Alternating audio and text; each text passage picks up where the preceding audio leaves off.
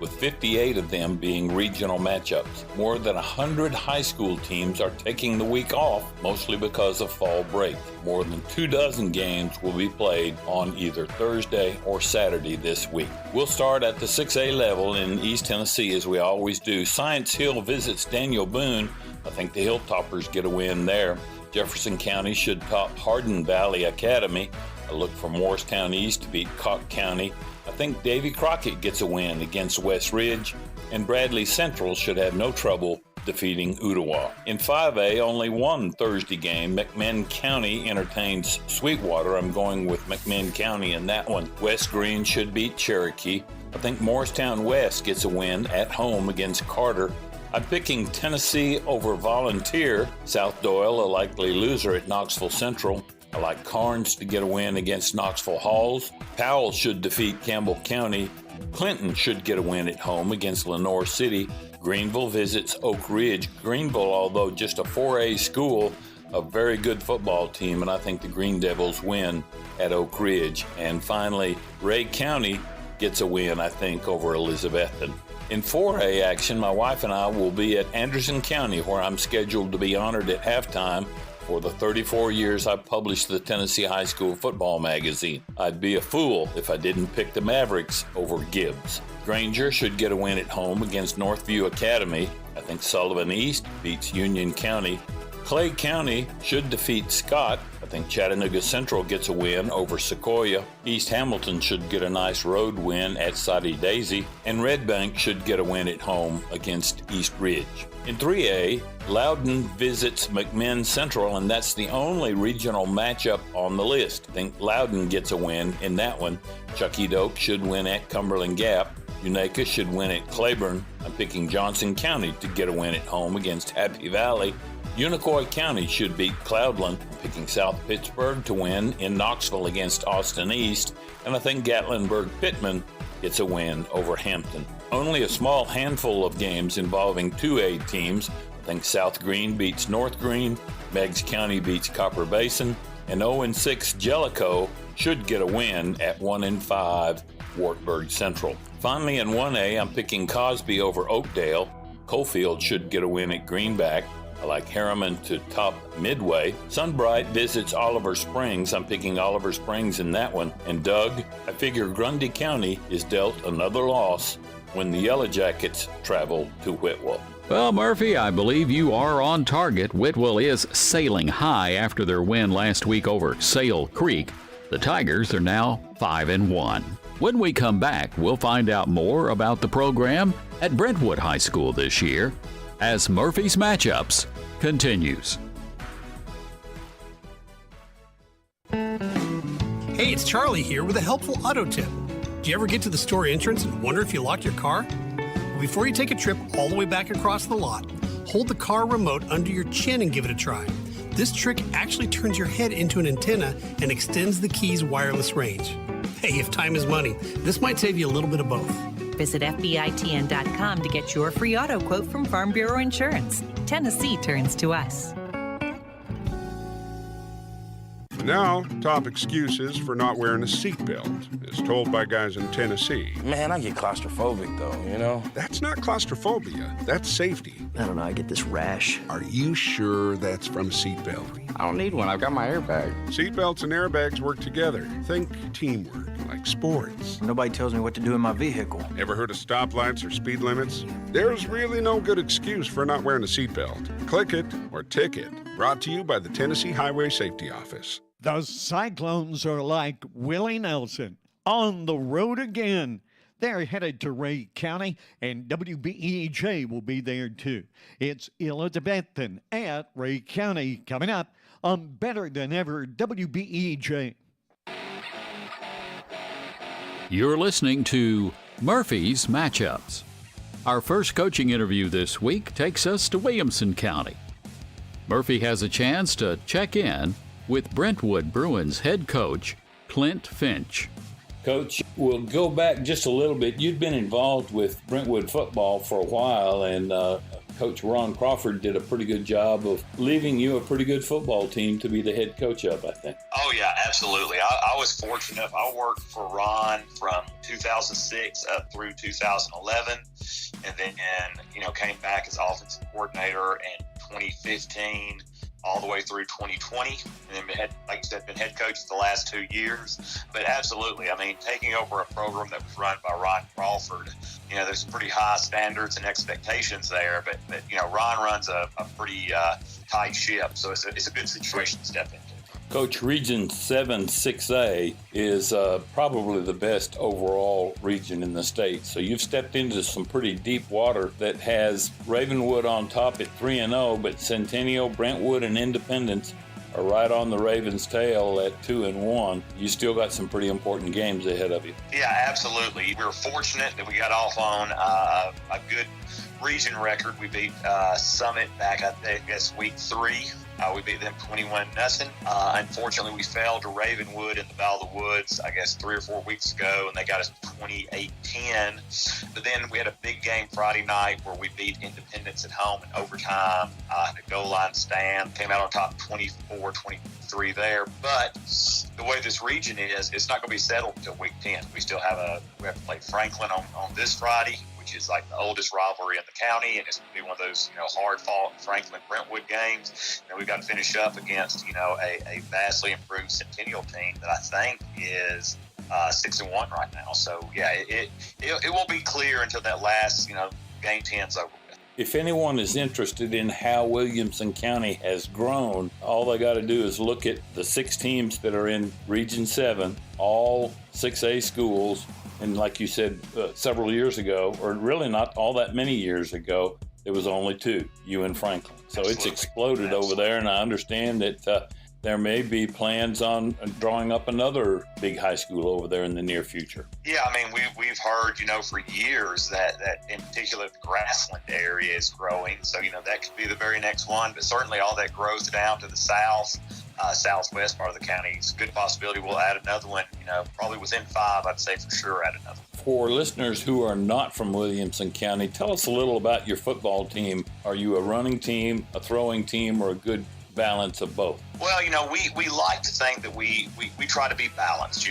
That's a big word, and you want people to defend the run and the pass. I think right now, we're probably, I was looking at stats this weekend. I think we run it about 53% of the time. We throw it about 47% of the time. We're usually pretty much 50-50.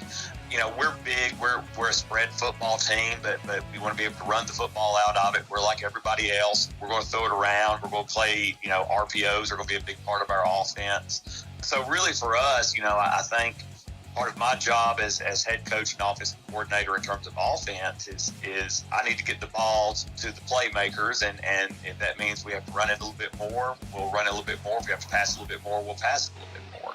But we try to be a balanced football team.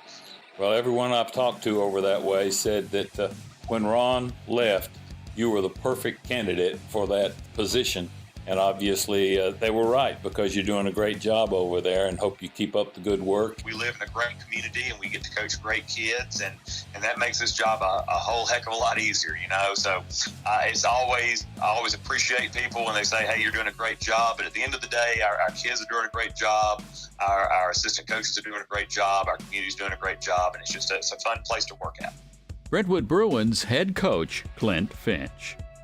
The Bruins are 2-1 in Division I, Class 6A, Region 7, just behind Ravenwood and Centennial.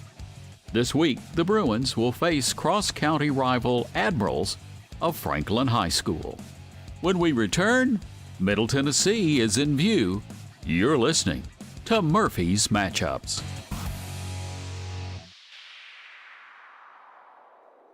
At some point, your community will be challenged. It could be raging floodwaters or searing forest fires, hurricanes that rip homes apart, or civil unrest and life-threatening riots. Your family, friends, and neighbors will need a helping hand. As a soldier in the Tennessee Army National Guard, you could be the one that makes a difference. Rescue the stranded, protect the threatened, save the injured. Join the Tennessee Army National Guard and serve your community when it needs you the most. Visit nationalguard.com/TN. This year has been a year of change for everyone. It has created a new normal for our communities. As said, there will be obstacles, there will be doubters, there will be mistakes, but with hard work, there are no limits. At Huff and Puff Trucking, we stand together to beat the obstacles and believe in our local businesses, students, teachers, staff, and athletes through this upcoming year. We will stand, we will believe, and we will conquer. Stay with WBEJ Radio Sports. Tony Briggs and Stacy Street will have the play-by-play of tonight's game. Elizabethton at Ray County. Murphy's Matchups on WBEJ Radio Sports is brought to you by Hayworth Tire Center, Big John's Closeouts, and Elizabethton Electric Department.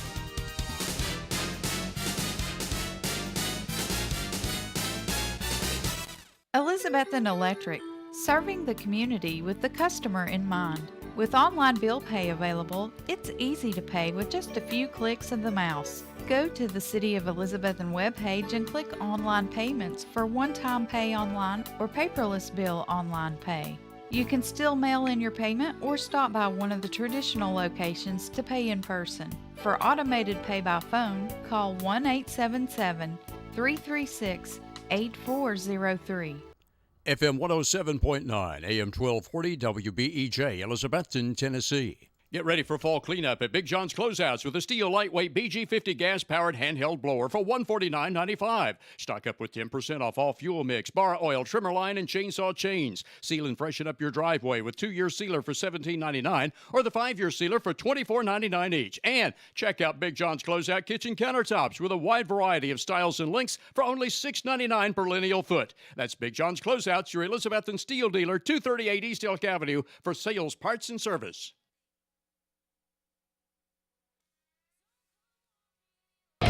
Fall is here with its cooler temperatures to get the tires your car needs for both fall and winter cold now at Hayworth Tire Center, Highway 19E, Valley Forge. Hayworth Tire is a family-owned business supporting local high school sports teams and also offering tire buyers more than just name brand quality tires. Obtain the new brakes, front-end alignment, shocks, and other automotive needs you might have, plus get lifetime computer balancing and lifetime tire rotation with every tire purchase you make. From Hayworth Tire, Highway 19E, Valley Forge, open weekdays 8 to 5, Saturdays 8 to 1. You're listening to Murphy's Matchups. Give us 30 minutes each week. We'll give you the state of Tennessee high school football. And now, with the Mid-State View, Murphy Fair. Thank you, Doug. In Middle Tennessee, 7 games this week will be played on Thursday night, 4 of them in 6A. That gives high school football fans a great opportunity to see 2 games this week. We'll start in 6A, where they have 4 Thursday night games. Lebanon visits Mount Juliet. I'm picking Lebanon in that one. Clarksville should win at West Creek. I like Rossview to get a win at home against Kenwood, and McGavock should have a home win at home against Antioch. The remainder of 6A games in Middle Tennessee on Friday night include Shelbyville visiting Hendersonville. Shelbyville's still looking for a win after 6 outings this season. I think they pick up loss number 7 at Hendersonville. Beach should beat Springfield. I think Cane Ridge gets a win against Nashville Overton. I'm picking Brentwood High School over Franklin. Ravenwood should top Centennial. And I think Independence gets a win at home against Summit. In 5A, Green Hill travels to Hunters Lane. I'm picking Green Hill in that one. White County should have no trouble with Hillsboro. I think Station Camp wins at Wilson Central. Crittenden County, Kentucky takes on Liberty Creek. I'll have to go with the team from the Bluegrass State. Giles County should win at home against Columbia. And Page visits Nolensville. Both are 7-0 in 6-5A. Ought to be a dandy of a game. I'm going to go with Nolensville. In 4A, a Thursday night game finds Hillwood entertaining Glencliff. I'm going with Hillwood in that one. Another Thursday game, Tullahoma visits Montgomery Central. A long bus ride for the Wildcats, but I think they'll enjoy the trip home with a win. Cumberland County visits Livingston Academy. Both are 0-7. Somebody's going to get their first win of the season, and I think that team is Cumberland County. Macon County should beat Stone Memorial. Greenbrier should win at Creekwood, and I'm picking Marshall County to win at Pearl Cone. In 3A, Maplewood visits East Nashville in a Thursday night game. East Nashville, a very good football team, and I think they win that one. Cannon County takes on the Tennessee Heat. This game will be played at Mount Juliet Christian, and I think Cannon County gets the win. Huntland probably will lose at Community. I'm picking Cheatham County to win at Sycamore. Fairview should knock off Camden. Stewart County should get a win at home against Houston County, and Waverly should have no trouble at White House Heritage. In 2A, Watertown visits Harpeth. I'm going with Watertown in that one. Gordonsville should get a win against Trousdale County. I'm picking Cascade to top Joe Burns. Moore County should knock off Loretta. I think Richland wins at Collinwood, and East Hickman should defeat Hickman County. Finally, in 1A, only one game, Doug, and that involves Red Boiling Springs at Caverna, Kentucky. I'm going with Red Boiling Springs in that one. Well, that's good news for Red Boiling Springs. And if you scratched your head when Murphy said the school was Caverna, you may not know where that's located. It's time for Let's Travel with Football. If you're going to the game to Caverna, Caverna is a special school district. In fact, it's the only school district in the Commonwealth of Kentucky that stretches across 2 counties. It's the combination of the area covering Cave City and Horse Cave. And if you heard the word cave, then you've probably already guessed they're located at the edge of Mammoth Cave National Park. When we return, our coaching stop takes us to Cumberland County. You're listening to Murphy's Matchups. Hey, it's Charlie here with a helpful auto tip. While other DIY fixes require sanding and buffing, clear fingernail polish works great to cover up minor scratches and dings in your car's paint. It can also be used to help prevent cracks in your windshield from spreading. It may not be a permanent solution, but it'll certainly get you by. Visit FBITN.com to see how much you could save by switching your auto coverage to Farm Bureau Insurance. Tennessee turns to us.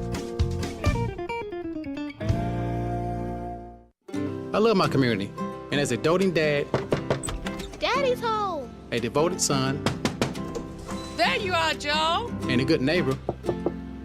Hey, man. The people in my life are used to hearing my knock at the door.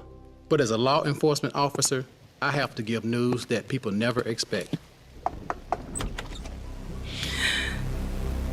That's the one knock I always dread. Booze it and lose it. A message from the Tennessee Highway Safety Office. It just makes you feel warm all over, even in the cool temperatures, when you stay with Murphy Fair and Murphy's Matchups here on WBEJ Radio Sports. You're listening to Murphy's Matchups. Now Murphy gets an update on the Stone Memorial Panthers with head coach Derek Samber. Derek Samber, the head football coach at Stone Memorial, that's in Crossville, for those of you who don't know where it is. Derek, how are you doing today? Doing well, Murphy. I appreciate you giving me a call. Well, I got to looking over the standings as we approach week 8 of the season. And you still got a donut in the loss column. I know you've got to be awfully happy about the way your team is playing right now. You know, it's a good group of kids, Murphy. We really laid this foundation in the off season. The way we address some characters, some maturity with our players, and I think that's a big part of what's paying dividends for us to this point. Looking over preseason predictions, it appears to me nobody gave you any credit for having a great football team as the 2022 season approached. Well, that's honestly the first I've heard of anything preseason prediction-wise, Murphy, so that should probably tell you what any of that means to me. But I think it also speaks, though, to the competitive depth of our region. If I'm not mistaken, the top 4 teams in our region right now have a combined 4 losses. So, yes, really competitive region, Murphy. I don't know about all the preseason stuff, but I know here the back half of the season, we still got plenty of work to do in the region with making it to cap. Derek, I know you like to throw the football. Has that been the main story for Panther football so far this year? I don't know about the main story, Murphy, but it's definitely something I take pride in, and it's a big part of our offensive system and process. And a senior quarterback in Hunter Heveland really helps with that. He's done a great job with everything that we ask of him in our offense. Who are the ones that are doing a great job catching the ball?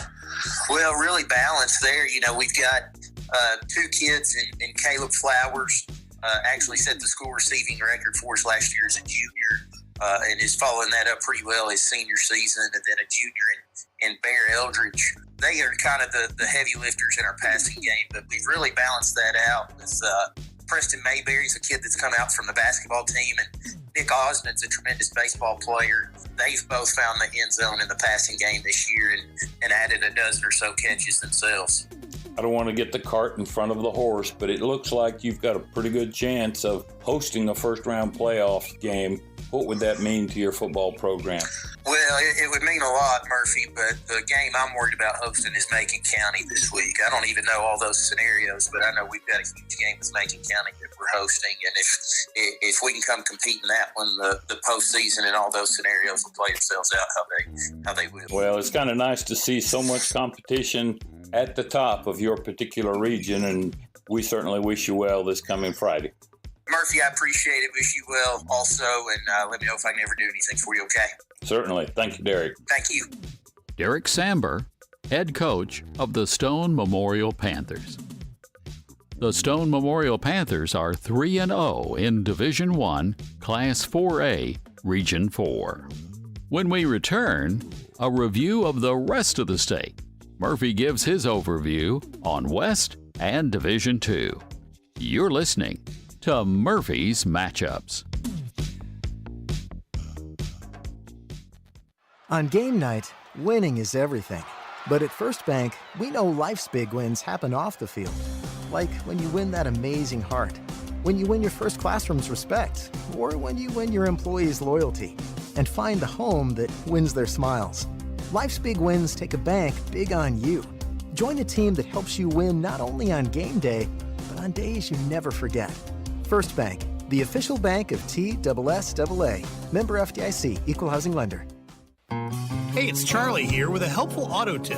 If you ever borrow a friend's car or drive a rental, you probably don't know which side the gas tank is on. But did you know there's a little arrow on the dash next to the gas gauge that points to the side you fill the tank? You know, you don't have to be a mechanic to know some helpful tricks for your car. Kind of like you don't have to be a farmer to get affordable Farm Bureau insurance. Visit FBITN.com to get your free auto quote from Farm Bureau Insurance. Tennessee turns to us.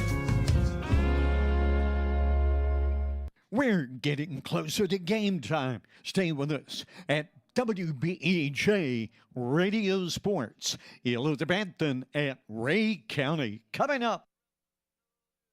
Elizabethton Electric, serving the community with the customer in mind. With online bill pay available, it's easy to pay with just a few clicks of the mouse. Go to the City of Elizabethton webpage and click Online Payments for one-time pay online or paperless bill online pay. You can still mail in your payment or stop by one of the traditional locations to pay in person. For automated pay by phone, call 1-877-336-8403. Get ready for fall cleanup at Big John's Closeouts with a steel lightweight BG50 gas-powered handheld blower for $149.95. Stock up with 10% off all fuel mix, bar oil, trimmer line, and chainsaw chains. Seal and freshen up your driveway with 2-year sealer for $17.99 or the 5-year sealer for $24.99 each. And check out Big John's Closeout kitchen countertops with a wide variety of styles and lengths for only $6.99 per lineal foot. That's Big John's Closeouts, your Elizabethton steel dealer, 238 East Elk Avenue for sales, parts, and service.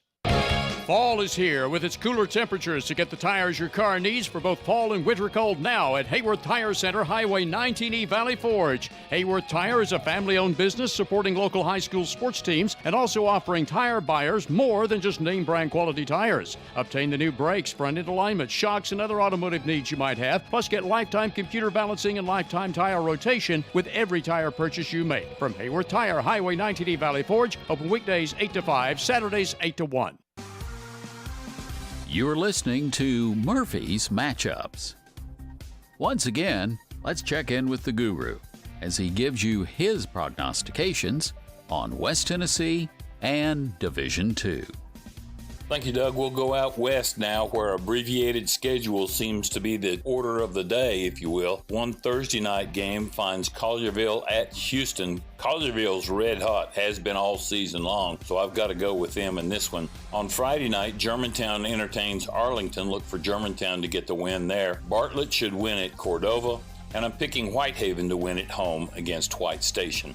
In 5A, Paducah-Tillman, Kentucky visits Henry County. I look for the guys from Paris to come away a winner in that one. Kingsbury should win at Brighton. I look for Memphis Central to get a home win against Memphis Overton, and Munford should top Southwind. Now in 4A, Lake County visits Haywood in Brownsville. That's a Thursday game. I'm going to go with the guys from Brownsville to win that one. Craigmont should win at Westwood. That too is a Thursday night game. And then on Friday, Adamsville entertains McNairy Central. Two teams from the same county, a big rivalry there between 4A McNairy Central and 2A Adamsville. I've got to go with the Cardinals of Adamsville. Look for Kirby to defeat Ridgeway, and I think Melrose gets a win over 0-7 Wooddale. In 3A, lots of Thursday night games. Dyersburg will host BTW out of Memphis, and I think Dyersburg wins that one. Memphis East should beat Douglas. Look for Tresvant to get a win at Memphis Business. Both of those teams are 1-5 overall. Raleigh Egypt visits Sheffield on Thursday. Both of these teams lead Region 8-3A. Should be a dandy of a game. I'm picking Raleigh Egypt, and I think Covington gets a win at Bolivar Central. Now in 2A, 7-0 Fairleigh at 4-2 Mitchell on Thursday night. This too should be a really good game to put on your schedule. I'm going with Fairleigh in that one. Huntington should top Westview. I think Freedom Prep gets a win at Middle College, and Oakhaven should win at MLK Prep. In 1A, not a single Thursday game listed. Dresden at home should beat McEwen. I think McKenzie tops Gleason in a homer. Greenfield entertains Brewston. Both are winless. Somebody gets their first win of the season. I think that somebody is Greenfield. South Fulton should win at home against Perry County. Jackson Central Mary, a likely loser at Humboldt. And I think MASC wins at Middleton. Now in Division 2, we'll start at the AAA level, where Father Ryan visits Clarksville Northeast on a Thursday night. I'm going with Ryan in that one. Prince Avenue Christian in Georgia visits Baylor. I think Baylor gets the win there. Lipscomb, playing at home, should have no trouble with Knoxville Catholic. And I think Life Christian Academy out of Virginia probably tops McCauley. In the western section of Division 2 AAA, I'm going with Brentwood Academy to get a win at home against Cornerstone Christian out of San Antonio, Texas. Briarcrest should win at home against Pure Youth Alliance, and I think MBA tops Innsworth at Innsworth. In Division 2 AA, I'm picking Knoxville Grace to knock off CAK. Howard should top Notre Dame down in Chattanooga, and I think Knoxville Webb visiting Silverdale picks up a win. Now in the middle part of the state, still in Division 2 AA, I think Davidson Academy defeats North Point Christian, Mississippi on a Thursday night. Oakland out of Murfreesboro should top CPA. BGA should win at home against Republic, and I think Franklin Road Academy wins at Stratford. Finally, in Division 2 Single A in the eastern section, I think Kings Academy tops Lakeway Christian, and Webb of Bell Buckle tops Chattanooga Prep. Now in the mid-state, I'm looking for Franklin Grace to top Clarksville Academy. Sale Creek should win at Mount Juliet Christian, and I think Nashville Christian wins at Clarksville Northwest. Finally, in the western part of the state, I'm picking FACS to get a win at Fayette Academy, and Harding Academy to be a loser at Tipton Rosemark. Thanks, Murphy. There you have it. Week 8 of Tennessee high school football. Murphy's matchups with the guru of Tennessee high school football, Murphy Fair. Made possible in part by Farm Bureau Insurance and your local Farm Bureau agent. Get out, support your local team this week. We'll see you back next week at this time for Murphy's Matchups. You've been listening to Murphy's Matchups on WBEJ Radio Sports. Brought to you by the Elizabethton Electric Department, Big John's Closeouts, Hayward Tire Center.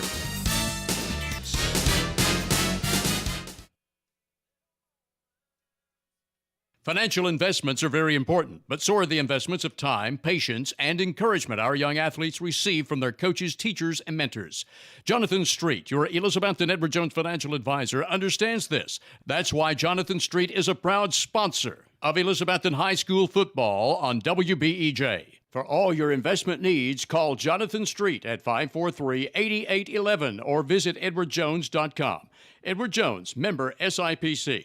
If you're going to replace the old worn-down tires on your car, head out to Birchville's Tire and Recapping, 1308 West G, Elizabethton. Ed Birchville will give you the best deal in town on tire brands like Yokohama, Michelin, Cooper, and BF Goodrich. Ed throws in computer balancing free. Get free tire rotation every 5,000 miles. Come in today. Birchville Tire, 1308 West G, Elizabethton. Open 8 to 12:30 Saturdays, 8 to 5 weekdays.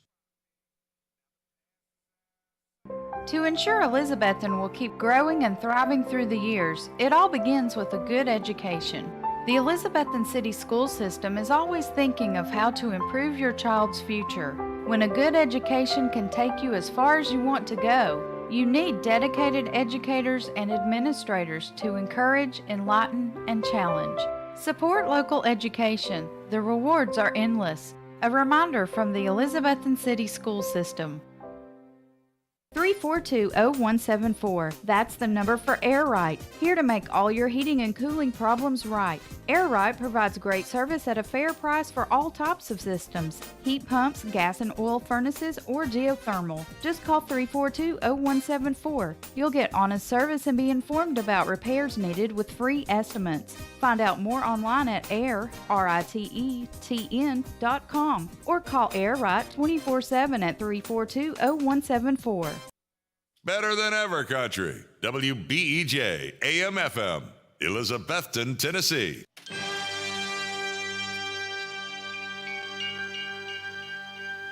WBEJ Radio Sports presents Elizabethton High School football. Brought to you by Ridgewood Barbecue, Happy Valley Credit Union, Hermitage Healthcare Center, the Elizabethton Federal Savings Bank, Smoky Mountain Medical Equipment, Watson's Marine, Taco John's, Rainbow Realty and Auction, Rocky Top Garage Doors, Ivy Hall Nursing Home, Advanced Heat Pump Systems, Carter County Bank, Clayton Homes, Northeast State Community College, Jewelers Bench, Citizens Bank, Southern Finance, Carter Finance, Dino's Restaurant, Signature Healthcare, Jay's Corner. Tonight's Score of the Game brought to you by Bojangles. And the first down sponsor is Select 7 Credit Union. We'll come back with play-by-play after the Sean Witten Show with Stacy Street and Tony Briggs. Only on Better Than Ever Country, WBEJ Radio Sports.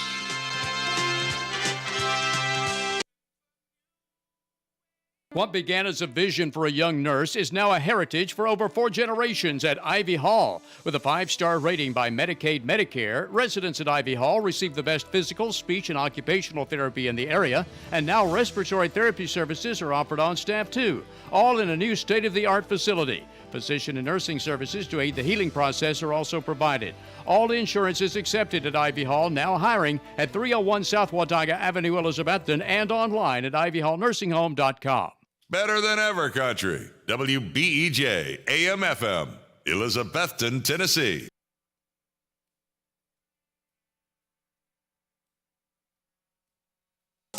The Rocky Top Garage Door showroom is now located at 401 Hatcher Lane, Elizabethton. Owner Mitch Barlier has provided sales, service, and installation of garage doors for over 30 years, and Rocky Top Garage Doors is Elizabethton's Amar Door and Linear and LiftMaster Door Opener dealer. Tell them what to do if their garage door breaks, Lexi. Call my papa at Rocky Top Garage Door, 518-1516. That's Rocky Top Garage Doors, your Amar automatic garage door dealer. Learn more online at rockytopgaragedoor.com. The Ridgewood Dining Room is wide open for your dining convenience. Ridgewood is still the Tri-City's best barbecue, and you can come into the Ridgewood Dining Room any day, Monday through Saturday, starting at 11 a.m., except for Sundays and major holidays when the Ridgewood is closed. Call in orders to the Ridgewood at 538-7543. Ridgewood is still the best barbecue in the region. Ridgewood fries are made from genuine Idaho potatoes, and only Ridgewood has Mrs. Profit's original baked beans. The Ridgewood, Old Highway 980 at Bluff City, just 6 miles north of Elizabethton. Imagine the car you've always wanted at a price you can afford. Dreams do come true, so get the car of your dreams with a Happy Valley Credit Union auto loan. The Happy Valley Credit Union has great rates on loans for new and used cars, trucks, and vans too. Get pre-approved before you buy the car by calling the Happy Valley Credit Union for an appointment. It's quick and convenient. Credit restrictions apply, so call in or stop by the Happy Valley Credit Union today for more details at the corner of Lynn Avenue and C Street, Elizabethton, behind Walgreens. All right, ladies and gentlemen, welcome to this week's edition of the Coach Sean Witten Show. I'm Stacy Street along with my partner, Tony Briggs. Tonight we're going to talk with Coach Witten about the big homecoming victory last week as the Cyclones take down the Sullivan East Patriots to get back on the winning track. And then later in the interview, we're going to talk about the long road trip the Cyclones have as we travel downstate to Ray County. First of all, Coach Witten, big atmosphere, big crowd here. Beautiful weather. Tell us about what your assessment is of the Cyclones game Friday night against Sullivan East. Well, it was really good to reward all of our kids the opportunity to get in some on Friday night. It was great to be back home and homecoming and played a really good Sullivan East team. Really challenged us throwing the ball, some different things, but just really good to get back out there, get a good win, and see our guys continue to play the way we need to play. You know, and this is not the old Sullivan East teams. Those kids were long and lean. Quarterback was the real deal. That number one, he was a stud they had that was catching the ball and running. Well, they've done a good job in the last couple of years of tweaking their schemes. They've kind of playing a different style of football that's competitive. They're scoring some points and it's kind of getting more kids out for football maybe in that essence. Tough with the numbers, playing offense and defense. Sometimes they got some skilled kids you talked about, maybe missed some linemen in there. But J.C. Simmons doing a great job over there. It's good to see those guys, have better years and make our conference a little bit better. And to talk about that, we started getting a little antsy up there sometimes. So about the fourth quarter when they put up about 25 points, I asked Tony on the air, I said, how many points are they averaging per game? And I forget what you said, 35? 30, 35, something like that. So, and then also what you just talked about, when the game started, I looked on the sidelines, and I think we may have been off the air. I said, Tony, look, they didn't have 30 kids on the sideline. So to play as good as they did, that was a real deal, wasn't it? Well, it's good to, we got up 35-0. We probably put some guys in. We knew that we were going to get running clock, and we just wanted to reward guys that have been working really hard through the course of the year. Later in the year when we get to this point, Stacy, it just gets tough. You got to keep momentum high, keep it rolling. As we get in some difficulties towards the end of the year of teams we're facing from what we're going to see offensively, it just becomes tough to get some guys in. So homecoming night means a lot of things to a lot of people, but it was a great opportunity to get a lot of guys in. I mean, we had them going in everywhere. So, and we just tried to spread the ball around. We tried to do some different things. We wanted to continue to run the ball, get Nate involved, and we still tried to spread the ball around. Wanted to continue to put, get Teddy down the field on some deep balls. And, we tried some different wrinkles at time, and we ran a jet sweep to dry. We still ran the shallow crosser to dry. We tried to run a couple Utah shovel passes to Cade, and then, we also tried to run a screen pass to Nate. We tried to do some different things to, put some stuff on film, and that way we can evaluate where our offense can kind of continue to push in a good direction. And one more, and I'll pass it on to Tony. You talk about getting comfortable, and you want to do that.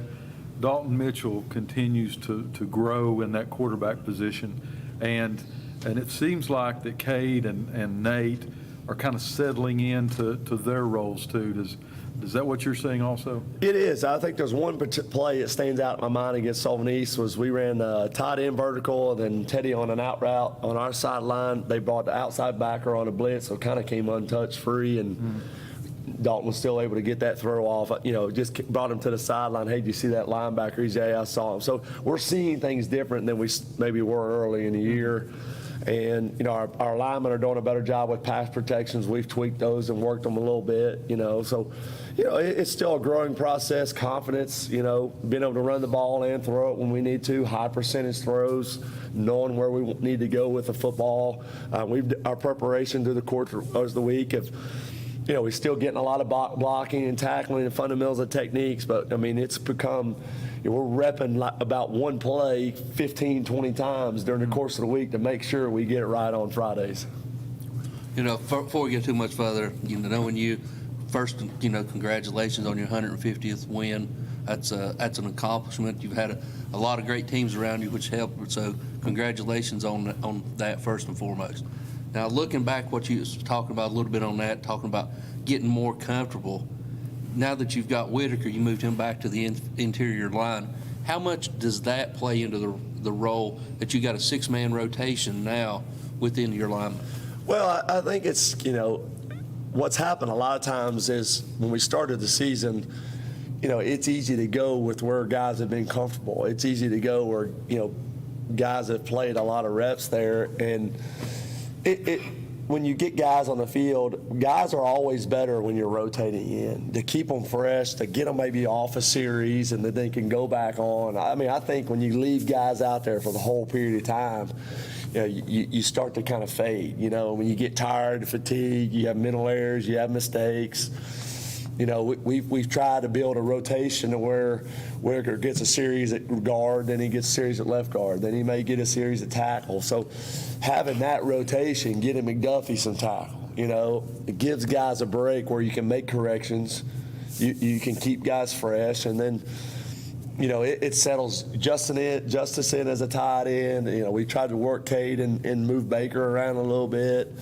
We've settled guys into outside receivers, slot receivers. So, I think we had one mistake Friday where, Teddy thought he was the jet motion guy. He just goes back to practice. You haven't ran the jet all week in practice, then why do you become the jet guy on Friday? So we just tried to eliminate a ton of mistakes where we had early in the year, just false starts, mental errors, misalignments, miscues. We've just tried to eliminate all that early, and it's helped us here lately.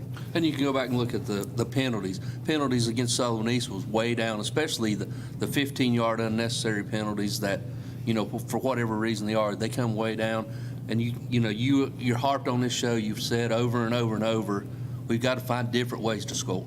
Yeah, we do. Even field position becomes key. Those first couple games early. We weren't even crossing the 50. Mm-hmm. We're having to go 80 yards to score every time. You just can't sustain that without making mistakes. So, we are. I think that, with our running backs can catch the ball in the backfield. Now we've got Justice, who's an athletic tight end, where Whitaker was a non-factor in the H-back tight end game. Now we found somebody that with Dry and Baker that we can get weapons across the middle field, and we've still got guys on the outside. We're working. Luke is a guy that's playing a lot of the receiver positions.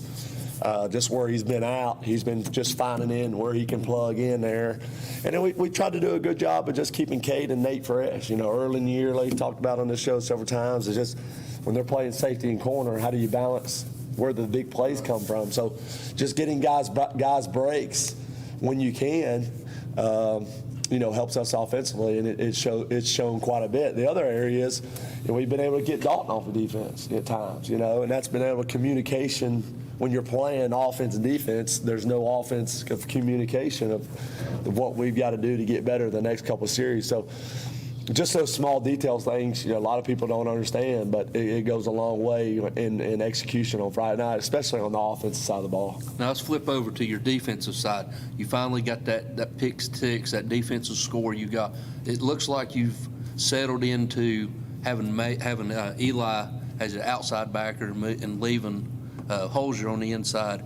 You got a pretty good little rotation with Luke coming in and out. You got 3 safeties you can put in there. How do you feel about this defensive rotation going forward? Well, it's tough to say. It kind of depends on what you go against each week. We last couple of weeks, going against spread teams, we've kind of built a lot of continuity. Some, Eli Williams got another great interception. Defensive line gets a chance to work on pass rush at times.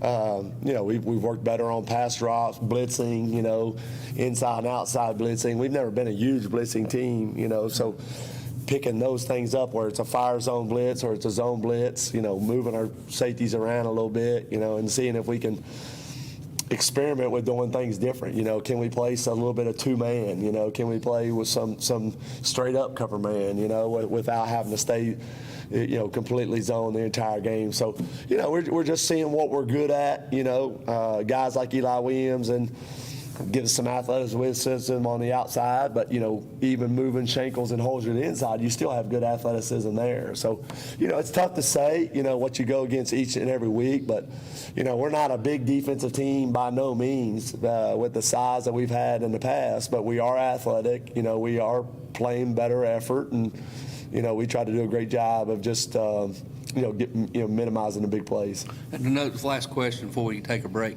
We noticed a couple of times last week you actually went to a man. You actually went to a man coverage. Seen, I think it was Zeth out on the wheel route covered. How do you feel? I know that's not one of your fortes, but how do you feel that prepares us going down the road? Well, I think, Coach Turner and Coach Grindstaff have done a really good job. Coach Tinker's done a good job taking time to work with the guys to see what kind of man-to-man we can build on, especially for, down in the future when you play spread teams. It's just hard to continue to hold up playing zone a lot of times. When you start bringing pressure, you have to play some man at times. But, guys like Nate Teddy, Luke Whaley, give us a dimension. Zeth as an outside linebacker, give us dimension to play some man at some times. And, so we've worked it. We've stressed some areas where we want to try to get better. Last week you showed us, you've seen us kind of walk up some linebackers like, we're all standing up there. Then like we call it an up call. Then they're kind of bailing out there right before the snap calls, or they can, we'll blitz this side, drop this side. So, there's times we missed, where we were supposed to get to last week, but, it's something we can build off of once we get it on film. All right, ladies and gentlemen, that's going to do for homecoming recap. When we come back after these words, we'll preview the long trek, the business trip tonight as we head down to Ray County. We'll be back after these words. It's a proven fact that a college degree improves your job prospects and earnings potential. At Northeast State Community College, they offer a selection of 135 career-boosting programs and many sources of financial aid. There's also flexible scheduling in nearby locations. You have goals. Northeast State has options. Apply today and let's work to jumpstart your potential. For details, call 323-3191 or visit northeaststate.edu/admissions. Northeast State, we're here to get you there. The Jeweler's Bench has been part of Elizabethton for 22 years. John and Sherry want to thank each of you for making it possible. The Jeweler's Bench offers in-house repair services such as ring sizing, rhodium plating, chain repair, pearl restringing, and much more. Shop the very wide selection of quality jewelry on the Jeweler's Bench website from the comfort of your own home at jewelersbenchtn.com. And find us on Instagram and Facebook. The Jeweler's Bench, across from Hardee's on Broad Street, Elizabethton. Eat at one of the most popular places in Elizabethton, Jay's Corner at the corner of Lynn Avenue and F Street downtown. Jay's Corner was voted Reader's Choice for the best burger in town, and you'll also love Jay's Barbecue, smoked wings, hot dogs, subs, salads, and the very wide selection of sandwiches. Jay's Corner is open daily except Sunday to eat in or carry out. You can also call ahead at 547-3300 to have your order ready for pickup. Jay's Corner, Lynn at F Street, Elizabethton, also featuring daily specials, ice cream, and shakes. See the full menu on Facebook.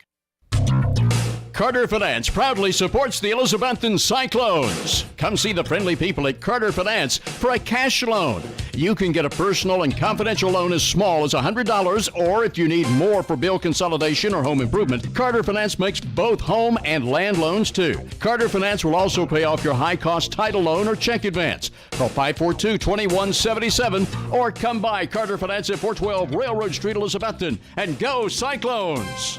Hermitage Health and Rehabilitation is a newly remodeled 70-bed facility in Elizabethton with a reputable therapy team offering physical, occupational, and speech services 7 days a week. Their Rehab to Home program focuses on the goal of returning residents to their home re-energized and with more mobility.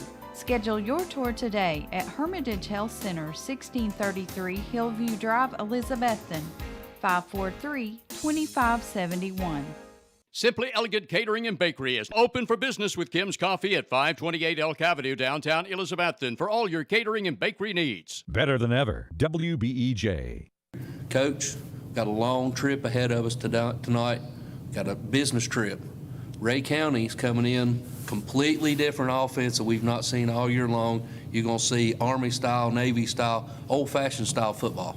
Well, first off, it's a really good team. It's a big school. I mean, people forget, Ray County is it's the only school in the county. It's a big school, and they are coached by a good coaching staff. They've had multiple head coaches. They got coaches that won the state championship. These coaches kind of come all from the same background. They're all wing T running coaches, and so not on top of that, they also play a 3-3 stack, a 3-5 on defense, so they provide a lot of difficulties, going into this game, Last year was different for us, for them coming here, a different opponent, but, obviously going there tonight, provides a lot of challenges, just one, you got to maximize every offensive possession you're going to get. Two, we talk about discipline and accountability all the time, but that's going to be at a premium. Short yardage, down and distance, getting off the field, being sound, play your assignment, so, tackling, blocking become all the small things that you overlook a lot of times become key today. And then just where our mental preparation is going to be, how good can we be when we get off the bus from taking a 3-hour trip, So I think we saw last year when we played them, it kind of affected them a little bit, when we had about a 30 to 45 minute rain delay, it even made it kind of worse a little bit. They got off to a slow start. So just got to have great execution on both sides in all areas. And, guys got to really come to play tonight. And, going into last year, if I remember correctly, like 10 minutes in the third quarter, they had the ball almost the whole entire third quarter, just methodically driving down the field. So possessions are going to be at a premium coming in tonight. Well, they are. I mean, you think about their schedule, too. I mean, it's a 5A schedule of Walker Valley, Anderson County, where they had Anderson County beat. They ended up coming back and beating them just like they did us. Alcoa at the beginning of the year. Ottawa is a big school. So just a number of good teams. Red Bank, who's an undefeated 4A team, in Region 3. So, I mean, they played a tough schedule, a lot like us. I mean, they're in a 5-man region, which, provides difficulty finding games. And then a lot of people on the outside end don't want to play them just because of what they do offensively. So it becomes tough preparation. How good can you prepare for what they do on, basically 3.5 days? And then how can you simulate it in practice? And so just getting that done is a job itself, So luckily we've had a lot of tape to look at. We go back to last year and teach it. You just got to slow it down and build off of it. Thankfully for us, our coaching staff has had a lot of history with playing the wing T. It's similar to some of the things that we, a big rival we had in Sullivan North in different ways with, Robbie Norris and those guys used to run it. So, you just bring a lot of film back out and go back to the drawing board on the best ways to try to prepare and stop it. Final question before I hand it to Stacy. Their quarterback makes them go. As good as Martinez was standing in the pocket, throwing the ball, the quarterback coming in tonight is very lethal with his feet, and also he can throw it. Well, that becomes where the wing T becomes dangerous, is when you get guys that are really athletic at the quarterback position, and then you get great skill guys in behind there where you're pulling guards, pulling tackles, misdirection. Then on top of that, you got a cue. A lot of times in a wing T, especially up here, quarterbacks don't touch the ball up here. They just hand it off. But down there, you talking about a kid that runs a 4-4, that plays defense and offense, is dynamic, So, you got a tough thing. He can bootleg it out the back door at any time. When he does try to throw it, if you do get it covered, now the big plays come from his scramble ability. So he's tough by far. I mean, the kid's just a junior, I think, too. So, I mean, he's a tough kid, a tough player, super athletic. If you take him out of that offense, they're a different offense. Right. You put a kid like him in there, becomes a tough wing T to stop. Let's pick up on that. You talked about looking at the tape, so we've seen the tape. You seen those old reels of those old wing T teams where they're in the huddle and then all of a sudden they run up to the line and get down? That's what this looks like for our listeners that are not going to be able to be there. They run up to the line. What I've noticed, though, is just what you all were just talking about. It's not the old Sullivan East tried to do it or the Sullivan North. They run reverses out of this. They run bootlegs. They lull you, and then he'll stand up and throw it. How do you, and usually by this time in the year, the Cyclones have faced somebody that runs some form. I think a couple of years ago, we faced like 3 teams, and the Boone tried to run that for a while before they opened it up. How do you go from 6 weeks of spread and the 3-man rush to coming into facing something like this? Well, the hardest part, Stacy, especially is, sometimes it takes you a series or 2 to kind of figure it out. The speed of it, the blocking schemes, but that can become tough because they can, get on you in a heartbeat. It kind of goes back to the old, they're going to run inside, outside. They're going to mix it up, go back and forth. Old Notre Dame speech, but I mean, they do so much, but at all, wing T team, principles always starts with a fullback. They've got a really great fullback, which you talk about fullback traps, you talk about offset fullbacks, you talk about fullback counters, and then on top of those things is just, you get every play, your safeties and stuff, they want to get closer and closer to the line of scrimmage, and then boom, they get right behind you. So I think the best thing we've tried to do is just slow it down and take it, day by day and pieces by pieces to work on, the option responsibilities to the dive responsibilities. It kind of goes back to day one football of making sure you're all grounded. And, how do you want to approach it? You watch on film and you watch Anderson County play against them and they're doing one thing. Then you watch another team play them, they're doing another thing. So you got to pick out, all right, what do we want to do? How do we want to attack it? How do we want to try to stop it? So I think most coaches also, too, if they're like me, well, you got to have more than one way to try to stop it, because if plan A don't work, you got to throw it out quick and you got to go to plan B, and be ready to go with that. And like you said, it used to when a long time ago when we would play against a wing T, it's fullback dive, crossbuck trap, and occasionally a pitch out of it. This does so much, and Cyclones have had really good success the last couple of weeks with that 3-man line. You going to stick with that, or you going to bring another one of those hosses down and put another hand on the ground? Tonight's one of those nights where we wish we had Mason Ball back for one. We missed the size there, but we've seen an athletic redback team play against them pretty good. The difference is sometimes how they're going to kind of attack us. Do they stay double tight? Do they go to the old school Paul Johnson, where they go to the Georgia Tech, where they get the receivers in? So you got to kind of counter with that. And then on top, like Tony said, then you got an athletic quarterback in there. They can mix in some of those. So I definitely think we got to put some extra linemen there at times. Guys like Brad and Ben Adams and then Levi Guess and Xavier and Landon Hughes. They become some defensive linemen. Even a Kodak becomes an interior lineman that you got to keep them off there. Just where you got to be so sound is it all starts in the trenches. Those guys are going to get on you. They're going to cut you. They're going to trap you. It's just all about being super disciplined. So, just really fortunate. We got, Coach Harrison and Coach Campbell have worked really hard on it. We've used Coach Grindstaff and Coach Turner as the quarterback and scout teams. We all hear these stories on Saturdays of, great college quarterbacks. They serve the opposing team's quarterback. Thankfully, we've had some good scout team quarterback work this week by our coaches, and it's really tough to simulate in practice. That becomes the hardest thing. And so, you can't let your eyes wander. They got to stay focused on where the reads and their keys take them. And it all starts when they come out of that huddle. Yep. They have these long, sustained drives, but once they get there, it's all on quickness. The linemen get on you quick. The movements are quick. The traps are short traps, and so. When you think about it, Stacey, you think about 4 plays to get 10 yards, and that offense is tough. It just becomes like I mean, they're going to get first downs. They're going to keep the ball wild. I mean, we just somewhere along the line it just becomes that old school of bend but don't break mentality, and it's some midfield somewhere.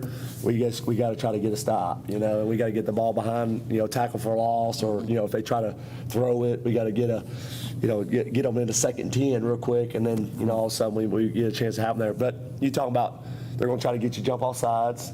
Defense, and then they're going to do things with their motions and formations that get you outflanked or get you lined up wrong, and then here they go, you know, for a long break. So just been it's a tough week. There's no doubt about it. And then, like you said, their coaches are as good as it gets. They've got former head coaches that their livelihood has been, you know, wing T offense, triple option, a lot of this in their coaching history. Let's flip to the other side of the ball, as we do here. They run that 3-3 some. They stack. They kind of flood it depending on who they're playing. We saw them do a little bit different wrinkles against an Anderson County team, against another team. What do you expect to see from them? If you come out and what you've put on film, what defense do you expect to see them come out? Well, I think I just think they do some. It's tough, you know. It's not like anything we go against. It's really just weird. A lot of their whole schemes, you know, are just tough. You know, it's not so much what they do offensively; they're just as tough on defense. And then, you know, I mean, everybody knows even the style defense you run is like when you play against them, you spend so much time on defense that really your best defense becomes your offense. You got to execute. You know, you can't stop the clock by passing the ball a lot. You got to be able to try to run the football. You got to mix some formations in there at times. But you know, if you get behind, you start pressing. If you get up, you can't let off the gas. Like we mentioned, they have the ball the whole third quarter, and it's just, you know, every play, you know, it just comes back down to execution. Execution's got to be high thing that we've got to do. We've got to be crisp throwing the ball, you know, but just penalties. You know, I told the guys today, first thing I told them today, this week was if we end the offensive possession on a punt, it's good. It's okay. But as long as it ain't a turnover, right, as long as it ain't back up or something, if we can end the possession on a punt and push it back there, just somewhere along the line when you play teams like that, it's just so many times play callers, you know what they're going to do. So, like, you keep pushing your foot on the gas. You try to take a shot. You try to get up, and you got to stay the course to your game plan. Well, and the last comment will be, your offense is your best defense, because if you get up on this group, they're not built to score quickly, and you don't want to be chasing points against this team either. Well, I felt like last year we got up on them, but. Then when they had the ball the whole third quarter, next thing you know, we remember it. We got a drive to where, you know, it becomes a one possession game. Yeah, you know, exactly. And so there's just a lot of it. It reminds me of a game. You know, we went to Nolensville, you know, a couple of years ago. Just you're almost going to the different time zone. Yeah. It just becomes a 2-hour trip versus a 3-hour trip. You know, so it's a one extra stop. It just it's a different battle all the way from a mentality. So we're going to find a lot about ourselves today. I am super proud of how we worked and prepared this week. All of our guys, Coach Pearson, Coach Matt Campbell, have done a great job in trying to service our groups, and credit to our coaches. And our guys have really tried to. Extra film studies been key this week, and we've kind of practiced a little bit longer, try to stay a little bit longer, and then we've tried to start, instead of going right to the practice field, we try to come watch film first so they can see it and then go do it. That's try to help us some there. Just get 15, 20 minutes of seeing it before you go out there. And so just, you know, it becomes tough. You know, sometimes at this point in time of the year, it's hard to put physical every day, you know, but you talk about physicality on the defensive lineman. I mean, nothing's going to be more physical than this tonight. So tough challenge all the way through. You know, hopefully we need a big win. We need to keep this momentum going. And so this is our last kind of big challenge before, you know, we hit the playoffs. And so, you know, we've asked the guys to be all in this week, and they've done a good job with that. So hopefully we can finish it tonight. Coach, as always. I got one follow-up question. How crucial is this game tonight?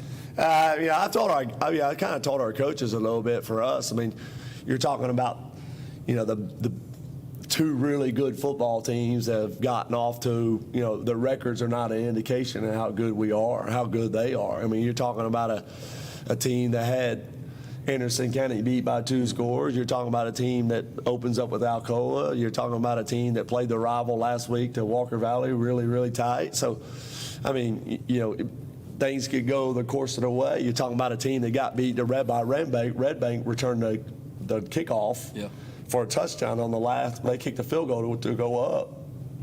And Red Bank returns a miracle kickoff return to lose there. So they've had a lot of close games. They've been battle tested. But I told our coaches, I think this is a huge, in any facet, if we come out with a win tonight, it's kudos. And we told the guys too that I don't care what you've done to this point, how you've gotten here to this point. Like, it needs to be an all-in type of week. I mean, that's just, we can't leave. We got to go after this thing tonight, and it's going to be a huge win for us. All right, that's the last word from Coach Whitten. Coach Whitten, thank you very much. Ladies and gentlemen, we're going to take a quick break, and then when we come back, Tony and I will then have our preview of this big game as the Cyclones load the bus, and for about a 3-hour and 15-minute trip, going fast in a car, not in a bus, 3-hour and 15-minute trip down Chattanooga way as your Cyclones travel to battle the 5A school. We'll be back after these words from our sponsor. Better than ever country. WBEJ AM/FM, Elizabethton, Tennessee. Watson's Marine off Highway 11E Bluff City is where you'll find one of the area's best selections of fishing tackle and marine accessories, plus the latest Camas, Phoenix, and Vexus boat selections. Watson's Marine also has Mercury and Yamaha outboard engines. Owner Aaron Green and sales and tackle shop manager Rex Pendergrass invite you to stop in soon and look at all the latest models and merchandise. Watson's Marine, Highway 11E, 2 miles from Bristol Motor Speedway towards Johnson City. Get $2 off any purchase of 6-pack and a pound at Taco John's Elizabethton. Hurry, this offer may be ending soon at Taco John's, corner of Broad and Sycamore, where also for a limited time you can drive through as early as 7 a.m. 7 days a week for breakfast. Right now, Taco John's offers 2 meat and potato breakfast burritos for just $6. Anytime, any day is a good time to eat at Taco John's, corner of Broad and Sycamore Street, Elizabethton, where the drive-through window is open till 10 o'clock at night. At Carter County Bank, it's our job to help you create happy moments. From buying your first home together to renovating an empty nest. From your first car loan to your first small business loan. We're here to help along the way so you can focus on the happy moments. Carter County Bank, in the business of happiness. Learn more at www.cartercountybank.com. Carter County Bank is locally managed to support our first priority, Carter County, and the people who live here. A division of Bank of Tennessee, equal housing lender, NMLS number 430203. Signature Healthcare of Elizabethton Rehab and Wellness Center has been faithfully serving the Elizabethton and surrounding area for the past 37 years, offering physical, occupational, and speech therapies tailored to meet your specific needs. The facility is clean, faces are friendly, and they strive to provide the best care to all who enter their doors. Remember, if you feel like you're sitting on the sidelines of life due to a sickness that's got you down, let Signature Healthcare of Elizabethton help you get back into your game. People you know, caring for people you love. And go Cyclones! Offering quality furniture, appliances, and bedding for the entire home since 1936. Shop locally at Richie's Furniture and Sleep Shop, downtown Elizabethton. WBEJ AM/FM, Elizabethton, Tennessee. It's game time with Stacy Street and play-by-play from Tony Briggs.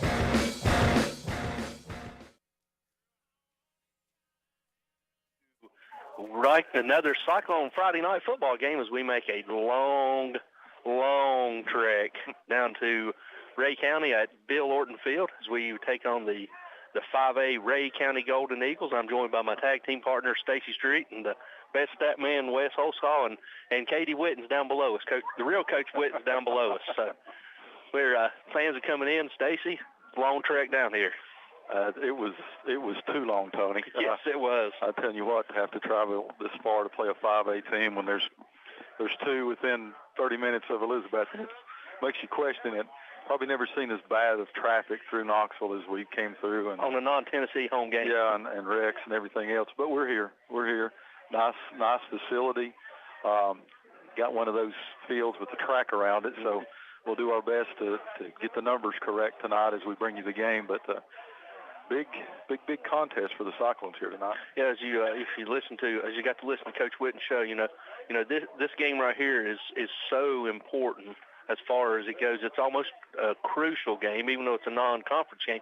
It's crucial for two reasons. It keeps the winning streak going, keeps playing well, and it also builds momentum as going into the postseason. Yeah, I mean, this doesn't affect the standings, but, we're at the point where it comes into play whether or not you got a winning record. Right. And it comes into play into when you're going into those playoffs. We need to run the table. There needs to be you're fine-tuning now for the playoffs. So you don't want any upset. Good test for the Cyclones. They were on that bus tonight because of the wrecks and all that going on. They were on the bus as long as they were when you travel to Chattanooga or Cookeville for the state championship. Actually, game. Longer. So, this is a big test for them. It's a big test that they switch from spread offenses they've been facing to a wing tee that we talked about almost the whole time on the Coach Witten show with him earlier this week when we taped that. So, this is a big test for this young Cyclone team. They passed the test after Game 3. Last road trip we had the number 2 team in the state on the ropes. You come down here, you got a 1-5 Ray County team that's probably the best 1-5 team in the state. Right. The way when you see them, what they're able to do, they got a dynamic quarterback. They've got this crazy wing tee. We sit here during the warm-ups as we do to kind of watch them, and that quarterback's just slinging it all over the field, even in a wing tee offense. So, this is a good test for this Cyclone team. It is, and you want to go into postseason winning, 5 of your last 6 games as you start week 1 of the playoffs, so you can get that momentum going. But like you said, I mean, this Ray County team is 1-5. But if you look at who they played, you open up with Alcoa. They played Anderson County. Actually had Anderson County beat.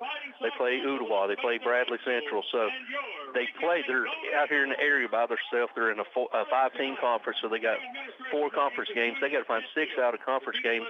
That's why they reach out, and that's why the Cyclones and Ray County play. It's sad that you got to reach out and play a team 3 hours away. Yeah, and I can honestly say I've never been to Ray County before here, but for a little perspective, you get off the interstate.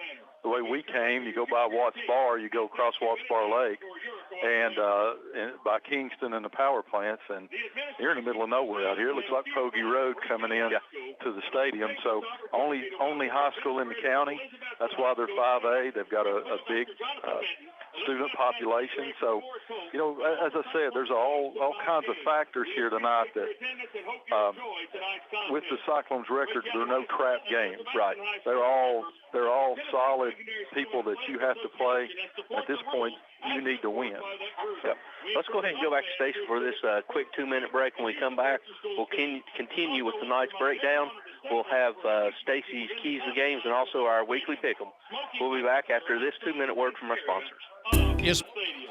In your life? Do you feel restricted? Don't be held back. Visit Smoky Mountain Medical Equipment today for all your mobility needs. Trips to Gatlinburg, around town, or at home, Smoky Mountain Medical Equipment can help. Reserve a mobility scooter today. Easy to carry and assemble, charged and ready to go with different colors to choose from. If you want to be on the move, Smoky Mountain Medical Equipment can get you going. Reserve a scooter today that's clean, tested, and reliable from a name you can trust. Smoky Mountain Medical Equipment, Elizabethton.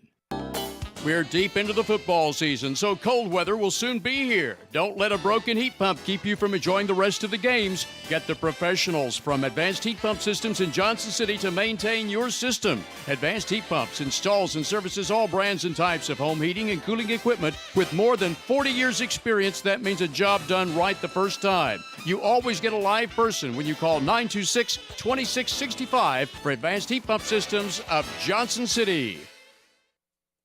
Home loans, construction, auto, and personal loans, all available now at Elizabethton Federal Savings Bank in Elizabethton, Johnson City, and in Mountain City. Elizabethton Federal Savings Bank is your hometown independent community bank since 1937, also offering business checking, certificates, IRAs, and both mobile and online banking. Stop by the Elizabethton Federal office nearest you for more information. Apply for a mortgage online at elizfed.com.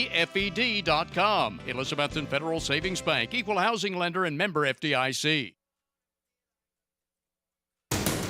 If you're in the market to buy or sell real estate, think Rainbow Realty and Auction. Rainbow Realty and Auction will keep you informed on the status of your property on the market, and you'll benefit from the personalized attention provided by the brother-sister team of Dale Williams and Judy Veneman. Rainbow Realty specializes in residential, acreage, and commercial property and also provides auction service. Visit the Rainbow Realty and Auction website at rainbowrealtytn.com or call 547-2800. The drive-through window is open for your convenience at Reed Pharmacy, West Elk Avenue, Elizabethton, across from the high school with quality prescriptions for people and pets. Better than ever. WBEJ. All right, ladies and gentlemen, welcome back here to Ray County High School. As we got about 13 minutes till we tee it up and kick it off. Stacey, let's go ahead and look into Ray County a little bit. A couple of stats on them. They're 1-5 this year. Points for, they've scored 118 points on the year, and they've given up 154 for average of 20 and 26 on defense. Cyclones have really turned it around. We've scored 143 points on the year. We've allowed 107. We're averaging 24 points and giving up 18. Martin's their stud, the quarterback, number 12. For the year, now Pat, this is his throw and passing numbers. He's 20 of 41, 304 yards, 2 TDs, but he's got 6 picks. But then you flip on the other side, rushing, he's got 41 carries, 136 yards, but he's got 5 touchdowns. He's the one that makes them go. Yeah, and you need a quarterback like this to run this type of wing tee, and he runs it really well, really, really well. He does. Another name that you'll have to listen to is one of the B-backs. It's B. Davis. He's got 11 carries, 50 yards, and then you got E. Davis, the fullback. He's got 112 carries. He's the workhorse. He's got 112 carries for 663 yards and 5 touchdowns. We'll just call him Davis. Davis, yeah. We'll just say Davis and Davis. And then Nate's coming in leading the Cyclones. He got 73 carries for 517 yards and 6 touchdowns. And then Jirai is actually leading wide receivers. 19 catches, 228 yards, and 2 TDs. And that's after starting the first game as quarterback. Yep, so that's only 5 games or 4 games at wide receiver. And those are some interesting facts. This is the second meeting we played. Last year, we beat them 41-21, but if you'll remember, we was up by I think it's 10 points at halftime or 17 points at halftime. They took the ball, drove it 10 minutes, scored a touchdown to cut it down to 10 points, and things got a little tight, and then we pulled away in the fourth quarter. We played 12-minute quarters here, high school football, and they had it over 10 minutes in that third period. So as we talked about in Coach Whitten's show, you don't want to be chasing points with this team because they're going to get maybe 10 to 12 offensive possessions throughout the whole game. So they need to score. They need to score tonight, and they need to score often. Yeah, it's going to be at a premium. All possessions will be at a premium. Let's go ahead and do our weekly picks, and then that'll lead us. Or let's do starting lineups. Okay. Let's go ahead and hit our starting lineups, and then we'll do our picks and lead in. All right, we'll go ahead and do our starting lineups, and we'll start with the offense. And I'll go ahead and start with Ray County. Starting at Ray County, starting at center, you've got number 62, Andrew King, and then your 2 guards. You'll have your right guard is number 51, is Blake Maynard. Number 53 is Di Leland. And then your 2 tackles is number 60, Ben Colton, and number 73 is Cade Whitcomb. Cyclones big guys up front, number 78, Sam Bowers, anchoring at center. Left guard's Josh Hayes. Left tackle is Caden Drain. Cyclones counter at right guard with number 56, Jacob Whitaker, moving in there from tight end. Right tackle, Seth Campbell, number 50. And tight end tonight will be 28, Justice Wallen. And then your 2 tight ends and 2 wing backs for Ray County. One of your tight ends is number 28, Trent Edwards. Your other tight end is number 92, Dante Sales. And then your 2 wing backs, you got number 32, who we spoke about earlier. It's Ethan Davis, and then I assume it's his brother, number 3, is Bryson Davis. Cyclones counter with 3 wide receivers and a running back. Wide receivers for the Cyclones, number 19, Teddy Orton, number 5, Cade Russell, and number 9, Jeriah Griffin. And then your quarterback is number 12, Caleb Martin, and then your fullback is number 44, Hunter Crow. Cyclones have number 21, Nate Stevens. He's having an outstanding, September, and starting off with a good October. And number 18, your starting quarterback tonight, Dalton Mitchell, who's come of his own in the last 3 ball games. Yep, Dalton's got a ton of experience and a ton of confidence going in right now. So as the Ray County bands are getting ready to come in, we'll go ahead and, Stacy, start our picks, and then, as always, when they start the national anthem, we'll send it back so we can take a minute and honor our country. Ryan stepped in for you last week, and thanks to Ryan, I ended up winning last week. Wasn't too good of a week. I appreciate that, Ryan. Thanks a lot, Dub. Yep. You're listening. Thanks a lot, buddy. Yeah, you still got the overall lead. You're up by 6 games going in. You get 51-19, and I'm 45-25. Still not too bad. All right, let's see what we got. All right, we'll go ahead and start with the big one in Boone, in Gray. Sides Hill travels over to Boone. I'm going to go with the Trailblazers. Yeah, that's who I went with, too, Boone. Then we got Happy Valley traveling across the mountain.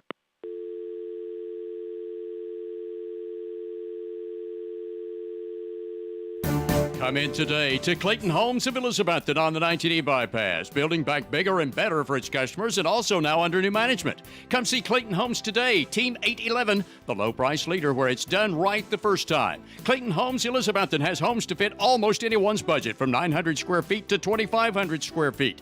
Come see the home of your dreams today at Clayton Homes of Elizabethton, 1581 Highway 19E bypass, building back bigger and better, especially for you. Local high school game coverage is brought to you by Citizens Bank. Citizens Bank continues to support our local community from its headquarters here in Carter County. Whether it's managing household finances, purchasing a home, or obtaining resources for your business, Citizens Bank has experts ready to provide a helping hand. Find out more about the Citizens Bank Local Advantage at one of our convenient locations or visit citizensbank24.com today. Bank your own way. Citizens Bank, equal housing lender, member FDIC. Make Dino's Restaurant downtown Elizabethton your regular eating place for football Friday nights. In addition to your favorite hot lasagna, spaghetti, and other Italian foods, plus hot American foods like hamburger steak with onions and gravy, you'll enjoy marinated ribeye steaks at Dino's any day for lunch or dinner. And football Fridays after 4 o'clock, Dino's also offers 10-ounce prime rib with a salad inside. Get in the game. Eat every Friday night at Dino's downtown Elizabethton, open from 11 a.m. Monday through Saturday and accepting carry-out orders. What began as a vision for a young nurse is now a heritage for over 4 generations at Ivy Hall. With a 5-star rating by Medicaid Medicare, residents at Ivy Hall receive the best physical, speech, and occupational therapy in the area, and now respiratory therapy services are offered on staff too, all in a new state-of-the-art facility. Physician and nursing services to aid the healing process are also provided. All insurance is accepted at Ivy Hall, now hiring at 301 South Watauga Avenue, Elizabethton, and online at ivyhallnursinghome.com. The Rocky Top Garage Door showroom is now located at 401 Hatcher Lane, Elizabethton. Owner Mitch Barlier has provided sales, service, and installation of garage doors for over 30 years, and Rocky Top Garage Doors is Elizabethton's Amar Door and Linear and Liftmaster Door Opener dealer. Tell them what to do if their garage door breaks, Lexi. Call my papa at Rocky Top Garage Door, 518-1516. That's Rocky Top Garage Doors, your Amar automatic garage door dealer. Learn more online at rockytopgaragedoor.com. Visit the coffee company in downtown Elizabethton for handcrafted coffee drinks, sandwiches, and salads. Go Cyclones! Better than ever country. WBEJ. All right, ladies and gentlemen, welcome back here to Ray County. Apologize, we had some technical difficulties, but while we was off, at least we got to honor our country. Let's go ahead, Stacy, and we'll start. You picked Daniel Boone over Sides Hill. I'm going to pick Johnson County against Happy Valley. And you're going with Johnson County over Happy Valley? I went with Happy Valley on that one. Unaka is on the road for a long road trip to Claiborne County. I'm going to go with the Rangers in that ball game. I think they've got enough offense to beat Claiborne County. Well, I'm going with you there. And then Hampton goes on the road for a big contest against Gatlinburg-Pittman. You know, we talk coming down here. I think that's the biggest test that Hampton will have to date. Mm-hmm. Boone's going to be tough for Hampton to beat. This is a great test to see where they stand up should they make it to the playoffs in the championship game. I'm going to go with the Bulldogs against the Highlanders. We'll be same on that one. I think Hampton will pull away. I think GP will give them a little fit, but I think Hampton will pull away. Northview goes on the road to take on Granger. Who'd you pick? Granger. I think I'll go with Granger, too. I think Northview's not the same Northview we used to face when they were in 3 and we were in 3. They're not, but the new enrollment comes out, and they're actually up to a 4A. Now, whether they'll be in our conference or next conference still has to be said, but they've got about 800 students now. Okay. Then we got Union County traveling to Sullivan East, last week's opponent. Sullivan East put a lot of points on us last week. It may have been against the second team, but they still can sling that ball. Union continues to struggle, so I'm going to go with Sullivan East. I'll go with East also. And then next week's opponent, Volunteer, travels to Tennessee High. I'm going to go with Tennessee High, and that Volunteer seems to be struggling. Tennessee High's played a pretty tough schedule so far this year, so I'm going to go with the Vikings. Yep, I went with the Vikings also. And then Greenville goes down to Oak Ridge to play. Tough place to play. It is, but I'll go with the Green Devils. Yep. Then Unicoi goes up the mountain to take on Cloudland. Unicoi kind of got upset last week, kind of surprisingly, and I think they bounce back tonight against the Highlanders. Yeah, I think it'll be close, but I think Unicoi gets it. And then finally, tonight's game, go ahead and give me offensively, what does the Cyclones need to do?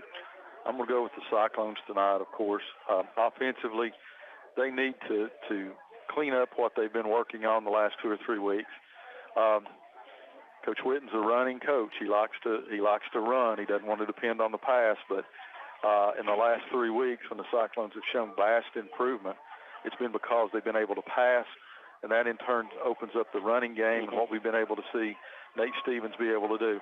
I think we need to see a big dose of that tonight. The slants, the digs, the 5 and outs, the 10 and outs that they've been throwing. I think that's the most effective running game that the Cyclones have had. And certainly opens it up. So I'm going to go with the fact that they need to perfect what they've been doing the last 3 weeks. If we can do that on offense tonight, we need to get up on this Ray County team a couple of touchdowns to make sure you're not trying to chase them down, because they're going to have some long offensive series. They are. And, this Ray County team is not a team that has built for coming back over a large deficit, but they're built for if they got a lead to sit there and milk the clock. Oh, yeah. 3 yards, 4 yards, 3 yards, 4 yards. And we've watched them. They're a 4-down team. If you're near the 50, they're going to go 4 downs. And they're going to do that because they can get 3 yards almost every time. Yep. As we got the captains out. Captains for Ray County. You got Cyclones come onto the field dressed in their white with black pants with black numbers. Ray County, you got quarterback number 12, Caleb Martin. You got number 50, Maurice Shirley. And also number 28, Trent Edwards are your captains for Ray County. Cyclones counter. If you can't tell, fans are right in front of us, and they brought their cowbells with them from Cowtown tonight. Captains for the Cyclones, number 47, senior Wesley Shankles, and number 80, Brad Cannon. As we're waiting on the important coin flip. Stacey, it's almost a perfect night weather-wise, and it looks like that Ray County has won the toss. Ray County. They have elected to receive, and they'll be going from left to right as you listen to us at home. We appreciate everyone tuning in. We got a lot of shout-outs tonight. Just got a text. We got Natalie and Brooke and Ryder and Meemaw all listening to us back home. We appreciate it. Mike Barnett said he will try to squeeze in the last little bit of mow that he could before it got too dark. So a lot more. Randy and Tammy and Alex and Brooke and Ethan and Casey are all listening to us. Several more we got coming. Yep, we got, first of all, we got to do Nancy Berry because she sent the no-bakes again today. You didn't know that yet. They're still in the car. We got Bobby Kitchens listening back in Elizabeth and Terry Kitchens listening. We got Hubert and Shirley Stansberry over in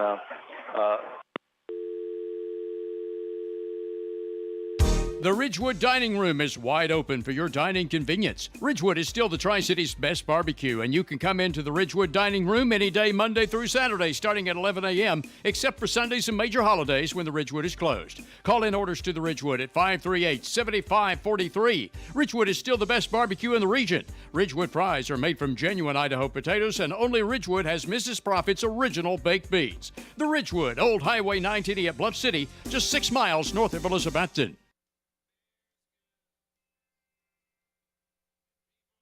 Okay, hey, all right, ladies and gentlemen, welcome back. Sorry for the technical difficulties. We're having trouble with the cell phone signals. Stacy was doing some shout-outs. Yep, let me hit them again real quick. We got Nancy Berry on there. We got Hubert and Shirley Stansberry, Terry Lee Lovelace, Jim and Addie Hyder, Austin Goodwin, Coach Jim Crow's listening tonight. Big E Erman Idafer's listening to us up in Stony Creek. We've got Coach Tony Harding's listening to us. We got Coach Gary Elliott listening to us. Let me go ahead and do our kickoff here real quick. Just got this from our buddy back in Elizabethton tonight about the shout out. It's going to be an oldie, but this guy's had a rough week this week, a little fender bender, minor setback. So Big Dan's Barbecue. Hope he's recovering well. Keep him in your thoughts and prayers. Stop by and enjoy some barbecue at Big Dan's Barbecue. Brought to you by Stouts Riverside Auto. As the kickoff from Mason Williams will be fielded about the 10. He's going to cross 15 to 20. He's shooting up the middle, across 25. Shankle hits him, spins him down, and he's going to be tackled by number 7, Seth Mullins, where the Eagles will take over 1st and 10 from their own 27-yard line. Yep. Also got George Gwynn listening to us. Mr. James Ward listening. We got Bob Thomas from Dallas, Texas. We got Jim and Ann Caldwell. Irene Lewis, Miss Krushak is listening. Jimmy Enzer, Marvin Dial, Mr. Doug Rasnick is listening. We'll hit some more as we have time as they're getting ready to break the huddle. Coming, you got wing with wide receiver, so we toss out to Davis. Davis is going to try it outside, and he's going to be hit at the 28-yard line, fall forward to the 29. They're going to mark him at the 30. Cade Russell came in and just took a shot right there, but was able to do that. But they're going to gain him about 3 yards. They're going to give him 3. Yep, 2nd down and 7 after a gain of 3 as they huddle, as they look over, and they actually send the play in by the receiver or the wing back or the tight end. So while we got sending the play in, play clock is down to 15 seconds. Game clock, we're 11:16. Got Ronnie and Marlene Taylor listening tonight. Ted and Patty Fields. Tim Chambers listening.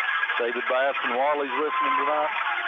Hand off to Davis. Davis going to try for the middle. He fumbled the ball, but Cade hits him. He's still got it on. He's still driving his feet, and he's going to cross the 30 or 35 up to 40, and he's going to be tackled at the 41-yard line. That's going to be enough for a Golden Eagle first down. Yep, hard run. That time Tony straight up the middle.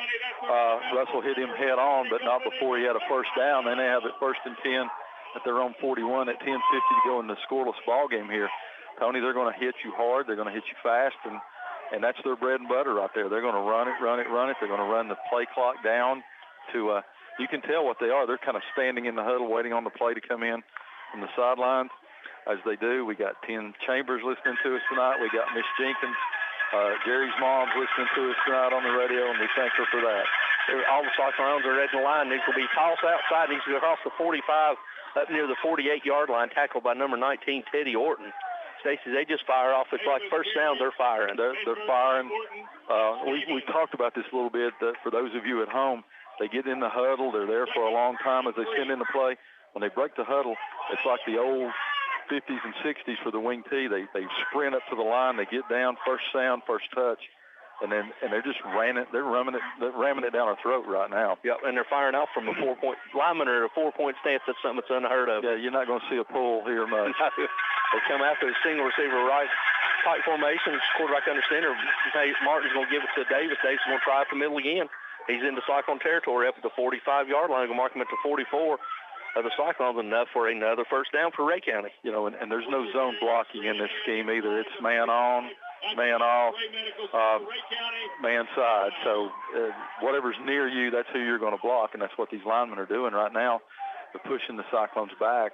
The Golden Eagles have it 1st and 10 at the Cyclone 44-yard line with 9:24 to go here in the first period in a scoreless ball game.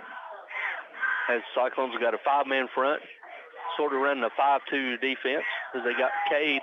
Cade usually walks up as play clock is down to 20-18. They just now break the huddle, sending the wide receiver wide to the left. Quarterback under center. Snap, he's going to hand this to Davis. Davis is going to try over the left side. He bounces outside, still on his feet, runs through 2 arm tackles. He's tackled by Shankles and drove out of bounds, but not before he gets up. Another first down, Stacy. Wesley Shankles doesn't tackle him on that play right there. He scores, Tony. So right now that's 3 consecutive first downs for the Golden Eagles. And they're going to have it first and 10 at about the 32-yard line of the Cyclones. I'm sorry, the 20. No, that's the 27 of the Cyclones. Yep. Tony, we got a 5-man front down there. They're on a knee now because we're getting low. The running backs are getting past that first line right there, and then they're on the linebackers. And, they come out, and they basically got a 8 or 9-man front. Mm-hmm. And we're kind of outnumbered on the line there a little bit. What you got to be careful of here, though, is they send a man out wide right here. They got one-on-one coverage here with no help over top. Yep, and basically they're going to hand it to Davis again. Davis lowers his shoulder, hops through the hole, and he's going to be stopped after about only a 4-yard gain. So we're going to get 2nd down and 6 down to the 21, about the 22-yard line. And they lull you in here, Tony. Those defensive backs, if they've got one receiver out there, that corner goes out there, and you keep thinking, man, I want to play some. Mm-hmm. I'm going to kind of scoot on in here a little bit.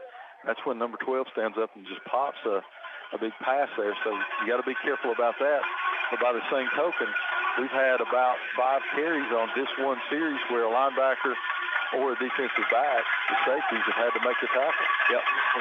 Giving it to the workhorse, number 32, Davis. Same formation, single receiver to the right. Davis is tailback, going to toss it out to Davis. Davis is going to try over the left side. He breaks it through the secondary, and he's going to be tackled inside the 15 down to about the 11-yard line. Enough for another Ray County first down. We'll get this from Wes in just a few minutes, but it's got to be 6 to 7 or 8 yards. They're averaging 9 a carry. Thank you, Wes. I knew you knew what it knew. And here we are down to 7:57 to go in the first quarter. This is right where Ray County wants the Cyclones to be. Yep, they want them to put their hands on their hips, second guess. Yep, and they can get a first down without scoring, and that just means that much more time off the clock for the Cyclones. Down to 7. It's going to be 7:30 here or less to go in the first quarter before they even snap this ball. Same formation. This time they're tossing to the short side of the field, and we'll string it out that time. Eddie Orton got to the outside shoulder and strung it out and held him to only a 2-yard gain, so it's going to bring up 2nd and 8 at the 9. Good job chucking the lead blocker there, getting him out of the way, making the tackle. They're going to give them about a 2-yard gain. That's the least amount that they've gained on any carry tonight. So it's going to bring up 2nd down and 8. And the ball is on the 9-yard line, and we're down to 7:28 to go here in the first quarter. Your Bojangles score of the game is 0-0. Yeah, and if you look, Stacy, 90% of their runs so far have all been to the short side or to their side of the field. Yep. They're breaking the huddle, and they're going to send the wide receiver wide to the right. Still same formation. This time they're going to hand it to the fullback. Fullback's going up the middle, and he's going to be hit. And he's going to be tackled close to a first down. He'll be a little bit short. He was about a half a step away from breaking that. So it's going to bring up 3rd down and 1 from the 2-yard line. Yeah, about the 2-yard line. Yeah, about the 2. So you know it's 2 down territory. And that's another thing out of this offense, Tony. That real quick hitter to the fullback. You know, you're used to seeing him in there blocking somebody. They just stick it in his gut. That time he almost took it into the end zone. Yeah, as they break the huddle, we'll send wide receiver wide to the right. High formation. And Martin's going to get it. He's going to try himself and pinning on the spot. He's still fighting, and I think they're going to call him down. Stacy's going to pin on the spot of the ball. I don't think he got a first down either. From our vantage point, it looks like he's going to be a little bit short. So it's going to bring up, from our vantage point, 4th down and maybe half a foot. Yeah, 4th down and half a foot from the 1.5-yard line. Cyclones defense needs a big stand right here, Stacy. Clock down now to, there'll be 6 minutes to go when this ball snaps. So, wide right, I formation. Martin's going to give it to Davis. Davis going in the middle, untouched. Yep, untouched. Yep. Not what you want as a first drive. Looking for the quarterback sneak there again. Maybe he puts it in the I backs or the H backs gut, and he walks through a hole into the end zone. It makes sure Bojangles score the game 6-0 on Ray County as they come in and take up half the quarter and score on their first drive. Yep, just waiting on the all-important extra point snaps down to kick us up, and it is good.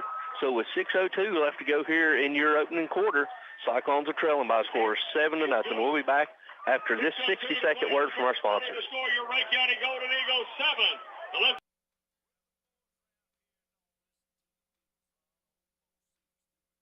It's a proven fact that a college degree improves your job prospects and earnings potential. At Northeast State Community College, they offer a selection of 135 career-boosting programs and many sources of financial aid.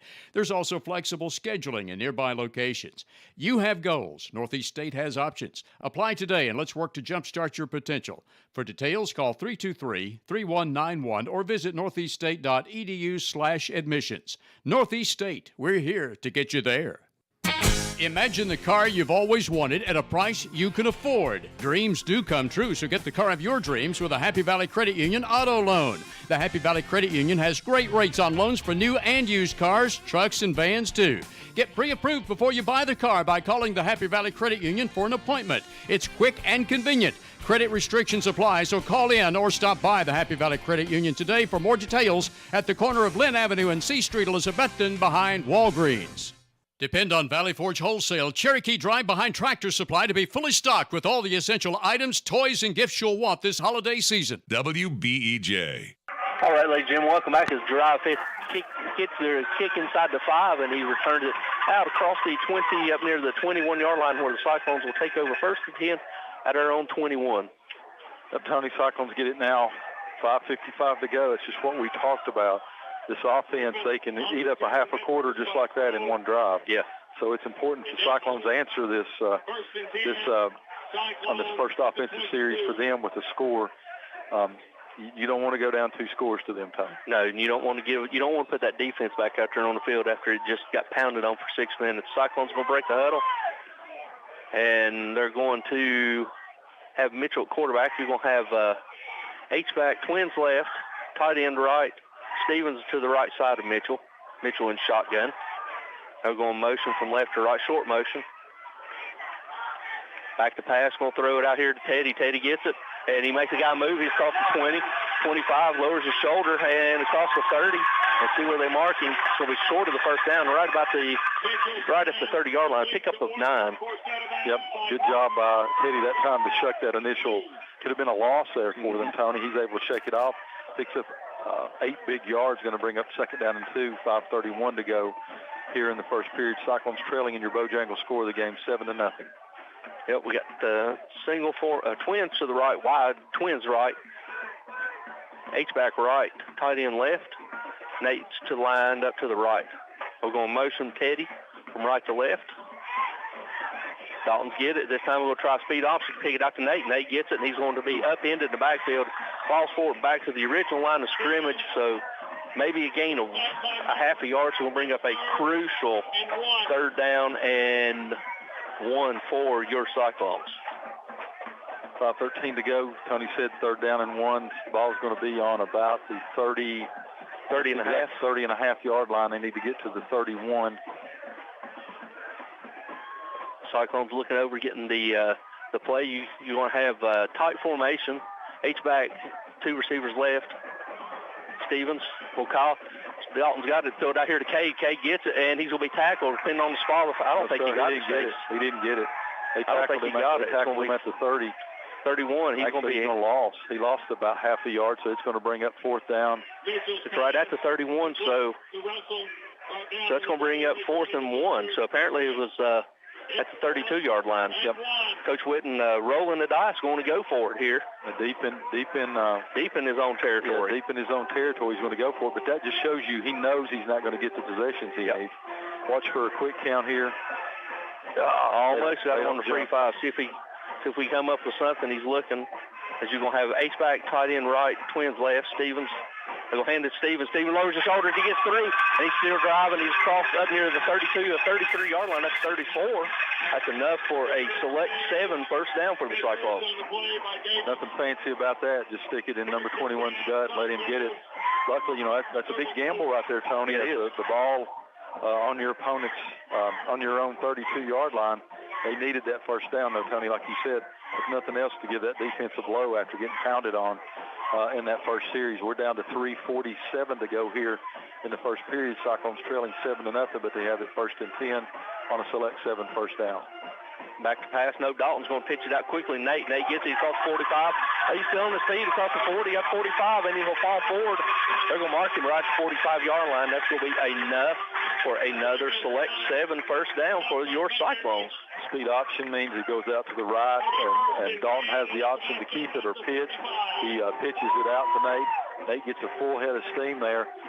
Select 7 first down again for the Cyclones. They'll have it 1st and 10. Ball's just touching their own 45-yard line. As we're under 3:15, right at 3:15 left to go here in the quarter. Looking over getting the play, you're going to have trips left, tight end to the right, and Stevens lined up to the right side of Mitchell. Mitchell, he's going to hand it to Stevens. Stevens will try over left side, cuts back. He's in midfield, still on his feet. He's down inside the Old Eagle territory, inside the 45, down to the 43-yard line. Enough for another select 7 first down for your Cyclones. He was hit at about 5 yards, Tony. He kind of twerked. Shout out to Coach Whitten there, to Coach Ryan Whitten, Dub. Then catches his feet again, able to keep driving, takes it all the way down to the Golden Eagle 43-yard line for another select 7 first down. Cyclones have it 1st and 10. Golden Eagle 43, 2:35 to go here in the first period. H-back single receiver. And it's going to be a quick toss out to Nate. Nate gets it, and he's going to patiently wait, and he gets hit right at the original line of scrimmage. He might fall forward for a gain of 1. Brought down Ray County defender Mo Shirley. Mo Shirley, defensive tackle. The defensive tackle made that play, Stacey. Yep, sure did. Stone blocked him. Had a chance to block, and some of the Cyclone had a chance to block, missed it, and stonewalled him. That's exactly right. Going to bring up a 2nd down and 9 for the Cyclones at the Golden Eagle 42. Down to 2 minutes to go here in the first quarter. We got tight end left, H-back right, Twins right. Stevens lined up to the right side, or left side of Mitchell. Going jet motion just a little for Nate, or Dry gets back to pass. Rolling out to his right. He's rolling. He's going to throw. He's got Caden, dropped it. Yep. In and out of the hands. Just a little low, but he should have had it. Yeah, a little low, but he's over on a little crossing. He went out there and settled. First pass of the ball game by either team stops the clock at 1:43 to go in the first period. Brings up a 3rd down and 9 for the Cyclones. Yep, crucial. You need to get at least half of this. Make it 4th and manageable if you want to go for it. If you go for it on your own side of the field, I think you go for it here. Yep, this is about the same. Well, it's actually a little not as deep as we were on our own side when we went to it before. So you got to think this is 4-down territory. So you need to get some yardage. The Cyclones are going to have trips to the right, tight end left. Stevens flips over to the right side of Mitchell. Play clock down to 10, plenty of time. And they're going to try a quick option again. Nate gets it. Nate's going to be hitting the backfield, and he fumbles it. And Cyclones, I think they recover. Cyclones have got it. It's 4th downs of loss of about 3.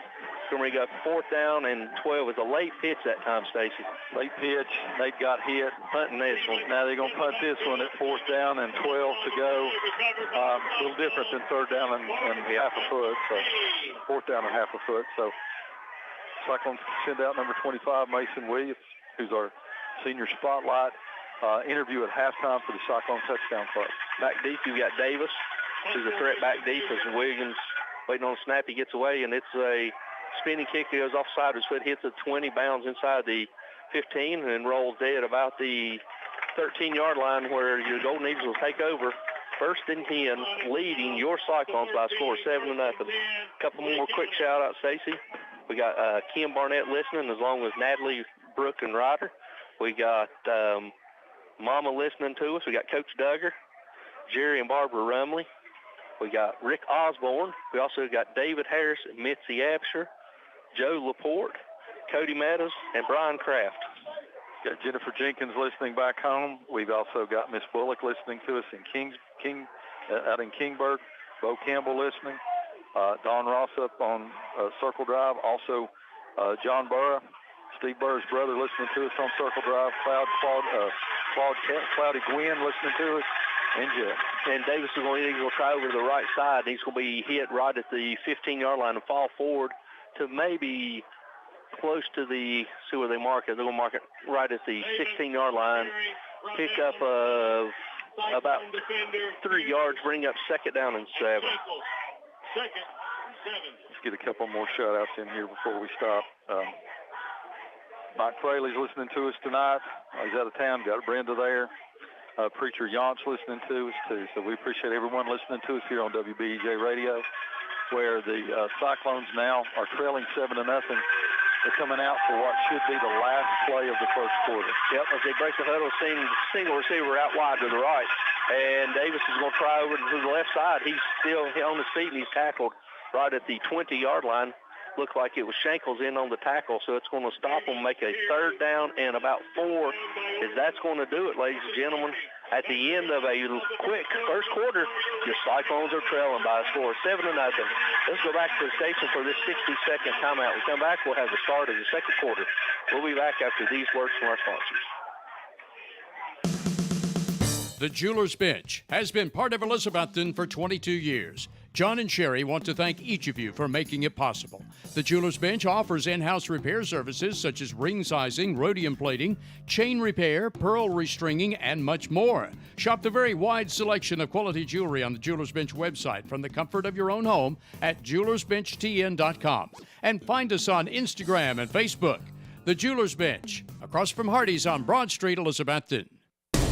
Eat at one of the most popular places in Elizabethton, Jay's Corner at the corner of Lynn Avenue and F Street downtown. Jay's Corner was voted Reader's Choice for the best burger in town, and you'll also love Jay's Barbecue, smoked wings, hot dogs, subs, salads, and the very wide selection of sandwiches. Jay's Corner is open daily except Sunday to eat in or carry out. You can also call ahead at 547-3300 to have your order ready for pickup. Jay's Corner, Lynn at F Street, Elizabethton, also featuring daily specials, ice cream, and shakes. See the full menu on Facebook. Depend on Valley Forge Wholesale Cherokee Drive behind Tractor Supply to be fully stocked with all the essential items, toys, and gifts you'll want this holiday season. Better than ever country. WBEJ AM/FM, Elizabethton, Tennessee. All right, ladies and gentlemen, welcome back here. So we're getting ready to start the second quarter. A couple more shout-outs while the Eagles are huddling. We got Mike and Jim Malone listening. We got Betty Barnes, Jeremy Lunsford, Red and Grace Cantor. We got Sue. Big Red Cantor. Not far from from Fresno, California. And it's going to hand off to Davis. Davis is going to try over to the side, and I think he's going to be short, Stacey. He's right over the left side, short side of the field. They're calling it's going to bring up a fourth down. It's going to be about fourth down, and goodness gracious, about 6 inches, too. Well, they keep moving. Gamble. Is he going to gamble forward? Yep, he's going to send on the play in, so they're going to gamble for it. So Cyclones would better be ready for a quick hitter on the fullback. Yeah, maybe just like they break the huddle. Marking out, changing the play. We got everybody at the line of scrimmage, and they're just trying to draw us off side because I called timeout. Good job by the Cyclones there to not jump off sides. That's what they were trying to do. Yep. So let's go ahead, and while we got a timeout on the field, let's go ahead and go back to station for this quick 30-second timeout. But when we do, we'll tell you, Cyclones are trailing 7-0. We'll be back after this 30-second word from our sponsors. Integrity, trust, respect, and family. That's how Southern Finance has survived since 1959 in an ever-changing economy. Southern Finance specializes in small personal loans, auto loans, home and land loans, and more. Hometown lending for honest, hard-working people like you. Southern Finance welcomes less than perfect credit at the office across from the Bonnie Kate in downtown Elizabethton. To find the loan you need, call Southern Finance at 542-2165. For the best carpets, hardwood floors, vinyl, ceramic tile, laminates, and waterproof flooring, see Winchester Quality Flooring, 110 West Elk Avenue, Elizabethton. Better than ever. WBEJ. All right, ladies and gentlemen, welcome back. Coming off a timeout. Ray County tried to draw the Cyclones off now. Stacey, it looks like Cyclones are going to go with punt safe with nobody back. I'm not sure they're going to punt it. I don't think they're going to. They're going to go for it. Fourth down and 6 inches to go. Cyclones defense is still out there. They're not going to punt it, Tommy. They're going for it. Here's a big test for this Cyclone defense is everybody standing with him. And Martin's going to get it, and let's see, depending on the spot. They're going to say mark it right there. They're going to give it to him. They're going to give it to him. That's going to be enough. Tony looked right at both Cyclone linebackers were up in the gap right before the snap, though. It looked like Eli Williams took a step back, and that quarterback's smart enough to go right where he went. And they're going to give him about a yard on there, so it's going to be a first down for the Golden Eagles. So with 11 minutes to go before halftime, Golden Eagles have it 1st and 10, leading 7-0 here in the start of the second period. Tony, I told you it's going to be one of those games. It took us longer to drive down here than it is to play the ball game. Yeah, you're right. At this rate we're going. Yep. As Golden Eagle have to send out for equipment, they'll break the huddle, single receiver to the left. And this time we'll toss it out to Davis. Davis is going to try to go wide to the right, side steps, and he's going to be up across the 30-yard line. Stacy, it looks like he's just quicker than we are right now. Well, he's the cornerbacks are doing a good job of taking on the receiver, but there's nobody there peeling back to get to where he's at. So they're sending him back inside, but like I said, but not before he gets 6 yards like he got that time. So it's going to bring up a 2nd down and 4 for the Golden Eagles. They have the ball exactly on their own 30-yard line. And this bunching's not going to get in a hurry, Tony. No, they're not. They're going to take their slow, methodical time as they're just now into play. And with 15 seconds, they break the huddle. With 11 seconds left, they hurry up, single receiver to the right. Martin's going to hand it to the tailback, and the fullback breaks through. He's still on his feet. He's off the 40. And luckily, he's tackled at the 45 by Zeth Mullins, or he would have house called that one, Stacy. Tony, he hits that line so very hard. He's on the linebackers before they realized at that time. Takes it all the way down to their own 45-yard line. 1st and 10 for the Golden Eagles at their own 45. Down to 9:45 to go here in the first half. And Cyclones trail 7-0. Tony, this is exactly how Ray County wanted to draw this ball game up. Yeah, this is how you not want to go for your Cyclones. They break the huddle, single receiver to the left. And they're going to try Davis again. Davis just patiently waited. Stacy, another 6-yard gain. He goes across the 50 and down to the 49, and he's in Cyclone territory. He just patiently waits. Well, he does, and he waits for that. And that line is not very big for Ray County, but they're getting their helmets across, blocking somebody. And that quarterback, the running back, Davis, is smart enough to give them just a split seconds to get that block in place, and they're just blowing through the hole. Bring up 2nd down and 6, another 2nd down and 4. Another 6-yard carry for the Golden Eagles. Yep, they're just now sending into play with 15 seconds of breaking the huddle. They're sending wide receiver wide to the left. Quick snap, and this we hand to Davis. Davis is going over right side. He's going to bounce off the initial tackle, and he's going to fall forward right at the 30 or 45-yard line, and it's going to be inside the 40. This will be enough for another Ray County first down. Yep. Tony, I tell you what, an arm tackle is not going to bring down this fullback or the running back or the quarterback, either one. So Cyclone's going to have to wrap up when they get a chance to hit him there, because that time he just bounced off, went on around the outside, and was able to pick up the first down for the Golden Eagles. Yep, Cyclones, we need to force some type of turnover or something here, Stacy. We're flat. I don't know if it was the extended time on the bus or what, but we're a little bit flat as Ray County's come out and smacked us in the mouth. Hey, breaking the huddle, coming out to wide receiver wide to the left. And Davis, and there's finally a flag, and he's going to be hit. This time he's going to be tackled by, who is that, number 16, Eli Williams. We got a flag for probably illegal procedure or a hold. Thrown by the... I think it's illegal procedure because that was too soon for a hold. It's legal shift. Legal shift, okay. Yeah, it's what the referee's looking over. They don't shift a whole lot. They come out of that huddle so quick. Yep. Undoubtedly, he must have been moving before he snapped the ball. Mm-hmm. Must have had two moving. They come up there so fast, they probably had somebody that wasn't set yet when they snapped it. Yeah, so it's going to bring up 1st and 15 from just inside midfield in Cyclone territory. As they're taking the two tight ends out. So Stacy, you getting more of a conventional look. Their first throw here? Probably not. No need to right now. No, because we're going to send twins to the right, single receiver to the left. Still got under center. and play fake, and he's looking back. He's going to roll out to his left. He's still rolling. He's rolling. He's going to throw, and it's up in the air, and it's over the intended receiver by about 3 or 4 yards. He threw that thing from the 50, and it landed inside about 2 yards deep. But I see why he's thrown 6 interceptions this year. He takes a gamble now, doesn't he? And the thing about it is he could have tucked that ball and picked up 20 more yards running. Yeah. That's why that was a pass play all along. Eli Williams had a shot at him. Doe missed him, and he rolls out here. But like I said, he could have tucked that ball and been down to well within the 30 to 25-yard line of the Cyclones. But he elected to throw it, thank goodness. So it's going to bring up 2nd down and 15 for the Golden Eagles. 7:34 to go here before halftime. Cyclones trailing 7-0. Same formation for the Eagles this time. Quarterback's under center. This time he's going to hand to Davis.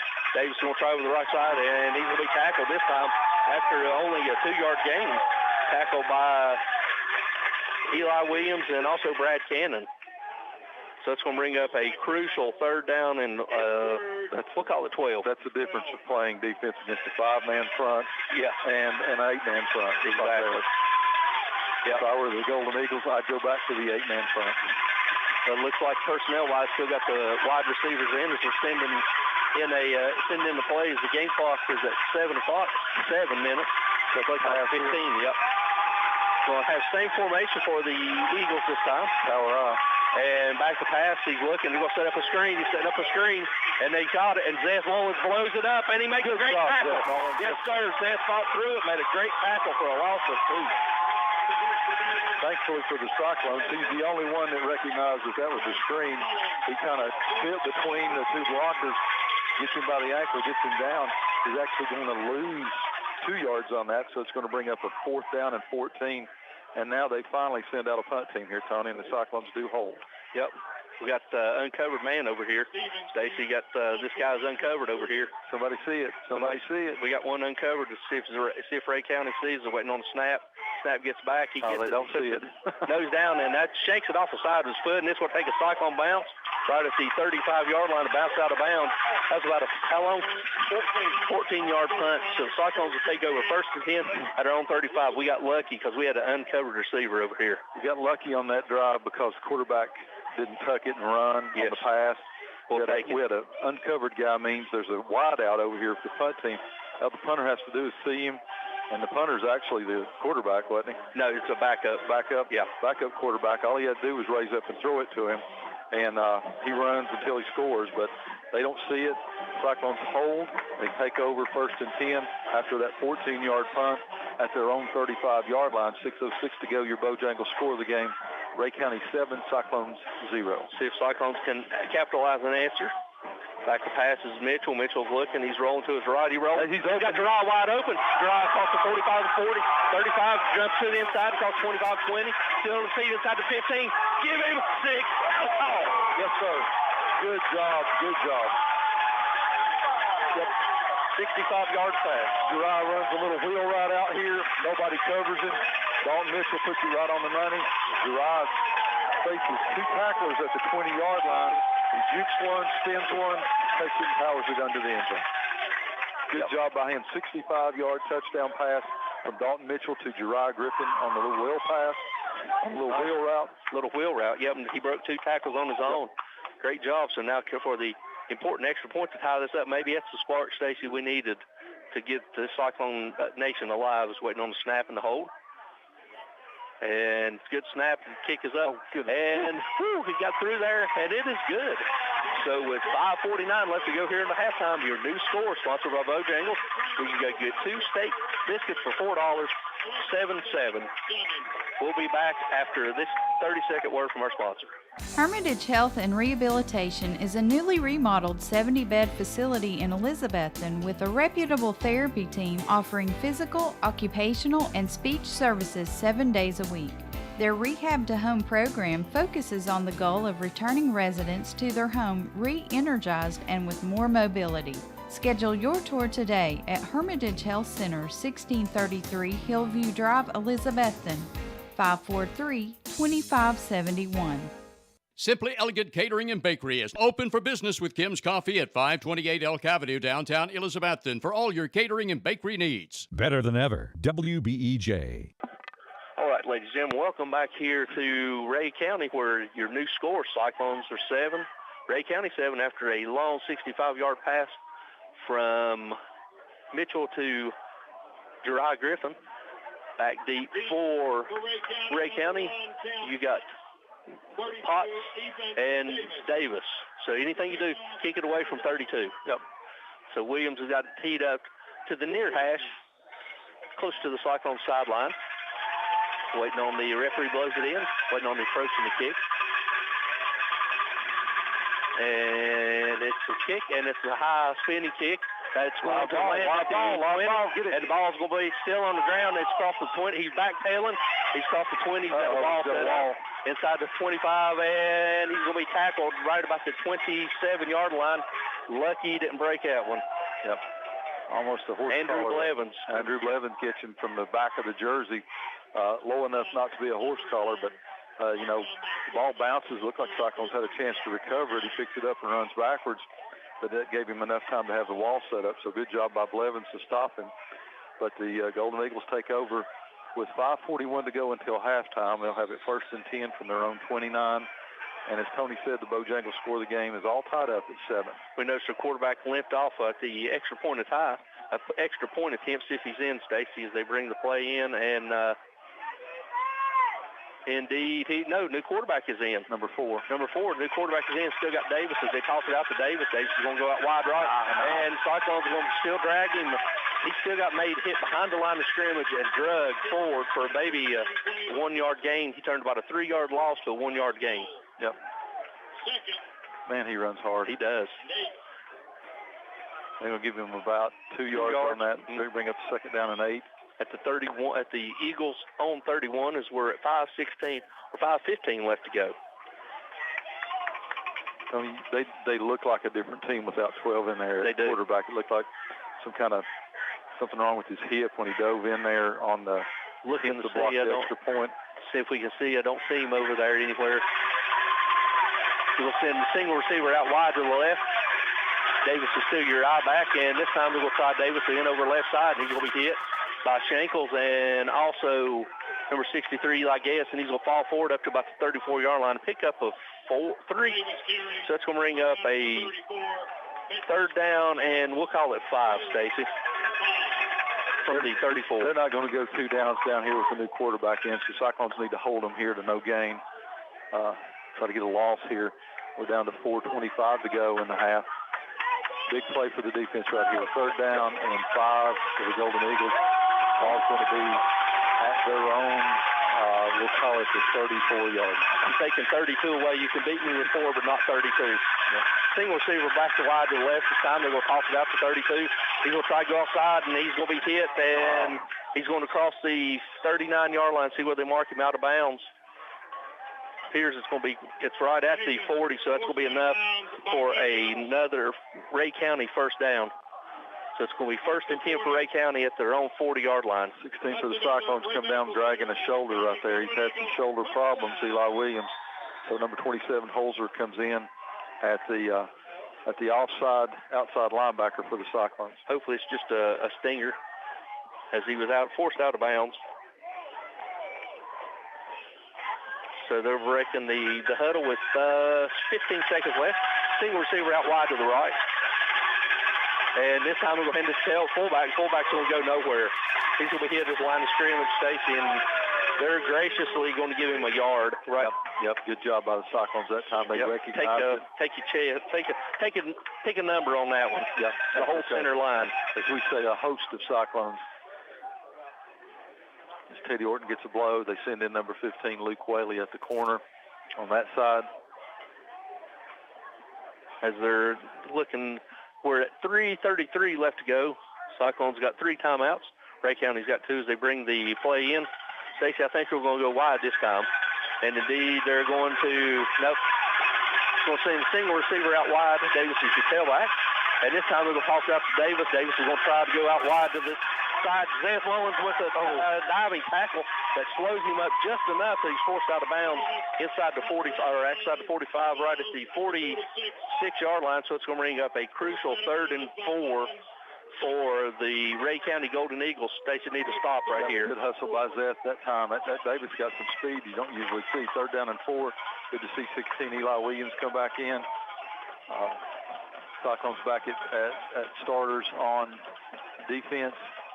Got Whaley giving Horton a blow at corner as they send in the play 3rd down and 4. What do you want to bet it's 32? I bet you it's 32. 32 to the wide side of the field. They break the huddle, offset eye. And they're going to try to pitch him. And 32 gets it, and he sidesteps, and he's going to be hit. And dang it. Stacey, they got by with movement there. They got by with movement. That guard moved before, but they got no avail. They got by with movement. They got by with the blitz by Cade Russell, too, that time. And that's going to be enough for a 1st down right at midfield. They're looking. Nope, they're not going to call it, Tony, so it's going to bring up 4th down. 4th down. They said 1st down. Yeah, they just put a 4th up there. Now the chain crew's got it. 1st down just across the 50. And Davis is going to try over the left side. He's going to hit this time. He's going to be racked up. He's going to be drove backwards, and they're going to give him 2 yards.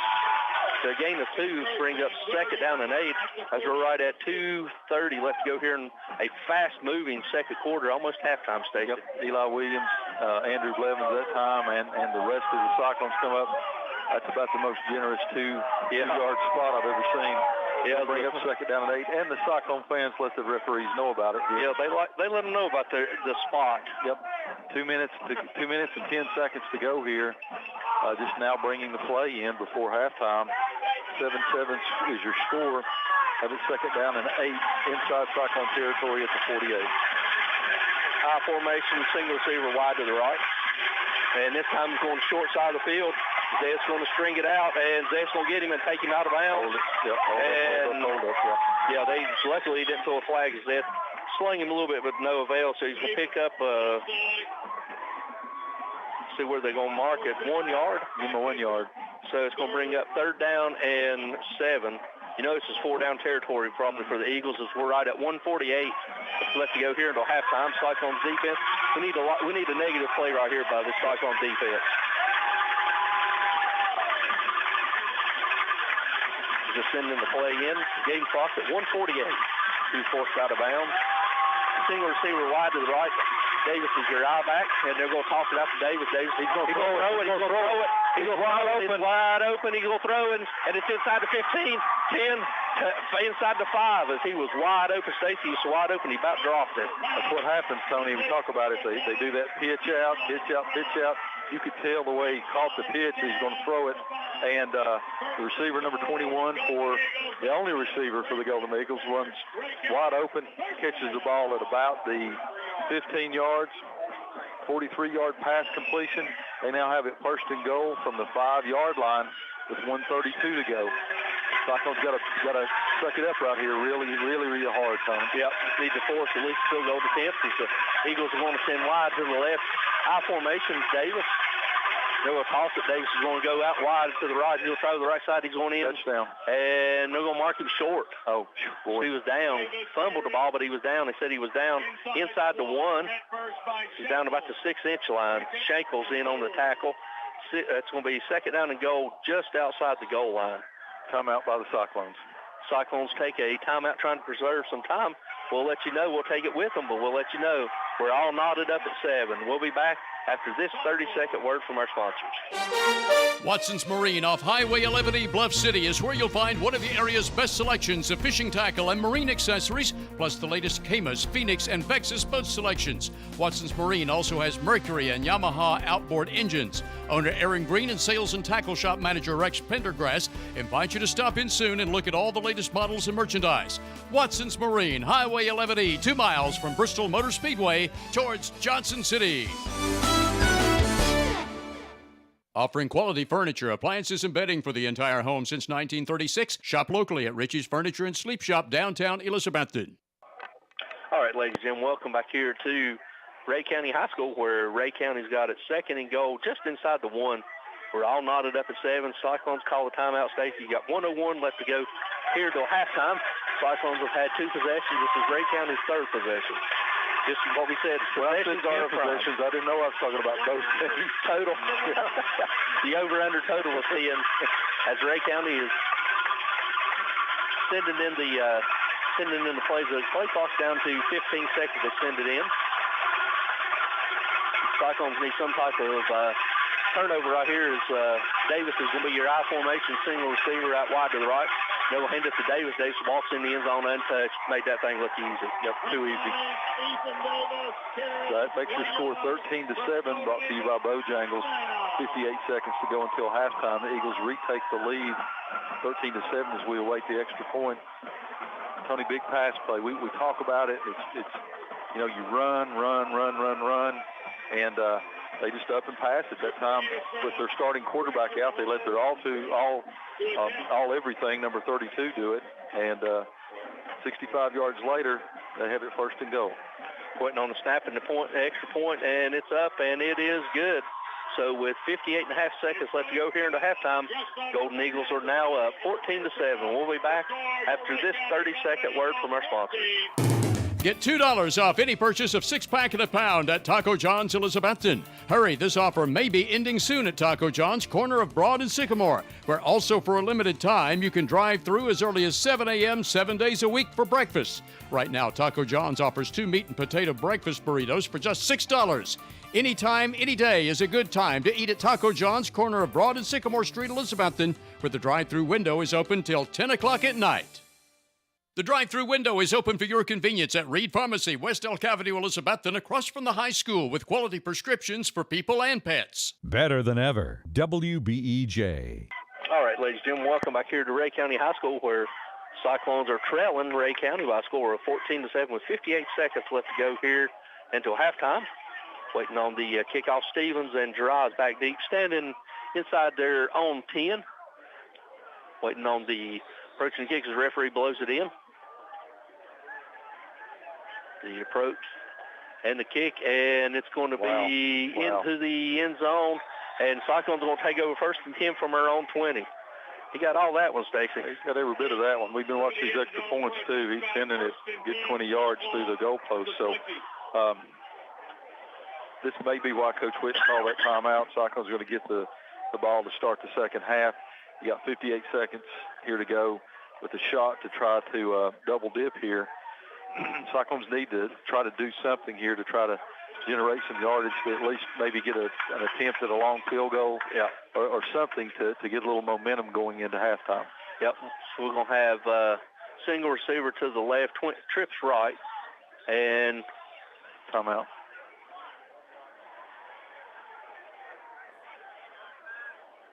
Timeout. No. They're remarking the ball. They're remarking the ball, but they moved it toward the middle because it's not on a hash. More toward the left middle. Yeah, or right middle, sorry. Same formation for your Cyclones. Referee blows it in. Mitchell, back to pass. He's looking. He's got all kinds of time. He throws it dry across the middle. Drives across the 45. 45, 50, 45, 40. House call. Gerard. Oh, shoestring tackle right inside the 20-yard line. They're going to mark him right at the 20. Great running catch. Blocking over there by Luke Whaley. Luke Whaley with the block over there. 50-yard, 60-yard catch and pitch and catch by the Cyclones, going fast now. Yep, they're going to hand off to Stevens. Stevens going over the right side. He's going in to the crowd. 10, jump cut, 5, touchdown, Stevens. Yes, sir. 20 seconds, Tony. 20 seconds, Cyclones score. That's what they're looking for. Now, Gerard Griffin that time looking like the player we thought he could be on a little slant over there. He does it all the rest of himself. 60 yards, and Nate Stevens gets it.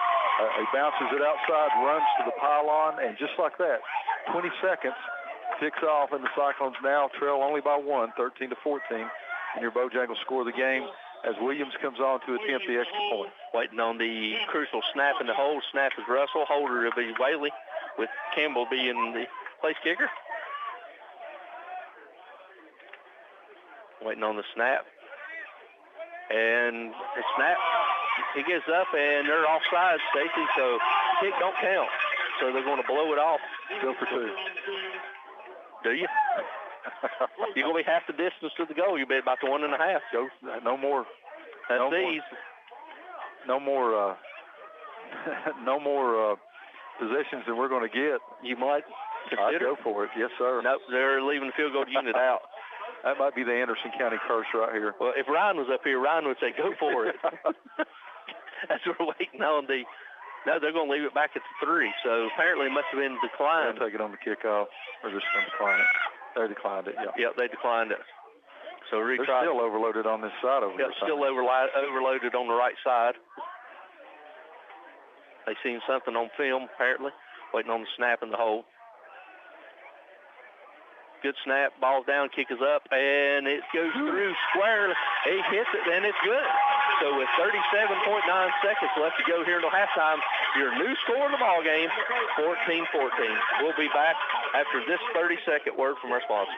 At Carter County Bank, it's our job to help you create happy moments. From buying your first home together to renovating an empty nest. From your first car loan to your first small business loan. We're here to help along the way so you can focus on the happy moments. Carter County Bank, in the business of happiness. Learn more at www.cartercountybank.com. Carter County Bank is locally managed to support our first priority, Carter County, and the people who live here. A division of Bank of Tennessee, equal housing lender, NMLS number 430203. Visit the coffee company in downtown Elizabethton for handcrafted coffee drinks, sandwiches, and salads. Go Cyclones! Better than ever country. WBEJ. All right, ladies and gentlemen, welcome back here to Ray County as we're coming off a cyclone drive that lasted 20 seconds and went 80 yards in 2 plays to tie the ball game up at 14 apiece. Back deep for the Eagles is Potts and also the dangerous Davis. Stay away from Davis. Williams has got it teed up to the near side or close to the Cyclones sideline, right at the 40-yard line. Whatever you do, don't kick it to 32.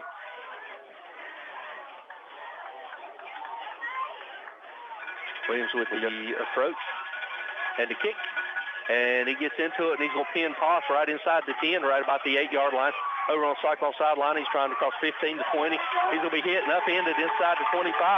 And that's where they're going to take over right at the 26-yard line. You get the kickoff right there. That's brought to you by Stouts Riverside Auto. Got a repeat, but they've revamped it in timely here. Small business shout-out from Stouts Riverside Auto to Steve's Lawn Care. It's about too late in the season to mow right now, so just call Steve for all your fall scene. Pumpkins, hay bales, fodder shock. He might even blow the leaves for you if you're really nice to him. So small business shout-out brought to you by Stouts Riverside Auto tonight. Steve's Lawn Care. Call Steve Burrow for all your lawn care needs. As long as you didn't say the S word, I'm happy with it. As they break the huddle, still got new quarterback in. Davis is in I formation. They're going to hand it to Davis. Davis is going to try over the right side, and they're going to stop him after about a 2-yard gain. Stacey, it looks like Ray County's just content to run it out as that may be the last play of the half as they run over to the sideline. They've got time to get one more in if they do. But I don't going to. No, they're not. They're going That's going to do it. Yep. I think that's going to be we're down under 8 seconds now. 9. Yeah, as the Cyclones are, they're going down 4-3. So let's go ahead and go back to the station and let you know it's halftime here at Ray County. But the Cyclones and Golden Eagles are all knotted up at 14. We'll be back after this 2-minute word from our sponsor with Wes and his first half recap. We appreciate you listening to us here on WBEJ Sports, the official broadcast network of your Cyclone football. We'll be back with the best stat men in the business right after this 2-minute word from our sponsors.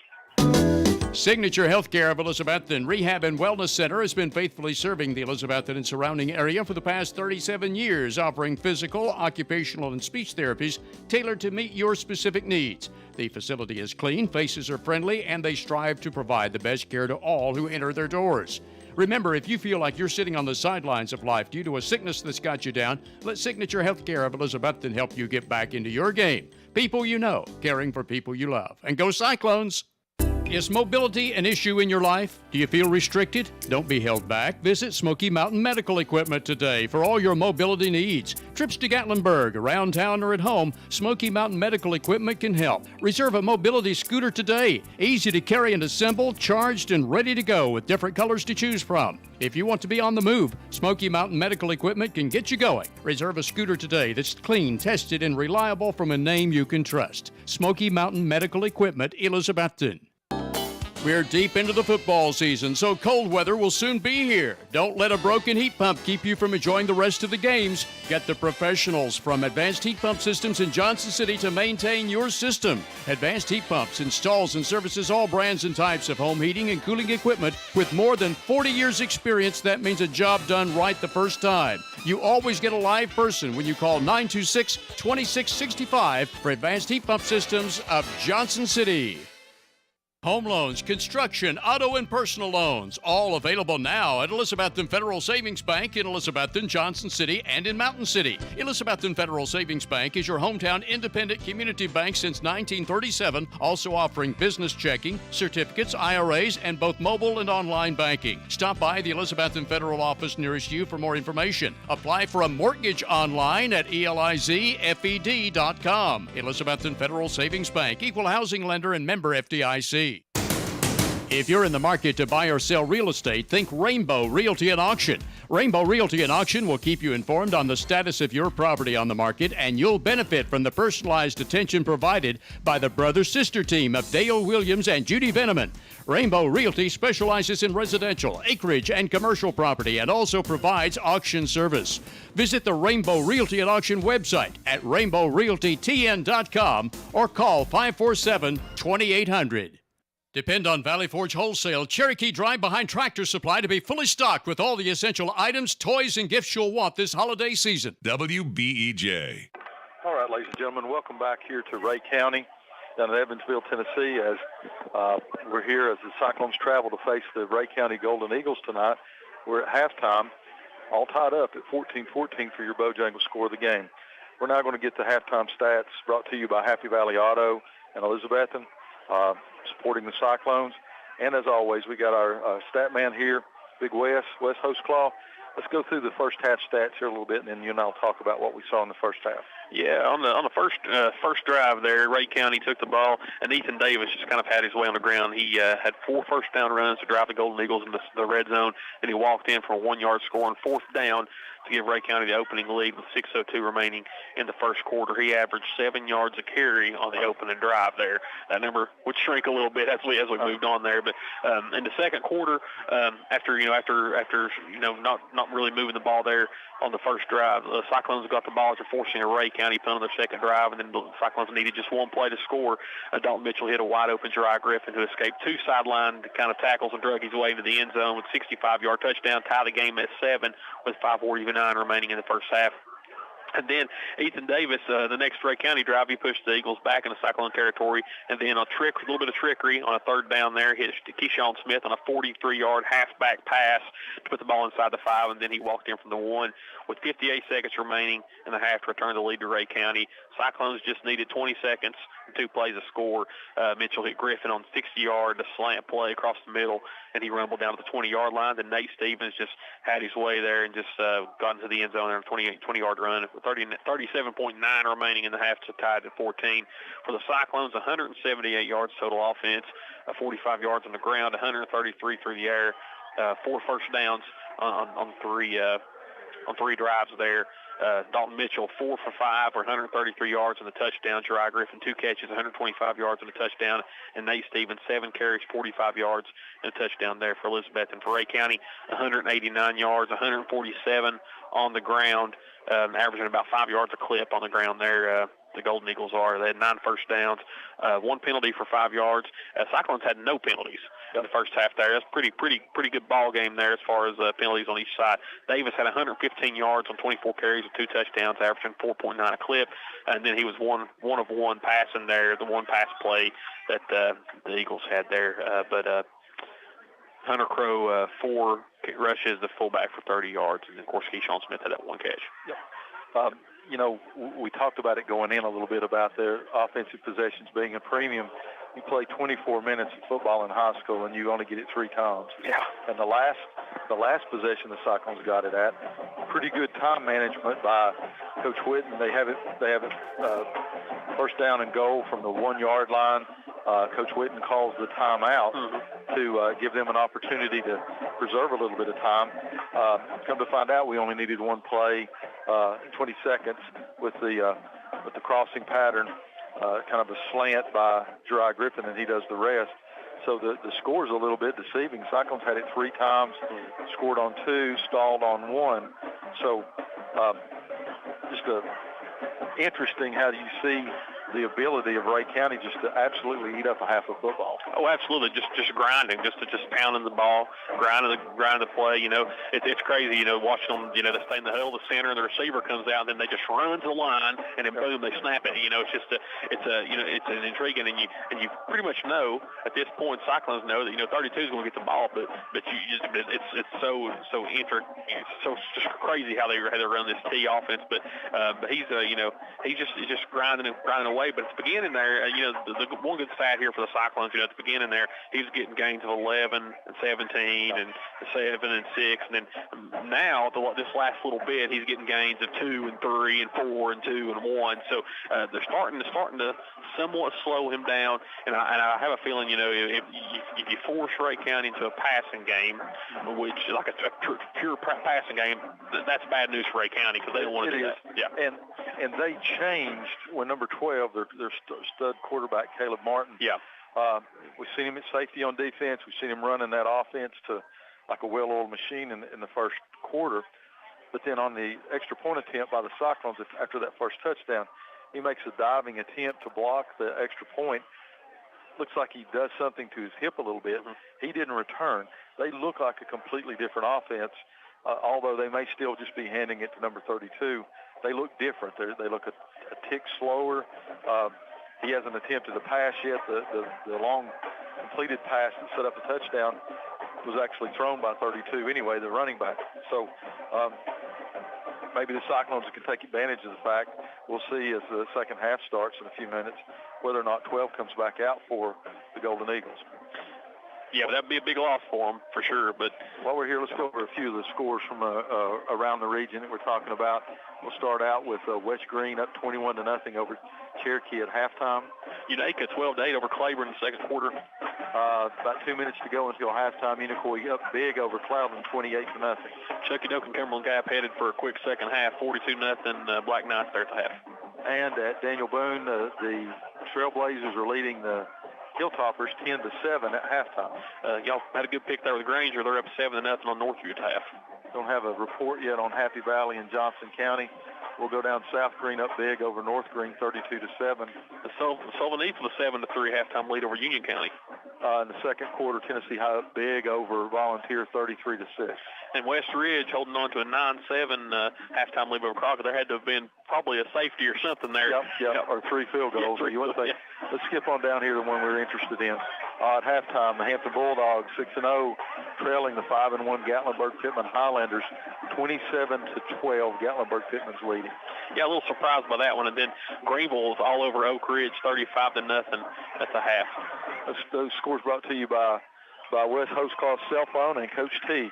Wes, as always, we thank you very much for all the work you do for us and for WBEJ here, keeping up with the stats for everybody back in Carter County.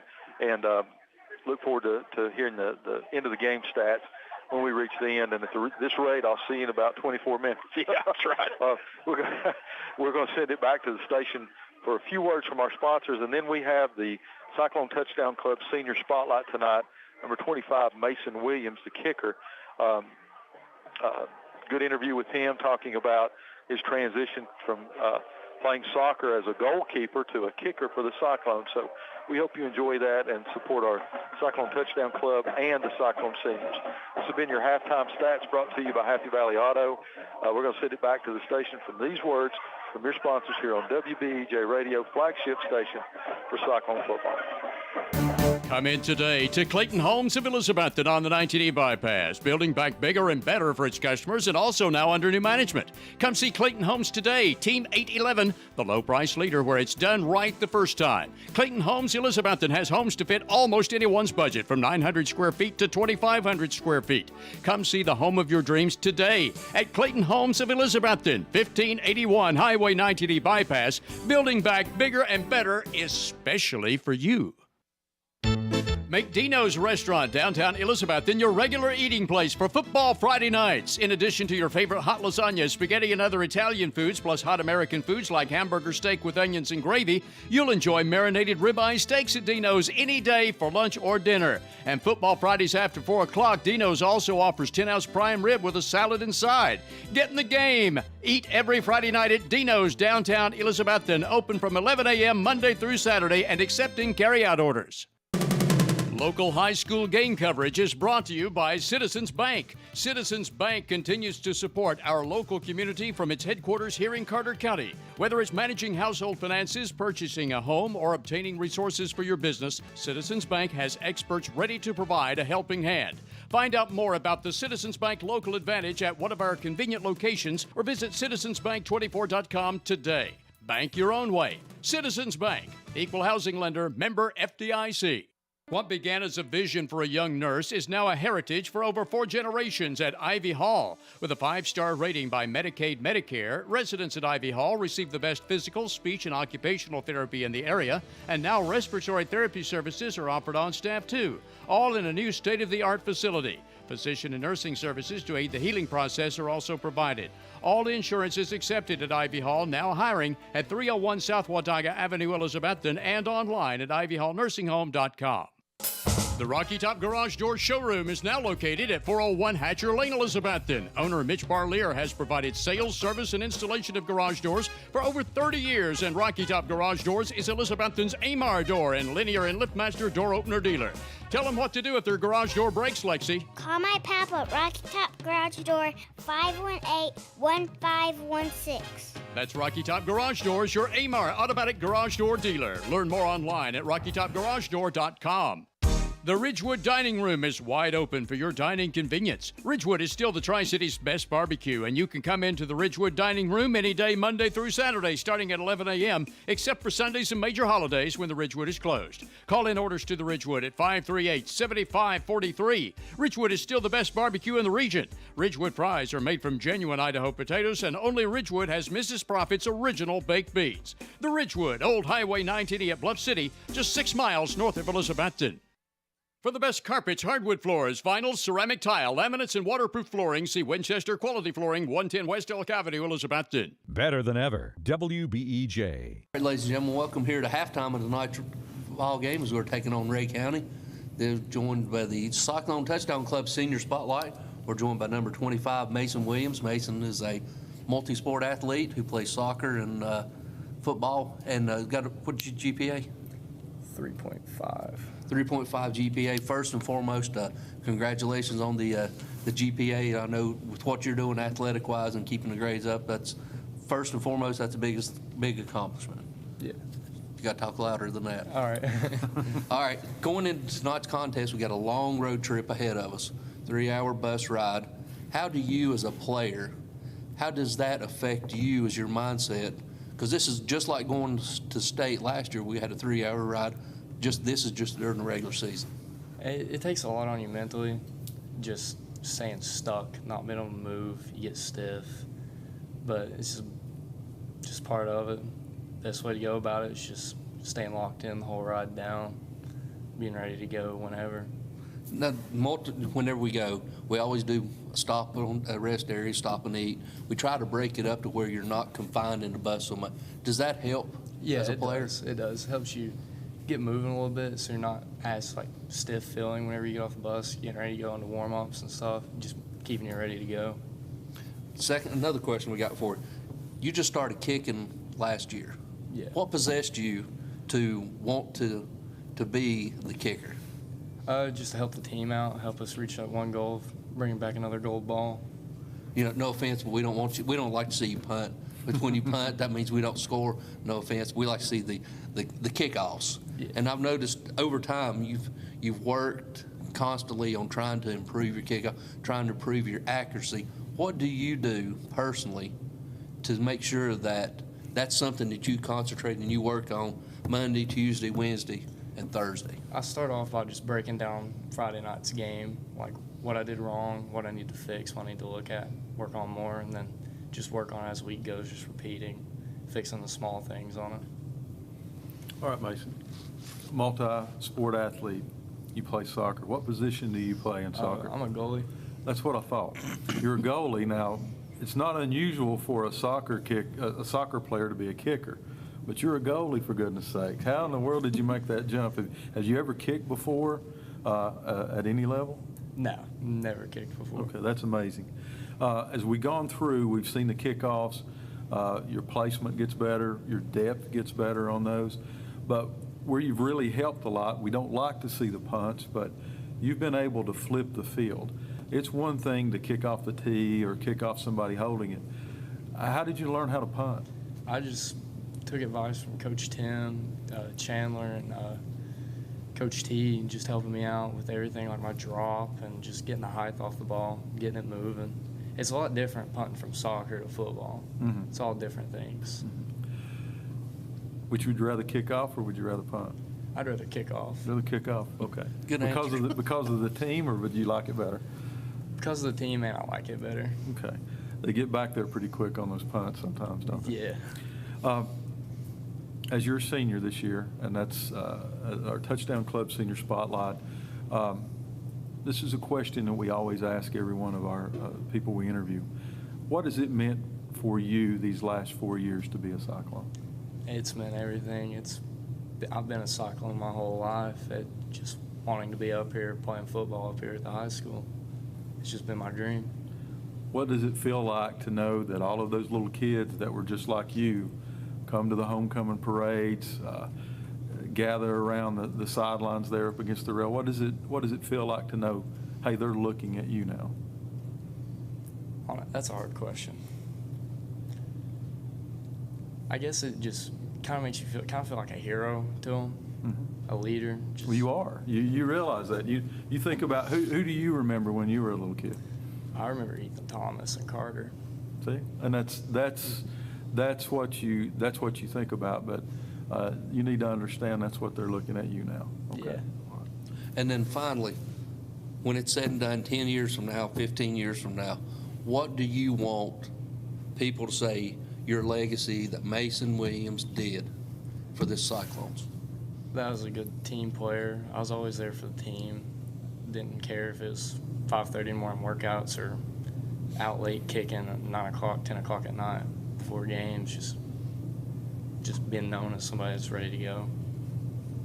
Great answer. Mason, thank you very much. That's our senior spotlight tonight. Mason Williams, number 25. Tony and I will be back after these words from our sponsors with your second half from Ray County.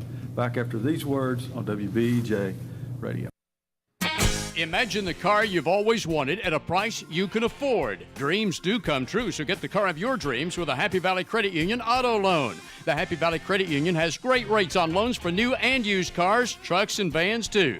Get pre-approved before you buy the car by calling the Happy Valley Credit Union for an appointment. It's quick and convenient. Credit restrictions apply, so call in or stop by the Happy Valley Credit Union today for more details at the corner of Lynn Avenue and C Street, Elizabethton, behind Walgreens. It's a proven fact that a college degree improves your job prospects and earnings potential. At Northeast State Community College, they offer a selection of 135 career-boosting programs and many sources of financial aid.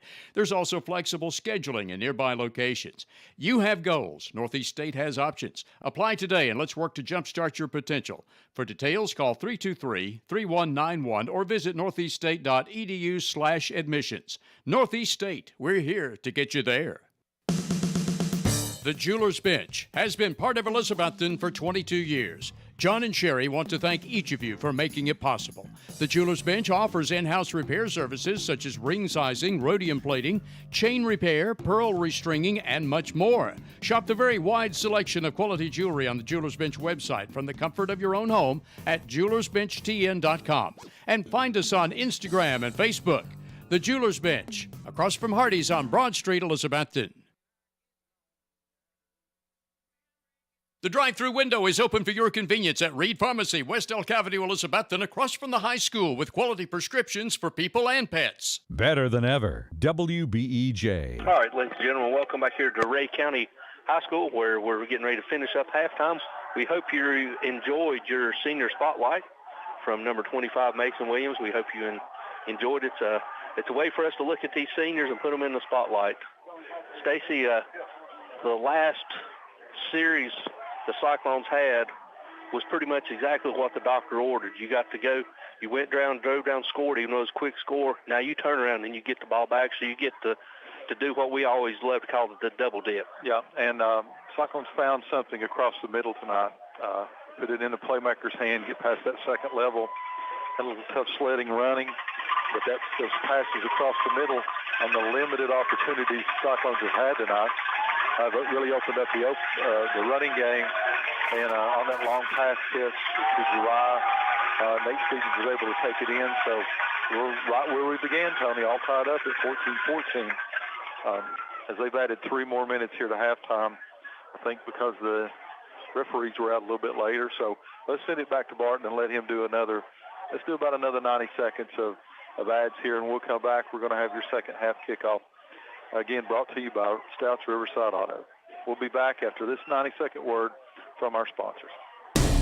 Eat at one of the most popular places in Elizabethton, Jay's Corner at the corner of Lynn Avenue and F Street downtown. Jay's Corner was voted Reader's Choice for the best burger in town, and you'll also love Jay's Barbecue, smoked wings, hot dogs, subs, salads, and a very wide selection of sandwiches. Jay's Corner is open daily except Sunday to eat in or carry out. You can also call ahead at 547-3300 to have your order ready for pickup. Jay's Corner, Lynn at F Street, Elizabethton, also featuring daily specials, ice cream, and shakes. See the full menu on Facebook.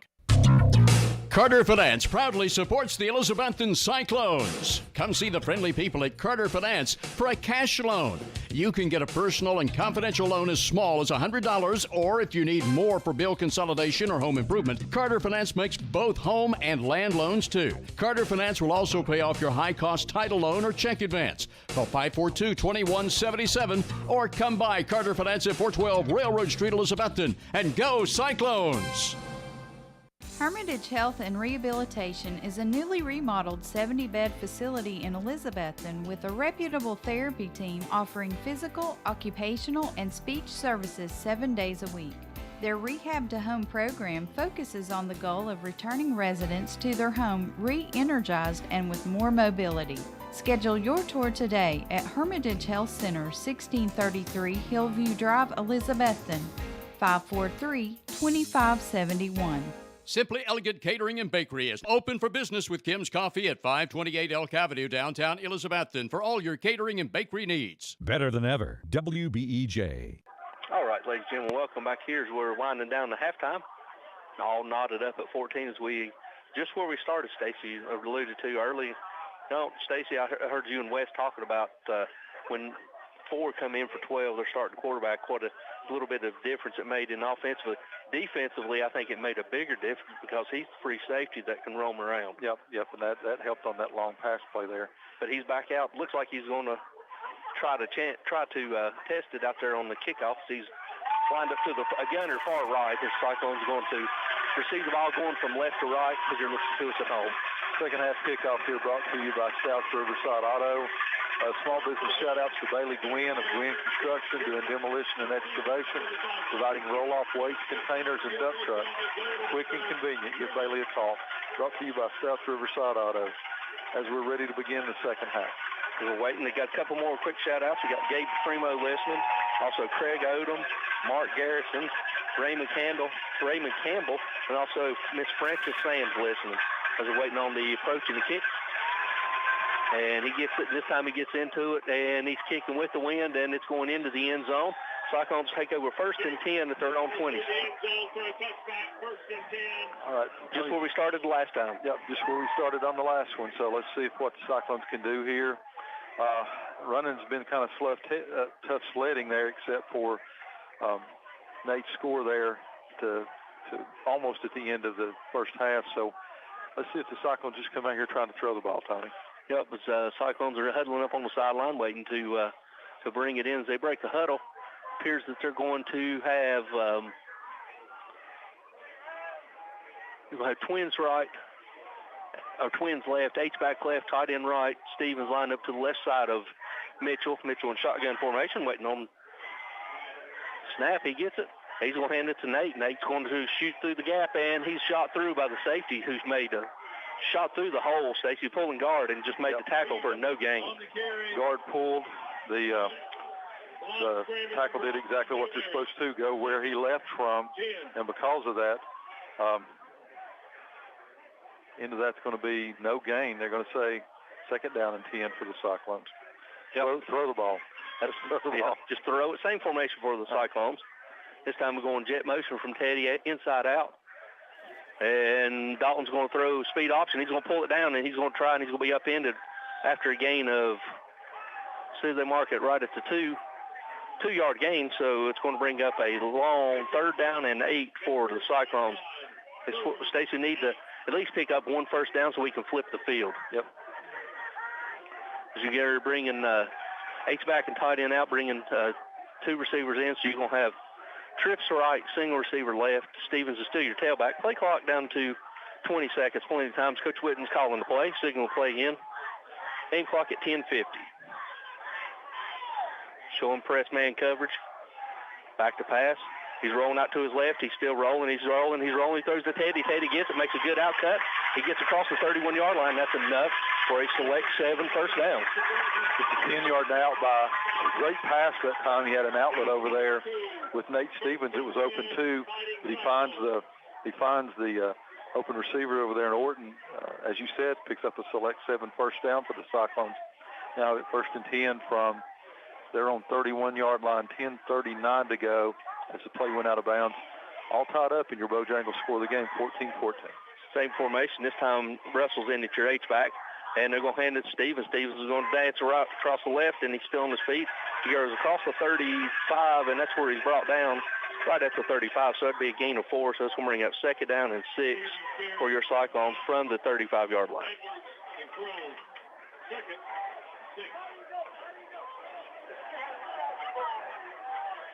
Sending players in and out. They're bringing in, taking a tight end, bringing tight end in, taking Teddy out. So we're going to have dual tights. Run play. Yeah, we're going to have 2 tight ends with twins to the right. Deep pistol formation. And then we'll try, whatever that was, didn't scrap that one. So no, he was hitting the backfield. That play took way too long to develop that time. Yep. One of the linemen went right by the tackle. For the Ray County Golden Eagles, hits him. He's going to lose yardage on. That's going to bring up 3rd down and 6 for the Cyclones. Crucial 3rd and 6 for the Cyclones, right as the nose is right at the 35-yard line. Well, loss of maybe, they're going to say about a half a yard. So you're going to have trips to the left, or twins left, double tight. Stevens to the right side of Mitchell. Mitchell back to pass. He's looking. He's rolling right. He's rolling. He throws it to K. K gets across 45, forced out of bounds. And that's enough for a Cyclone first down as Brown takes a spill. But downtown sideline Brown's up. But he didn't lose his hat. No, he didn't lose his hat. He did not lose his hat. Downtown Brown makes the tackle for the Golden Eagles and goes back, but doesn't lose his hat. So nice rollout by Mitchell that time. Nice catch by Cade Russell. Yes, he continues to contribute in that H-back slot receiver. First down Cyclones by select 7. Quick pitch out to Nate. Nate gets it. He's busted, and he just can't get out of the arm tackle of the Mike linebacker. Pickup of only 2 yards. If he gets through that, Stacy's got something cooking. Well, and that's where the pass plays have been effective. You get past that second level for them. They're packed in there pretty tight. Those linebackers are coming the minute the balls are snapped. And Cyclones they're making hay tonight. Yeah, about 10 yards down the field. Yeah, they are. That's what they need to work on. Twins right, single receiver left. Stevens is back and will go do a quick pitch, and it's going to be a flag. It's offside against the Ray County as they jumped too early. Mm-hmm. Stacy is the safety's creeping up. You better watch. He's coming on safety blitz. So it'll be a 5-yard penalty. He actually lined up the tackle. Wrong way, Cyclones. Wrong way, buddy. Turn around. There you go. Yep. Cyclones kind of the referee was turned the wrong direction. Walking the wrong way. So that's going to bring up a 2nd down and 2 for the Cyclones on the 5-yard penalty, lining up offsides by the... Is a corner over here lined up, trying to press Jeriah. He never even looked in, saw where the ball was. No. He was lined up about half a yard over the ball. He's still getting close. Now he backs up as you're going to have single receiver to left, back to passes Mitchell. He's looking. He's going to throw it down. Open in the middle. He's looking right. He's going to throw, and it's going to be knocked down. Great play by the outside linebacker. Teddy was coming back. Great play. I don't know why he didn't catch it, but we don't care. We're glad he did. Ball down. Had the Jeriah open across the middle. There's a little bit of pressure there. Come out here to Teddy on the sidelines. Going to bring up 3rd down and 2. Cyclones need to go a little heavy right here. Because they're going heavy as they're bringing in Brad Cannon and also Whitaker. Bringing in Whitaker and taking out Dalton. Putting Cade back there at running back. Cade back in there at running back, so you got some type of wild clone. You got Double H with Dalton and Nate out wide to the right. And Cade calls his own number, and he's going to patiently fall through, and he's going to be hit short. He's going to pick up a long one, so it's going to bring up a long 4th and 1 for the Cyclones. They'll keep that same personnel in here on this one. 4th down and 1 for the Cyclones here with 8:05 to go in the 3rd period. This is your opening drive by the Cyclones to open the second half in a tie ball game, 14-14. So we got the wild clone package still in there. Baker is in at H-back with Brad. Nate and Dalton still lined up wide to the right. Kate's going to get it, and he's going to go across the 45, the 40, 35, 30. Here comes the flag. Flag coming in. He's going to be shoved out of bounds inside the 10, but they're going to throw a late flag. And where that comes, Stacy, from the umpire, it'll be a hold. It's got to be a hold. And probably unnecessary because that was thrown behind where Cade was at. Indeed, it is going to be a hold against the Cyclones. So not only does you erase the first down and big gain by Russell, who's taking it all the way down inside the 10-yard line. It was a hold behind the play, too. Yep, hold behind the play. It's going to bring up. So it's going 4th down and 11. No, it'll be from the spot, luckily. Spot foul, okay. So it'd be, we're marking it from, looks like the 40, so it'd be right at midfield. It's going to bring up 4th and 5 from midfield. Change out that from the heavy package. It's going to be right at 50-yard line. Yep. So it's going to bring up a 4th down and 5 for the Cyclones now. Yep. And he's going to punt it. We'll punt it right here. I would have tried a hard count or something. Yep. Nice to see if we could have stole 5 right there. Drake County's very confused as they got, they barely got enough on right now as they bring one on. Williams waiting on snap. He gets it away. He gets it, and it's a high spinning kick. That one, right? And it's going to land into the end zone. And that's going to place the ball at the 20-yard line. So only a 30-yard gain. 30-yard gain on a 50-yard punt. So the Golden Eagles will take over 1st and 10 at their own 20. 7:21 to go here in the 3rd period. 14-14 is your score. Now Ray County has their first possession of the second half. With 7:21 left to go here in the 3rd quarter, still knotted up at 14 apiece.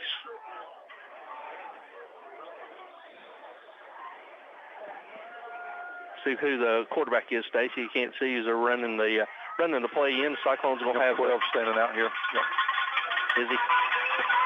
Yeah, 12 is back in there at quarterback. Davis is in at I-back. You got twins to the right.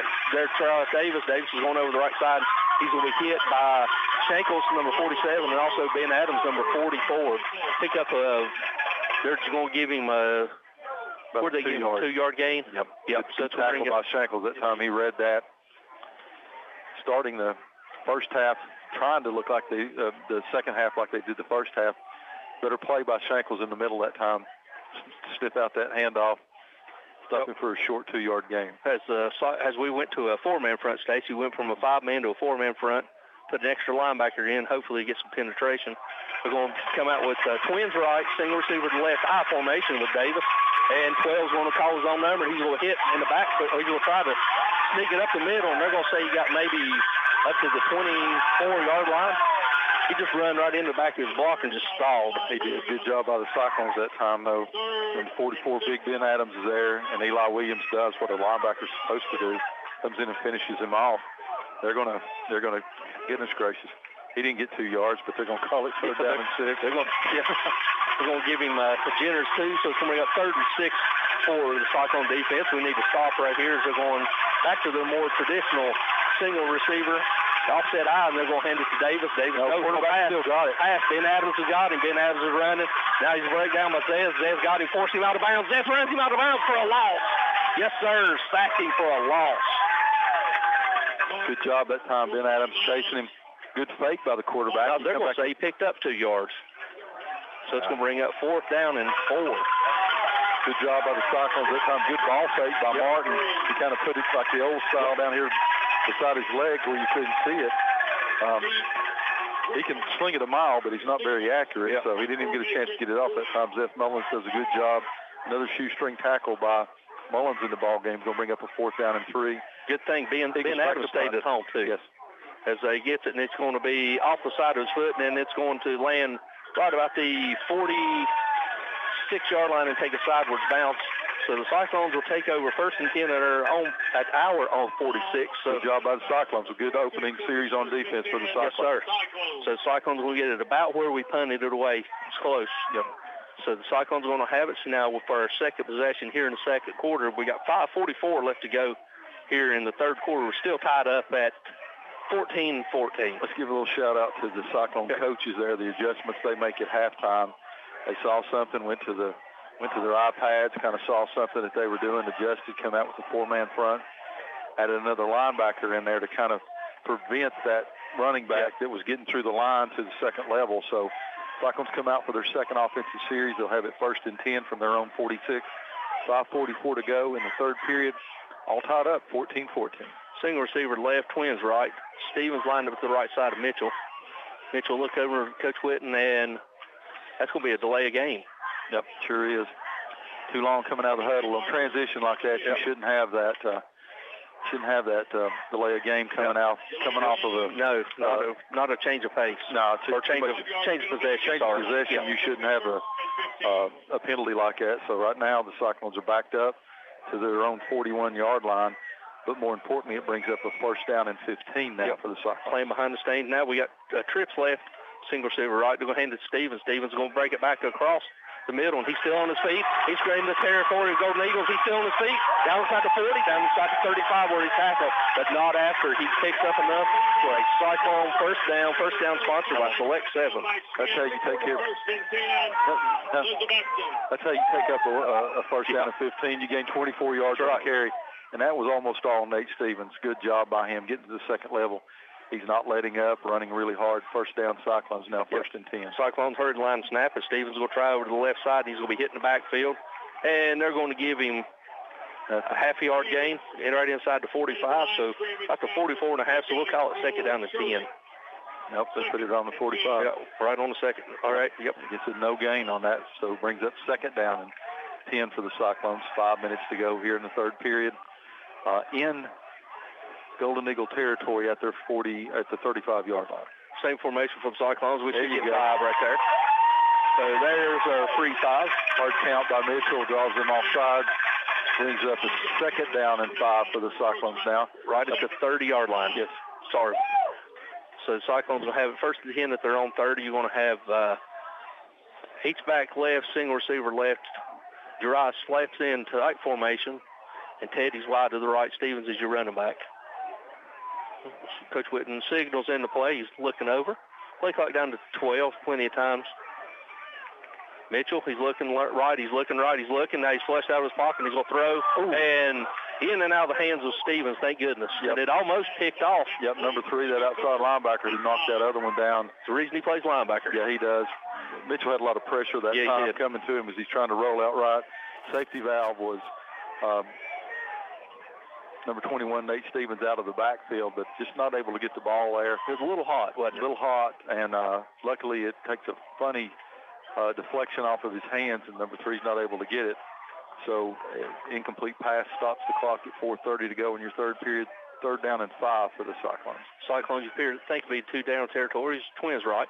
Back to pass, rolling out to his right. He's rolling to the right side of the field. He's rolling. He's going to throw. Dry gets it inside the 15. Down inside where they're going to mark him at the 11. That's a first. Oh, we got a flag on the field. Got a flag on the sideline over there, through by the side judge. Cyclones are backing up. Look what they're going to call. Ineligible downfield. Yep. Daggone it. I don't know how you get ineligible on that. It's thrown so quickly, but I don't know how you get ineligible downfield on the opposite side. Good job by the quarterback that time, Mitchell. That wasn't running wide open like we've seen July tonight. He threaded that between two defenders. Good catch by Griffin, but the end result is penalty for the Cyclones. Yep. Losing back to the original line of scrimmage, so it's going to bring up 3rd down and 10 for the Cyclones. 4:19 to go here in the 3rd period. Cyclones, and that was thrown by the side judge where you only got a single receiver on that side. So you got single receiver, it's to the left, tight end right, twins right. Back to pass is Mitchell. Mitchell tucks it, and he's going to hit the backfield, and he's going to barely make it back to the line of scrimmage. Going to lose a yard. Going to lose a yard. So he's going to be sacked. So it's going to bring up a crucial 4th and 11 for the Cyclones from the Golden Eagle 36-yard line. He's going to send the punt team out. Yeah. Yep. Thought it was, that's what you do. If you get 5 yards on that or something, you got a 4th down and manageable, but 4th down and 11, you don't want to give them the ball on the 36-yard line. So the Cyclones come out. He's gave specific instructions to Mason Williams as he come out. He's going to kick it over here to the Ivan. Let's kick it to Ivan. Yeah, kick it to Ivan over here. He's standing in about the 7-yard line near the goal line. Yep. Mason gets it, and this time he takes his time and he gets under it, and then it's going to land. And Teddy's going to down it inside the 4 at 5, and it's going to be picked up and marked at the 3-yard line. Good job by Williams that time. Good placement. Yep, good placement that time. Didn't go to the pylon, went right in the middle of the field, but Teddy's able there to down it inside. Very close to being touched by the Ray County defender. Going to be down at the 2-yard line, so Ray County's going to have it 1st and 10. They're going to put it on the 2-yard line. Appears to be the 3. Scoreboard says 3. Okay. With 3:14 left to go, still tied up at 14. Single receiver wide to the right. Davis is tail back. Davis is going to get it. He's going to try with the right side. He's going to get, and he's going to be stuffed. And the side judge coming in. See where they're going to mark it. See if it's a no gain. Should be no gain because he didn't go nowhere. Big Hughes. Hughes over there plugging up the left side of that line. Didn't even move. 2nd down and 10. They're still say 2nd and 9. Yeah. Gain of 1. Give him 1 yard. I don't know what that side judge is doing over that side. FM 107.9, AM 1240, WBEJ, Elizabethton. The Golden Eagles go down to 2:39 to go here in the 3rd period. Single receiver wide to the left. This time they're going to try Davis out, sweeping out to the wide side of the field. And Eli Williams hits him, and he strings it outside, and he's going to be tackled inside the 5, about right around the 4, so pick up maybe 1 more yard. Good job that time by Williams reading it. They string it out. Good job, Teddy. Yep, good job by Teddy Orton to seal that end. It's going to bring up a 3rd down and 9, so he's got no gain on that string out. So good job by the Cyclones. So we're going to bring up a crucial 3rd and 9 for the Cyclones. So stop them here and force them to a punt. Cyclones should get very great field position. Yep. Much better this time. I don't know if they're going to try to throw the ball here. No more than they've thrown it. As the Cyclones, and they're going to try the fullback trap, and no, sir. He's hit the backfield, and he's still dragging. Take your pick. There's a host of Cyclones that tackling, and they're going to say he gained no yards, so it's bring up 4th down and 9. Good job by the Cyclone defense there. Yep. That adjustment they made at halftime really seems to be working here, Tony. They shut down that dive to the fullback. They shut down the quarterback. They shut down the pitch out there. So good job by the Cyclones. As they've been doing this season, trying not to lose yardage, they dropped 2 back for the punt as Nate Stevens and Gerard Griffin are deep for the Cyclones.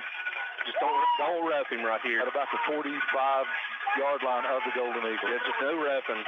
Gets it away, and it's a low spinning kick that's going to land at the 45, and Gerard's going to pick it up at the 46-yard line, and he's going to be slung down right at the 46. One Golden Eagle down there, and he's running right toward the guy from the Cyclones that caught the ball. But if he didn't catch it, it probably rolls for another 15 yards. So that goes back to what Coach Whitten was alluding to, the hidden yards. Well, that's why you put 2. That's why he's putting 2 back there. So, instead of it rolling over into Cyclone territory, it stays on the Golden Eagle side. So the Cyclones are going to have it 1st and 10. The ball's going to be placed at about the 46-yard line of the Golden Eagles. We're down to 1 minute and 6 seconds to go here in your third period. All tied up in your Bojangles score of the game, 14-14. And speaking of Bojangles, don't forget to go tomorrow and get your 2 country steak biscuits for $4 at Bojangles in Elizabeth. Yep. Mitchell is going to do a quick toss out to Nate. Nate gets it. Lowers his shoulder inside the 40, 35, 30. It's a foot race inside 20. He's juking and he's inside and he's slammed down inside the 10, right at the 5-yard line. A select 7 first down. First and goal. Cyclones inside the orange zone. 41-yard scamper by number 21, the senior Cyclone Nate Stevens, who continues to just be impressive with his running, Tony. Good time. He gets through the line, breaks it out to the sidelines in a foot race with his best athlete, number 12, and he wrestles him down at the 5-yard line. Yep, here's jumbo package coming in. It appears you got Bradley Cannon in at 1 H-back, and you got twins right, H-back, Stevens, and is lined up the left side of Mitchell, your quarterback. Mitchell's going to hand it to Stevens. Stevens is going to try over the left side, still dragging his feet. And he's going to drive down inside the 5, down to about should be around the 2-yard line. Don't know if they're going to get another play out before the third period's over. Yeah, I don't think they can unstack the pile. Then game clock's down to 9. This is Cyclone's third possession of the third quarter, and we only had 3 in the first half. They're going to try to get it off. I don't know. 2 seconds. 1. And they do. They get it away. Stevens is going to lose his footing, and he had something there. He's going to lose his footing, so it's going to bring up 3rd and goal for the Cyclones. As that's going to do it, ladies and gentlemen, at the end of the third quarter, we're still knotted up, 14 apiece, but the Cyclones have got it. 3rd and goal from about the 3-yard line. We'll be back after this 60-second word from our sponsors. Watson's Marine off Highway 11E Bluff City is where you'll find one of the area's best selections of fishing tackle and marine accessories, plus the latest Caymas, Phoenix, and Vexus boat selections. Watson's Marine also has Mercury and Yamaha outboard engines. Owner Aaron Green and sales and tackle shop manager Rex Pendergrass invite you to stop in soon and look at all the latest models and merchandise.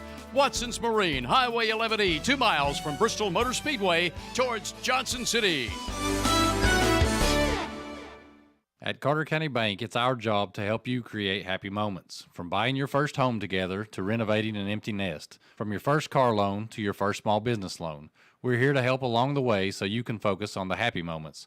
Carter County Bank, in the business of happiness. Learn more at www.cartercountybank.com. Carter County Bank is locally managed to support our first priority, Carter County, and the people who live here. A division of Bank of Tennessee, equal housing lender, NMLS number 430203.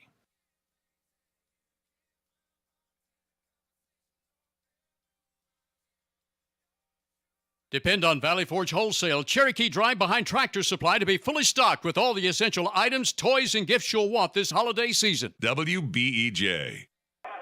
All right, ladies and gentlemen, welcome back here to the start of the fourth quarter. Cyclones are going to have it. 3rd and goal from the 2-yard line. 3. They moved it back to the 3. It looks like the 2 from here. From where I'm at. Now it is. Now they got it. Yeah, now they got it. Yeah, so it's 3rd and goal from the 2. Cyclones will come in. You're going to have twins to the left, tight end left. And Wildcat, they're going to hand to Stevens. Stevens is going to get in, and he's going to be tackled short. So he tried to extend the ball. He's going to be right about 6 inches short. Now what do you do here, Coach? They're going to come up there and stick it. They're going to go heavy. They're going to bring some big dogs in there, and they're going to Dalton Mitchell's going to try to run this one. You go under center? Nope, they're going to bring Cade in as the Wildcat. As a wild clone. Wild clone. So you got a 4th and goal from about the 8-inch line. You won't have double H backs. You got Baker and Brad. Cade, your quarterback. Cade gets in there. Touchdown. Yes, sir. Good job. He just goes in behind those big hogs. All right, they got a penalty now. What's this penalty going to be? I don't know. It was late. The back judge threw that late. So a referee down on the ground there. I don't know what happened. I think it's going to be Dalton and them's coming off like it's going to be after the play, so the touchdown's going to stand. It looks like maybe a dead ball foul. Yeah, from where we're at, let's see what they say. It's going to be touchdown is good. Dead ball, personal foul. Against Ray County. It's hard to see. See what the PA announcer says. Yep, touchdown's going to stand, Tony. Yeah, we complain about it. You got 6 inches to go. Go put your hands underneath the center's hind end and run it in. But what they set up this way is they want those two blockers to have a chance to clear a little bit of a lane. Yeah. And that time Russell just lowered his head, barrels into the end zone to give the Cyclones the lead, 20-14 at 11:15 for the first time tonight. First time tonight, the Cyclones lead after a great defensive stand. So Campbell's on now to attempt the extra point for the Cyclones. Yep. Now Stacy got it overloaded left. So they're overloaded way to the kicker's left side as they see something as they're waiting on a snap from Russell and the hold from Whaley. Snap is good. The kick is up. And I think he shanked it. And it's good. Oh, he got it through there. Whew, he hooked that one, but it's good. So with 11:15 left to go here in the ballgame, your new score, Cyclones are up 21-14. We'll be back after this 30-second word from our sponsor.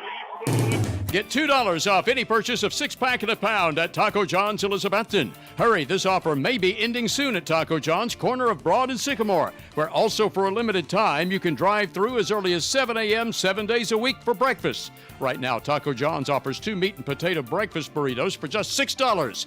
Anytime, any day is a good time to eat at Taco John's, corner of Broad and Sycamore Street, Elizabethton, where the drive-through window is open till 10 o'clock at night. Offering quality furniture, appliances, and bedding for the entire home since 1936. Shop locally at Richie's Furniture and Sleep Shop, downtown Elizabethton.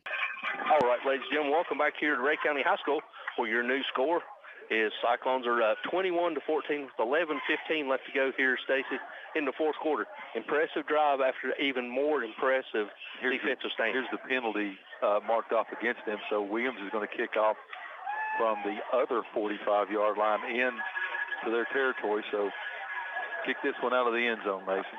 I often wonder, just me, is why when you got a short field like that, why you don't try either a high pooch kick or something hard on the ground to try to get down and either pin it inside the 20 or actually recover it. The way they're able to run the ball, let's kick this over there about where that bathroom is. Well, they can do it with the wind at his back. Yeah. The wind's whipping. It's actually swirling now as Williams is kicking it up from, Stacy said, from their 45. Who's the sponsor, Stacy?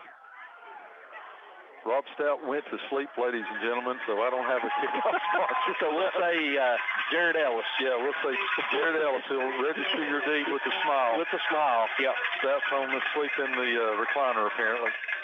So he must have fed him tonight. So we don't have a small business sponsor, so we'll do our public service.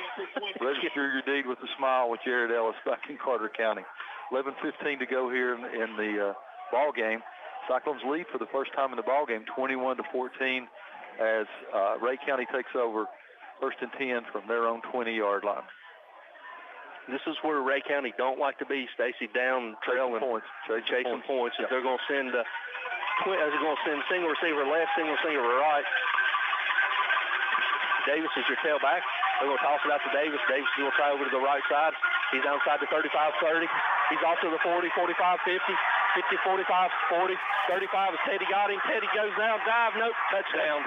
Goodness. 80-yard. 80-yard touchdown. And then you got 12 yakking it up over here like he done something, antagonizing the Cyclone sideline. Well, what the Eagles did that time was take a sweep to the left, play we've seen in the first half. First play from scrimmage, he takes it 80 yards for a touchdown by the Golden Eagles to bring them within one, as the score is now 21-20 as we await the extra point from the Golden Eagles. It looks like they may go for two, Tony. Yeah, I believe they are. No, he's out there. 13's out there. He just set the block down. Okay. All right, 11:02 to go in your ball game. One play, long run, touchdown by the Golden Eagles. It's the extra point now. Quick strike. The snap is up, kick is up, and it is good. So just like that, with 11:02, we're now knotted up at 21. So we'll go back to the station for this 30-second timeout. We'll be back for the final 11 minutes and 2 seconds of this exciting ball game. We'll be back after this 30-second word from our sponsors. Signature Healthcare of Elizabethton Rehab and Wellness Center has been faithfully serving the Elizabethton and surrounding area for the past 37 years, offering physical, occupational, and speech therapies tailored to meet your specific needs. The facility is clean, faces are friendly, and they strive to provide the best care to all who enter their doors.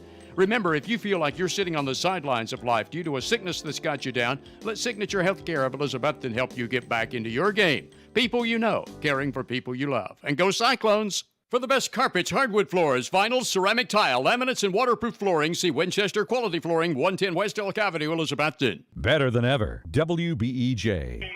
All right, ladies and gentlemen, welcome back here to Ray County High School, where we're coming off a Davis 80-yard touchdown run to tie the ball game up at 21. Can't get a breather in this game, Tony. No, you cannot get a breather. No. We had three scores, Stacy, real quick. One or two plays, less than a few seconds. So we got Griffin and Nate back deep. Hopefully, kicking into the wind, Nate can have a chance at a return here. Waiting on the approach and the kick. He's got it, and Nate's going to get, is it going to bound into the end zone? And they're going to say a touchback. It was close to flirting over there on the outer sideline, but it must have snuck inside the pylon. Cyclones take over. 1st and 10 at our own 20. Cyclones once again got to answer that lead they had for the first time in the ball game was short-lived on that pass, Tony. You just kind of see Cyclone sidelines kind of get up, and then you kind of deflated there a little bit on giving up the big run. The only saving grace of that may be the Cyclone defense wasn't pounded on that time. Yep. So Cyclones come out again on offense. 11:02 to go in your ball game, all tied up again. Your Bojangles score the game 21-21. Cyclones are going to have tight end right, H-back left, single receiver both right and left. Stevens is your tailback. Stevens is going to take it, and he jukes in the hole, and he jump cuts, and he's going to be shoestring tackled right about the 22-yard line. Stevens carries. Pickup of 2. 2 hard yards right there. A long time running for Stevens that time to get 2 yards. Yeah, that's timeout by the referee. I think there might be the clock never started. Yeah, play clock. The game clock never started. Now it's 11:40. As they're now it's at 10:33. They're trying to tweak this. While they're doing that, Stacy, let's look at see if we can get any scores of interest while they're trying to sort this out. West Green's up on top of Cherokee by a score 28-0. Unica continues to lead Claiborne. Now it's 26-8. Unicoi County 42-8 over Cloudland. Science Hill losing to Daniel Boone 22-14 late in the fourth quarter. Northview and Granger tied up at 7 in the third quarter. No report on Happy Valley and Johnson County. East is all over Unicoi County 42-12. Tennessee and Volunteer. Tennessee High is up on Volunteer 40-6. Go down here and find that Hampton score. Oh, Gallenberg Pittman up big, 41-18 over Hampton, just starting the fourth quarter. Those scores are sponsored by courtesy of Coach T, as now we got 9:59, so we're all over the place. It started at 11:02 to 11:30 to 10:40, now it's 9:50. Now we're at 10:52. And I think that's where we're going to stick with, Stacy, 10:52. So it's going to be second down. It should be second down. The scoreboard's got third, but it should be second down and 8 from the Cyclones' 22-yard line.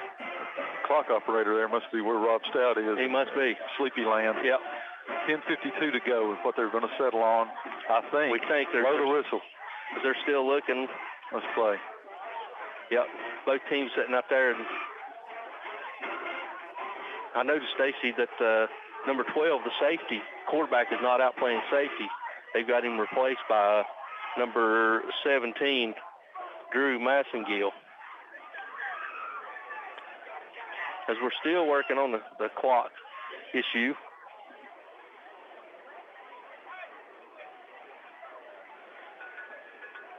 Ladies and gentlemen, we got a lot of dead air right Yeah, here. we do, and we apologize because we don't know what. Let's go ahead and do real quick. Select 7, our first down highlights right here.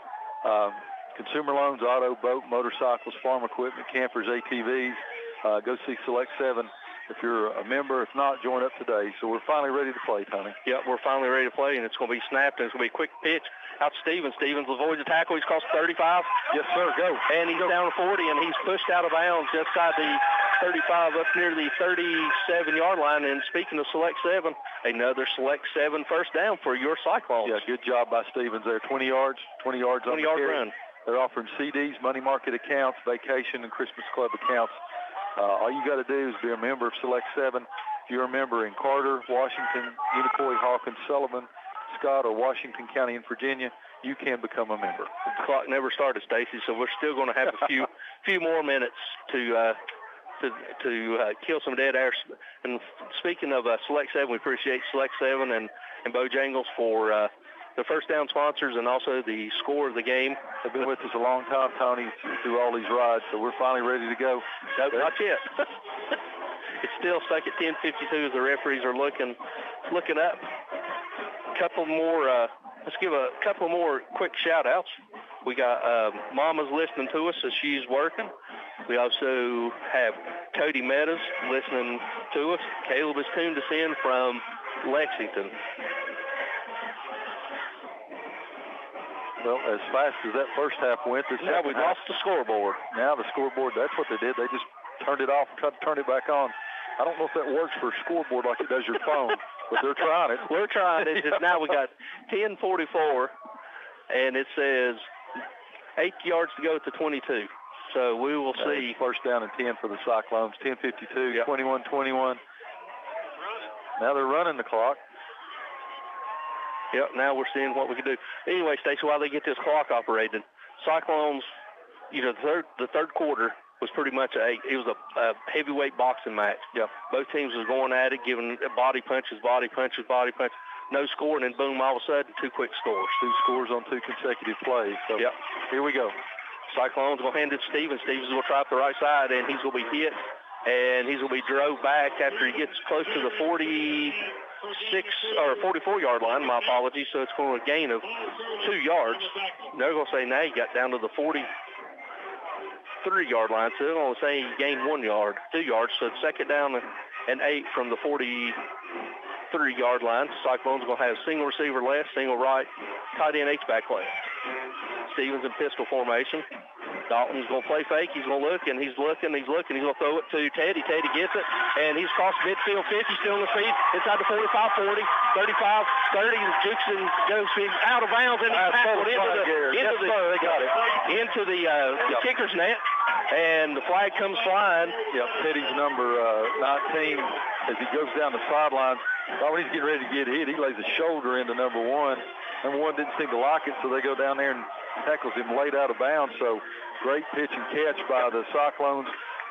Mitchell to Orton. Orton takes it down the field, and we're going to add 15 more onto this right here. Yep, so they're going to spot it at the 36-yard line. So it's going to be dead ball, personal foul. They're a mouthy bunch, aren't they? Yeah, they are. Ray County. Yep. They was last year. So it's going to be first down, so it's going to be marked from the 36. That is enough for another Select 7 first down, so we're going inside the orange zone at the 20. They're going to mark it right at the 16-yard line.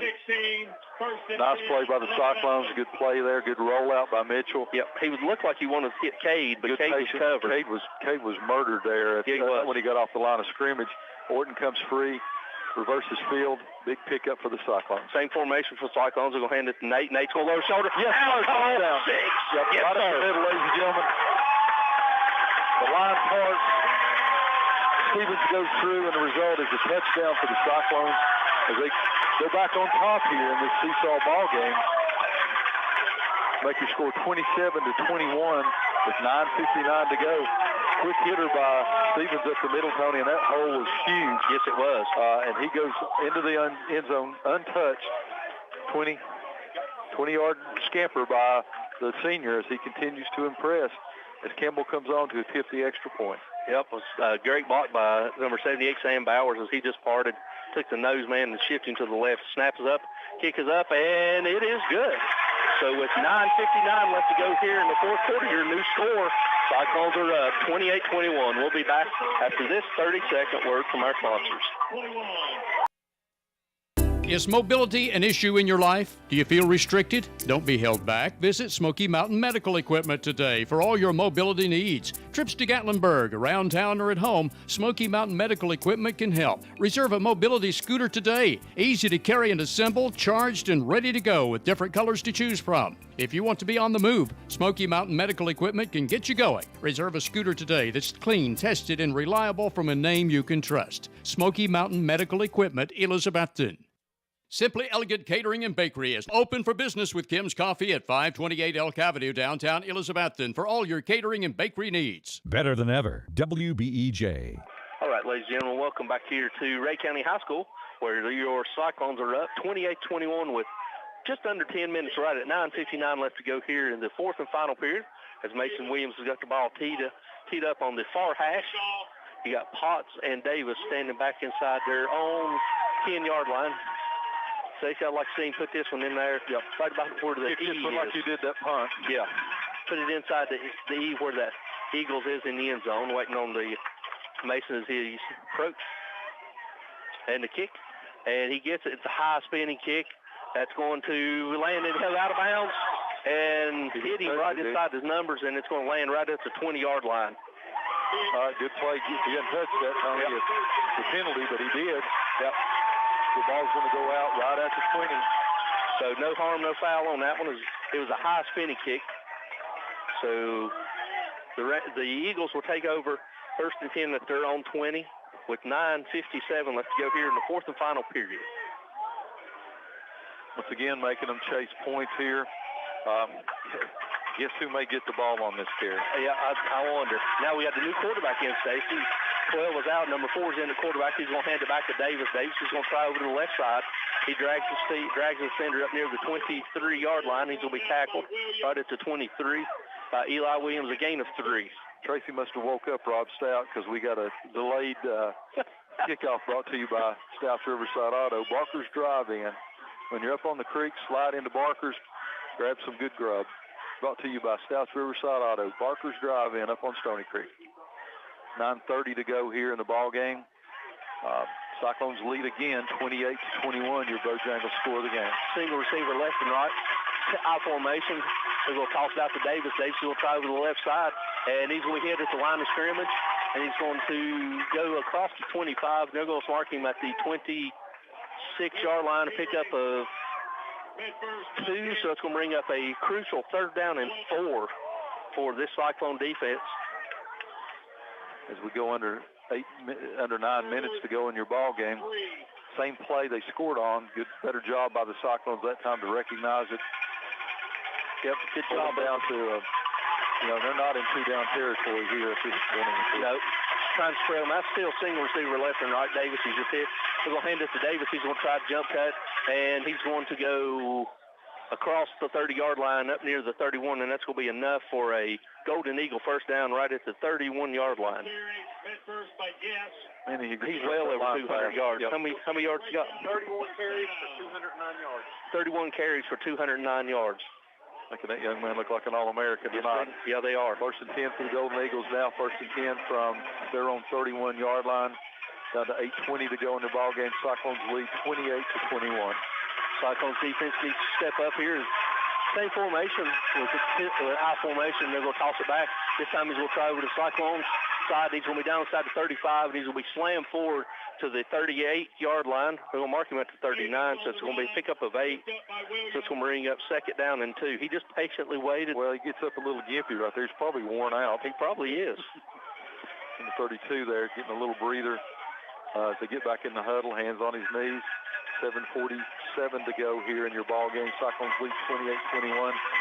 Golden Eagles have it 2nd down and 2. Ball is on their own 39-yard line. Let's pull back trap right here. You got single receiver left and right. I formation. So Davis is your tailback. And they're going to toss it this time. Davis is going to try to go swing it out wide to the right. And that's got to be a hold against Zeth. As Zeth was mugged over there as he's forced out of bounds, but not before Laundry on the field. So it's going to be a spot foul. So it's going to be hold against the Golden Eagles. We'll back it up 10 yards from. Hold's going to be right at the line to gain, too. It looks like about the 40. So it'll mark from 39. So it'll be back 29-yard line. So it's going to bring up 3rd down and about 11. Or second down and 11, my apologies. So it's going to make it second down and 11, 12. Second down and 12 from the Eagles' 29-yard line, as we're at 7:24 left to go here in the fourth quarter. Cyclones are up 28-21.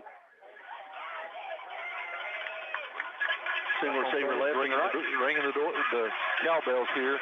Yeah, high formation. And then he's looking, he's passing, he's setting up a screen, He's got it set up, and that's set up nicely. And Eli Williams was held over there, and for no avail, it's going to pick up some of the penalty yards. He's going back to the 35-yard line. Everybody in the stadium was screaming, screen. Yep, except for the defensive lineman. Except for the lineman, and they were chasing. So it's going to be third down and 5 for the Cyclones defense. Eli Williams took on 2 blockers and still made the tackle. Yep. Eagles' helmet come off, so the lineman had to go out for a play. As the Cyclone fans have made the long trek, they're standing up. You can hear the cowbells ringing. Play clock's down to 22 as they just set the play in. They're going to break the huddle. They're going to have single receiver both left and right. Davis is the tailback in I formation. Under center, they're going to toss it out to Davis. He's going wide to the left, and he's going to be hit, and he's going to be tackled. He's out of bounds. He's going to be close to he's going to be short. So they're going to mark him at the 30. Oh, Lord, have mercy. They're going to put that 40-yard line. There's no way that ball is at the 40-yard line. They're going to measure There's no way. Yep, they're going to measure this, it looks like. They're going to mark it just across half the ball is across the 40, so they called the timeout for a measurement. And Stacy, I know we're at a different vantage point over here, but there's no way he made it to the 40-yard line. Coach Whitten got a better vantage point than we do, and that's the second member of the officiating crew that he's given an earful. So they're going to make the track with the chains all the way across the field to measure this. Yeah, 6:30 to go in your ball game. Cyclones lead 28-21. The Golden Eagles had it 4th down and 5. They're going to put the sticks down now. Tony, what do you think? I think he's short. He's short. He's short by about 6 inches. No, maybe 3 inches. Three lengths. Yep, 3 so it's going to bring up a crucial 4th down and inches from the 40-yard line as we got 6:30 left to go here in the fourth quarter. Wonder who's going to get it, Stacey. Would you care to make a wager? Well, I bet they don't go wide this time. No, it'll probably be something in between the tackles. May even be that fullback. So it's going to bring up 4th and inches for the Eagles at the 40-yard line. Just got to get it a little across the 40. Cyclones defense is coming out as the Eagles are sending the play in place and waiting on the play clock to be. The gun clock starts. The fans are now up on their feet, ringing the cowbells. We apologize if you can't hear us, but that's the way the Cyclone faithful are standing up screaming. We'll break the huddle, single receiver left and right. Davis is your tailback, and they're going to toss it to Davis. Davis is going to hit the backfield. Yes, sir! Yes, sir! Beth Mullins on the tackle, ladies and gentlemen. He shoots the gap. He and Wesley Shackles come through. The result is the Cyclones are going to take over 1st and 10. They have the ball all the way back. Where they're going to mark it at 36-yard line of the Golden Eagles. That may be the breather, Tony, that the Cyclones need. 6 minutes to go in this ball game. Big stand on 4th and inches. He loses about 3 yards on the attempt to toss that ball back. Great job by the Cyclone defense, including Mullins and Shackles that time to read that. Risky call to do this by the Golden Eagles. It's been successful tonight. You got a workhorse there, but I question the call with 3 inches to go. But the result is Cyclones now have it 1st and 10. We'll take it. Stevens is going to get the ball. He's going to try to the left side. He's crossed 35, 30. Jukes inside 25, 20. And he's going to run out of bounds right about the 16-yard line, but not before it's enough for a select 7, 1st down.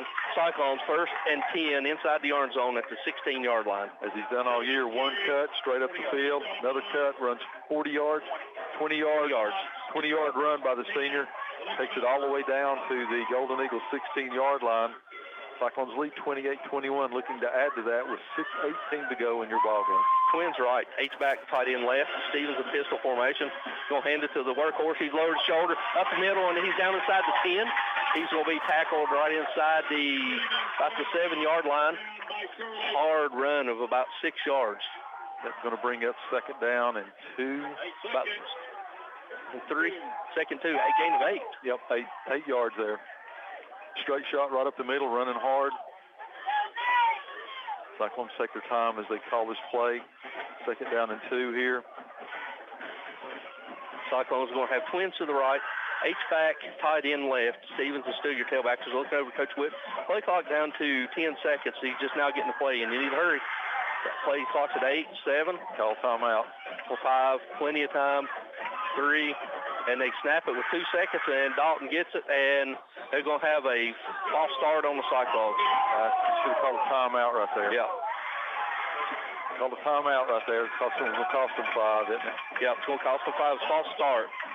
Called by the line judge, so it had to be one of the wide receivers out there or the tackle. Yep, second down and 2. Call a play. Call a play. Yep, second 7, get a play. Yep, get a play, get it in, run it, but now it's going to bring up second down and 7 for the Cyclones. The ball back outside of the 10 now, about the 13-yard line. Yep, same formation for the Cyclones. This time Stevens shoves over to the left side. They're going to hand it to Stevens. Stevens is up the middle, and he's still driving. He goes through inside the 10. He gets the penalty yards back, so it's going to bring up third down and 2 from about the 7-yard line. Yep. Third down and 2 from about the 7-yard line. Cyclones under 5 minutes left to go, leading 28-21, but we're knocking on the door. Cyclones are going to have twins right. H-back to the right, tight end left. Play clock down to 12 seconds. Get the play in. Let's go. They got it down to 12. Is back. Stevens is lined up to the left side. Mitchell in shotgun formation. And Mitchell gets it. He's going to hand to Stevens. Stevens jump cuts. He gets back in the middle, goes down inside the 5, and that should be enough for another select 7 first down. First and goal, Cyclones at about the 3-yard line as Stevens just jump cut.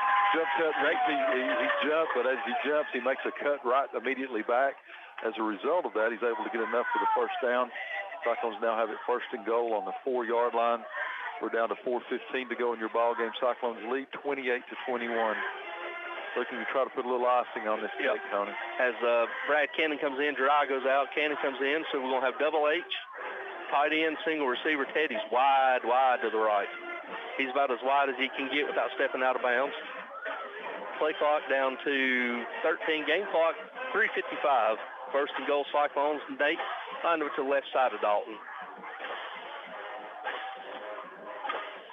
Dalton getting the snap. He's going to hand it to Nate. Nate patiently waits. He goes in. Touchdown. Give him 6. Yes, sir. 4 yards out. Senior number 21, Nate Stevens, takes it in for the Cyclones. Right up the middle.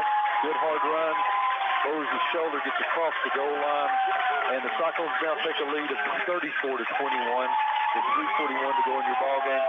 Campbell comes on to attempt the extra point. Just what the doctor ordered on that. Great. Put him over 200 yards. 25 for 201 and 3 touchdowns. 25 for 201 and 3 touchdowns, Nate. Nate Stevens. Over 200 yards, yes, sir. Waiting on the snap and the hold and the extra point. Snap from Russell, good. Whaley's down, kick is up. This time it is right down dead center. It's good. So with 3:41 left to go here in the fourth and final period, Cyclones are up 35-21. We'll be back after this 30-second word from our sponsors. We're deep into the football season, so cold weather will soon be here. Don't let a broken heat pump keep you from enjoying the rest of the games. Get the professionals from Advanced Heat Pump Systems in Johnson City to maintain your system. Advanced Heat Pumps installs and services all brands and types of home heating and cooling equipment with more than 40 years experience. That means a job done right the first time. You always get a live person when you call 926-2665 for Advanced Heat Pump Systems of Johnson City. Offering quality furniture, appliances, and bedding for the entire home since 1936. Shop locally at Richie's Furniture and Sleep Shop, downtown Elizabethton. All right, ladies and gentlemen, welcome back here to Ray County, home of Golden Eagles, where your Cyclones are up 35-21. Stacey, you got us a shout-out? Yep, I think somebody woke Rob up or he charged his phone up one. This kickoff's going to be brought to you by Stouts Riverside Auto. this small business shout-outs to Hampton Wholesale Statuary. Go up and see Brad Carpenter for all your concrete needs, fountains, decorative animals, festive decor. You might even see a Bigfoot up there. Hampton Wholesale Statuary. Williams with the approach and the kick, and this time he's going to drive it, and he's going to pin him inside the 5. He's crossed the 10, 15, all on his left side. Good angle kick, Stacy, and he gets across the 20, up near the 23-yard line. It's a good kick. Yep, good kick right there. Good job by the Cyclones on the coverage. I was just thinking here, we got to find out if Rob Stout's selling these things for the kickoffs. If it is, we're going to have to stick Barton on him. But that's right. We appreciate that. Appreciate shouting out to all our supportive community in Carter County and to Stouts Riverside Autos for sponsoring our kickoff. Support local. Yep, support local. 335 to go in your ball game. Bojangles score the game 35-21 for the Cyclones. Now you got Twins right, single receiver left. Back to pass, his quarterback. He's looking, he's going to throw it up, and he's going into double coverage, and it was knocked away by number 18, the quarterback, Dalton Mitchell, playing safety. Stacy, the quarterback must be hurt because that's their backup quarterback number. They don't even have him listed. He eased that one into double coverage and went up. He ain't even listed on the roster. No. Cars, all we know. That's what Wes says. That's what we go with. That's what the PA announcer said. Yeah. Of course, he also said a minute ago it was 3rd and 1. It was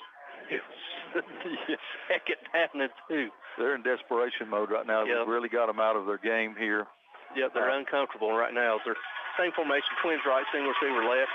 This time they're going to try to throw it out to Davis. Davis is going to try to over to the left side, lowers his shoulder, and he's still on his feet inside the 40, across the 40.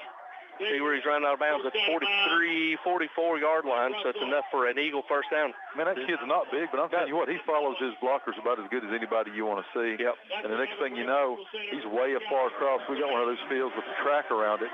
He's clear on the other side, running to the short side of the field from the left hash mark. And all of a sudden, you just see him pop out. 35 carries, 239 yards. 35 carries, 239 yards to number 32 for the Golden Eagles tonight. Head back to pass. He's looking. Carr's looking. And the ball's tipped and deflected, falls harmlessly. Good job by, looks like number 67, Hughes. Yep, gets the big paw up there. Landon Hughes knocks it down. Makes second down and 10 from the 45-yard line. 3:17 left to go here in the ball game. Cyclones are up 35-21. Coach Whitten saying, please, somebody catch that interception. Yeah, catch it so we can milk it. Mm-hmm. They break the huddle. They're going to have Twins right, single receiver to left, still in I formation with Davis as your tailback. They're going to hand it to Davis in between the tackles. Davis is going to shoot outside. He's across the 50 in the Cyclone territory. He's down inside the 40, about the 47-yard line, a pickup of 8 yards. So it's going to bring up 3rd down and 2 from the Cyclones. They're going from the line of scrimmage, no huddle this time. Yep, they're hurrying to the line. Try something quick on the outside, and that was a little bit quick, and they don't get it. Davis is stuck. Good penetration by number 44, Ben Adams, and Williams. They're going. Stacy, they got it closer, a whole lot closer than what it said. It'll be 4th down. It's like about 3 inches. Yep, got to get right to the 46 as they hurry to the line of scrimmage. And again, they're going to call, quarterback's going to call his own number.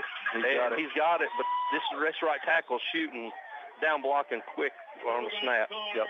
He's got enough. It's about a 4-yard gain. It's about a 4-yard gain, so now they're going to go from the line of scrimmage. See, watch this right tackle. He's going to have to pass now. He's going to pass coverage. He's looking right. He's going to throw it, and it's going to be a sliding catch that's going to be called in the middle of the field, right about the 30 or 27-yard line. That's going to be the result of the plays will be a Ray County first down. He just kind of went in and settled, Tony. Yep. Wide open there across the middle. As Ray County hurries to the line of scrimmage. And back to pass again. He's back to pass.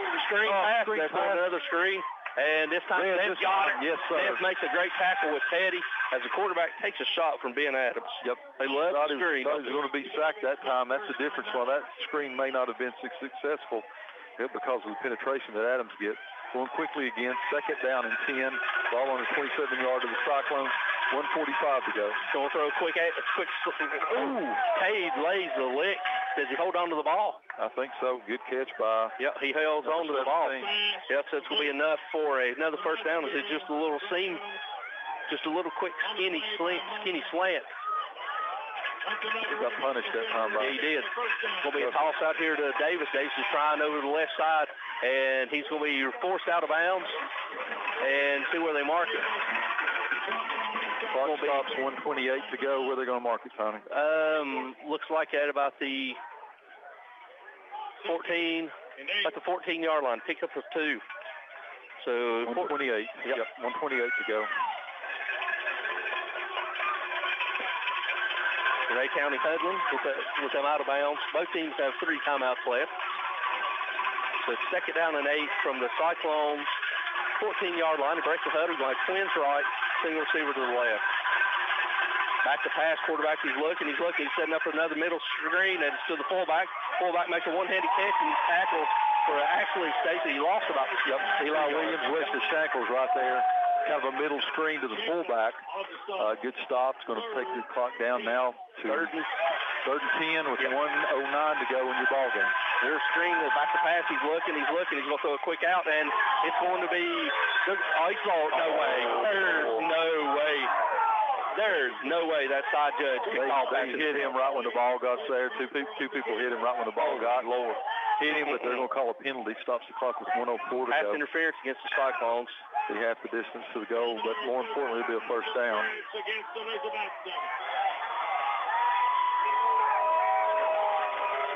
As the Cyclone fans let him know what he thinks about him. So it's going to be marked from. I don't think it'll be an automatic first down, Stacy. Pass interference is not automatic now, so it should be half the distance to the goal. So it still should be 3rd down. Let's see where they mark it from. They should mark it from the 17-yard line. Cyclones lead 35 to 21. So it should be down mark 8 yards, so it should be down about the 9-yard line. And it's going to bring up 3rd down. Yeah, so it's not an automatic. So it's 3rd down and about 3 from about the 8.5-yard line. Cyclones lead 35 to 21. 1:04 to go here. The Golden Eagles have it now 3rd down and 3. Ball is on about the 7-yard line. Yep, it's going to be they're going to hand it to Davis. Davis is going to go into the end zone. Touchdown, gutsy call. Yeah, gutsy call. He takes it straight up the gut like that. Cut the lead again to 8. Now we got to have a hands team right here. 35-27, 59 seconds to go in your ball game. They come out now to kick the extra point. Waiting on the point, and the onside kick's coming, so you got to have a hands team right here ready to go. Waiting on the snap and the hold. And the kick snaps down, the kick is up, and it is good. So with 59.1 seconds left to go, now Cyclones are up only 35 to 28. We'll be back after this 30-second timeout. Home loans, construction, auto, and personal loans, all available now at Elizabethton Federal Savings Bank in Elizabethton, Johnson City, and in Mountain City. Elizabethton Federal Savings Bank is your hometown independent community bank since 1937, also offering business checking, certificates, IRAs, and both mobile and online banking. Stop by the Elizabethton Federal office nearest you for more information. Apply for a mortgage online at elizfed.com. Elizabethton Federal Savings Bank, equal housing lender and member FDIC. The drive-through window is open for your convenience at Reed Pharmacy, West Elk Avenue, Elizabethton, across from the high school with quality prescriptions for people and pets. FM 107.9, AM 1240, WBEJ, Elizabethton, Tennessee. All right, ladies and gentlemen, welcome back here to Ray County High School Station. We got a barn burner. Cyclones are up by 7. 59 seconds left to go. Ray County is going to attempt the dangerous and exciting onside kick. Yep, Coach Whitten and Coach Turner, Terrence Turner there gathered this hands team. They're still trying to shift them which way they're thinking they're going to do that. Coach Whitten's going crazy on the sidelines, trying to move them in position. Going to have to kick over to the left. So they're going to kick it to the left side or toward their sideline. Now referee blows it in. Here he goes. Kick up, and it takes a high bounce. Teddy gets it, falls down, ball game. What they should do it. We can't take a knee enough, though, because they got 3 timeouts left. But if you can run some, we got to hold on to the ball. Well, these onside kicks, they try to swoop it on the ground, or they try to get a high bounce. They get the high bounce. Teddy Orton, sure-handed, catches that ball. Actually going to come down inside Golden Eagle territory about the almost 49-yard line. 58 seconds to go. Cyclones lead, and your Bojangles score the game 35-28. Yep.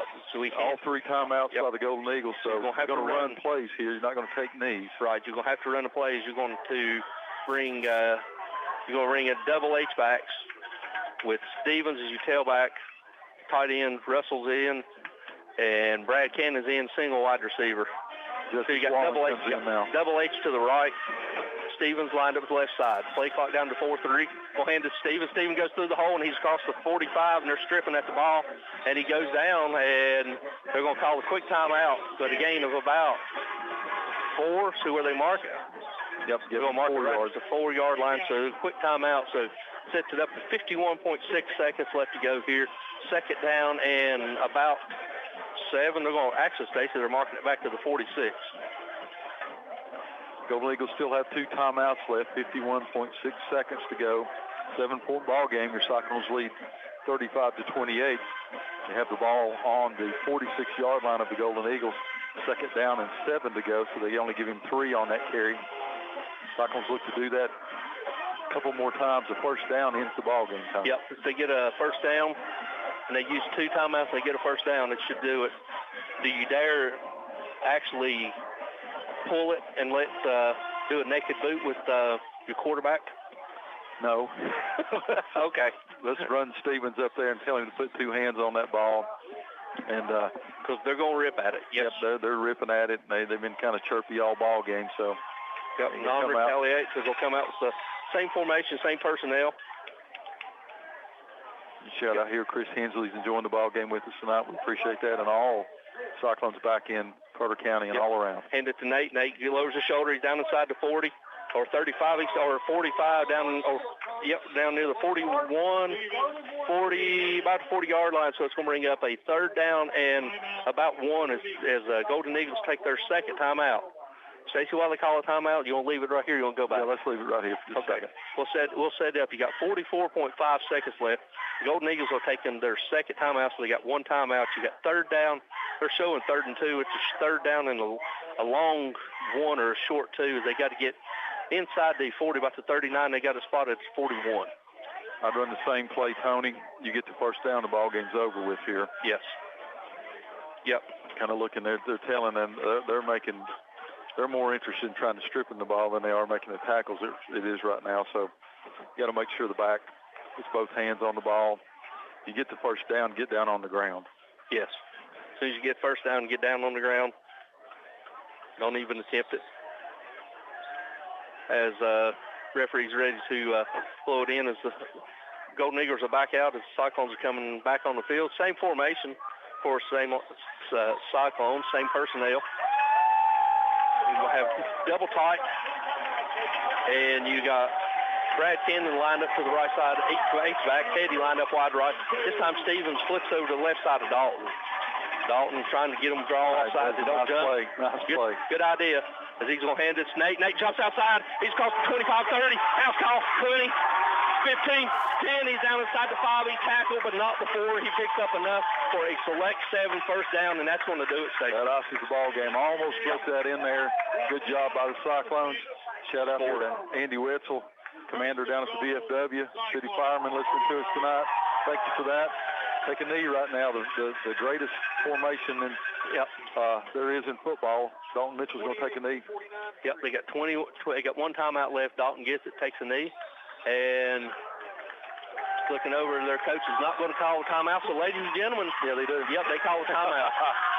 As he waited to call the timeout, their third and final timeout. That's okay. Let's take it back for a quick 30-second timeout, please, Stacey.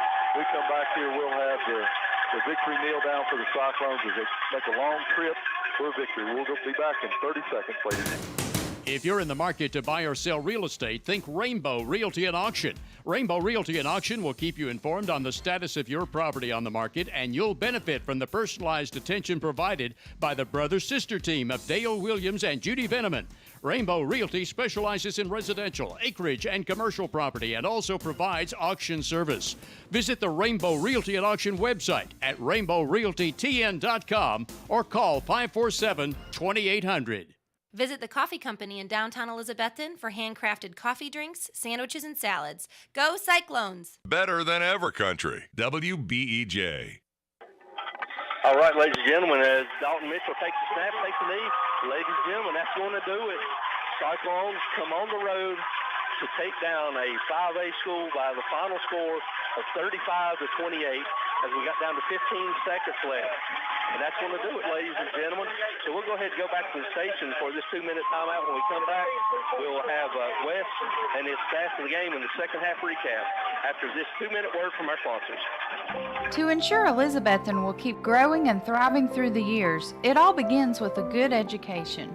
The Elizabethton City School System is always thinking of how to improve your child's future.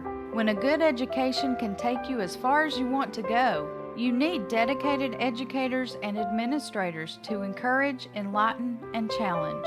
Support local education. The rewards are endless. A reminder from the Elizabethton City School System. Locally owned Meredith Valley Cabins and Farmhouse provide a comfortable and cozy getaway without leaving town. For a great vacation or just a weekend getaway, Meredith Valley Cabins and Farmhouse is the peaceful place to stay on the beautiful Watauga River on Sycamore Shoals Drive off the Watauga Road. For fishing, canoeing, and kayaking, gatherings for family or friends, and always lasting memories. Meredith Valley Cabins, where memories are made by the water's edge. View Meredith Valley Farm on Facebook for more information.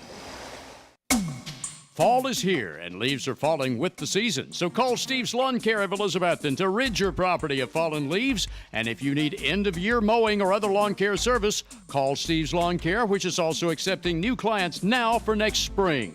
Other services are also available with free estimates for all jobs. Steve's Lawn Care Service is licensed and insured and provides both residential and commercial service Monday through Friday at 895-0149.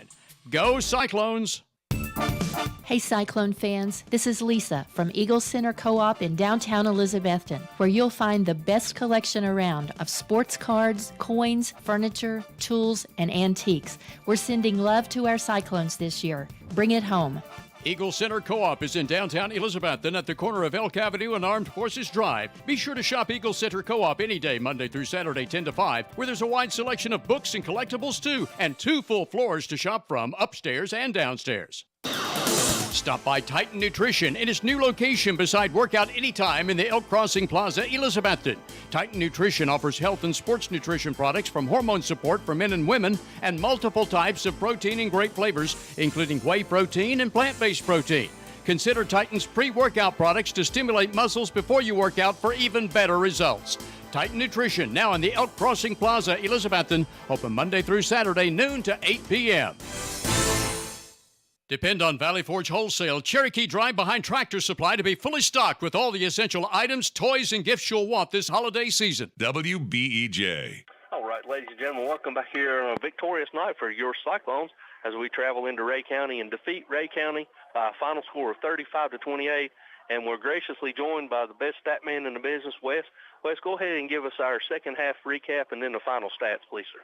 Yeah, absolutely there. The scoreless third quarter there from both teams, from both sides there. And then the Cyclones really got it going there at the end of the third quarter. Nate Stevens had a monster second half, and he had a 41-yard run to close the third quarter.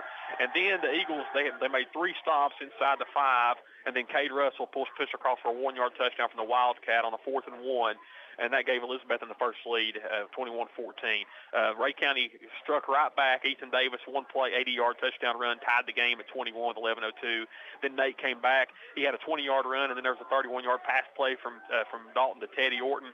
And then you got the personal foul penalty, and 1 play later, Nate with a 16-yard touchdown run. He sliced it up the middle like a smooth butter on a knife.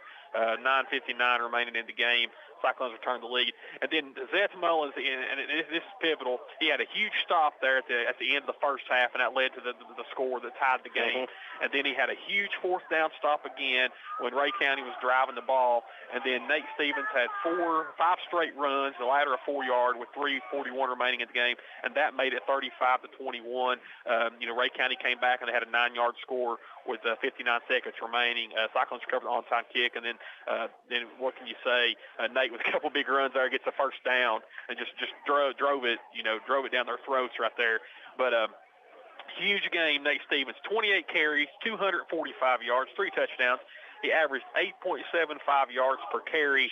The Cyclones ended with 244 as a team rushing just because of those, just the losses on those knees there at the end that Dalton took.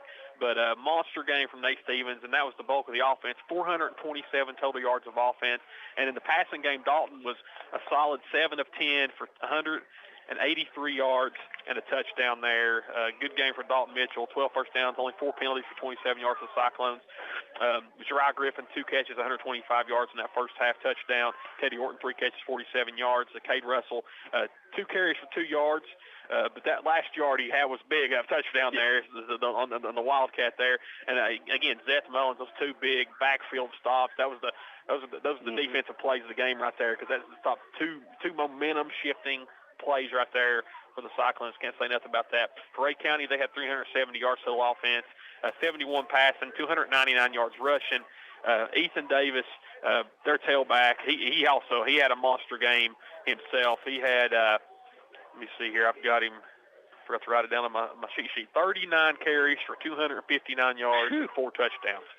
That's the NFL style, 39 carries. 39 carries. That's like Jamal Lewis back whenever he was with the Ravens, carrying the ball 40 times a game in 2001 or whenever it was. But, 39 carries, 259 yards, and 4 touchdowns for Ray County. But, again, it's a 14-14 game, and then there was 35 points scored in the fourth quarter there. The Cyclones pulled it out, but a heck of a win and a heck of a gritty effort from the second quarter on by the Cyclones there. Yeah, I mean, if you just look, just a quick recap to tell you why this was such a gritty win. We leave school at 12:30. Mm-hmm. We're getting messages all the way down the road, phones blowing up. There's an accident in Dandridge. So we get off, we go through Morristown. Bus gets hit. Nobody was hurt, thankfully. We have to sit there and wait for an hour for the state trooper to come in, file his report. We get into Knoxville. Stacy alluded to it, the most traffic has ever been in the history of Knoxville since the World's Fair was there in 1984. Maybe even more now because it was bad. 82. Yeah, 82. Maybe it was even worse now. But they've been on the bus. We didn't get to eat till 4:30. Didn't get here to the school and out on the field till almost 6 o'clock. So everything was out of sorts and everything was out of rhythm. As the Cyclones, first series, they drove down the field. Ray County drove down the field, just ran the ball down the throat, ran the ball down the throat. Then we made the adjustment, and as Stacy's alluded to, these Cyclone coaches, there's none better in the state making in-game adjustments at halftime than this Cyclone coaching staff. Yeah, I mean, you can't say enough right there about the effort. The coaches, the defense there. I mean, Ray County was just driving at will there, and then you start the second half there with three and outs. Yeah, those were all huge. It was. Yep. Well, Wes, as always, we appreciate it. You do a fantastic job, and we appreciate what you do. We'll go back to the station for this 2.5-minute break. When we come back, Stacy and I will get ready to put a wraps on this game and look forward to finally being at home for a couple of weeks at beautiful Citizens Bank Stadium. We'll be back after this 2.5-minute word from our sponsors. Your exclusive and authorized Case Knives dealer is Hampton Pharmacy, Highway 321, Hampton. Hampton Pharmacy's Case Knife selection features large knives, gift and collectible knives, folding knives, hunting knives with cases, pocket knives, and even Case Knife gift sets. Also buy Case gift lighters and look over all 5 Case Knife displays and the Case shirt and cap case, too. You'll find over 400 unique Case products at Hampton Pharmacy, Highway 321, Hampton, across from the elementary school. Your authorized Case Knife dealer.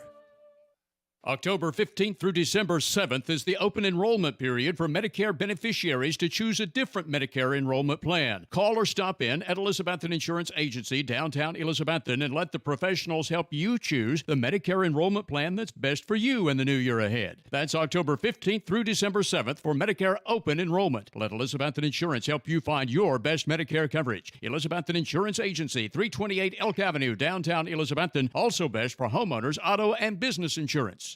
Custom Muffler and Brake is a full-service auto repair shop. Bring your vehicle for any mechanical work you might need, whether it's a major engine overhaul or repair, or even just minor fixes and routine tune-ups. Check your vehicle's fluid levels now for pre-winter preparedness, and also check your car's air conditioner too, because it works year-round as a drying agent, taking moisture out of your interior air to avoid condensation on the windshield. Custom Muffler and Brake is EPA certified to service car air conditioners and is conveniently located at 700 South Sycamore Street, Elizabethton.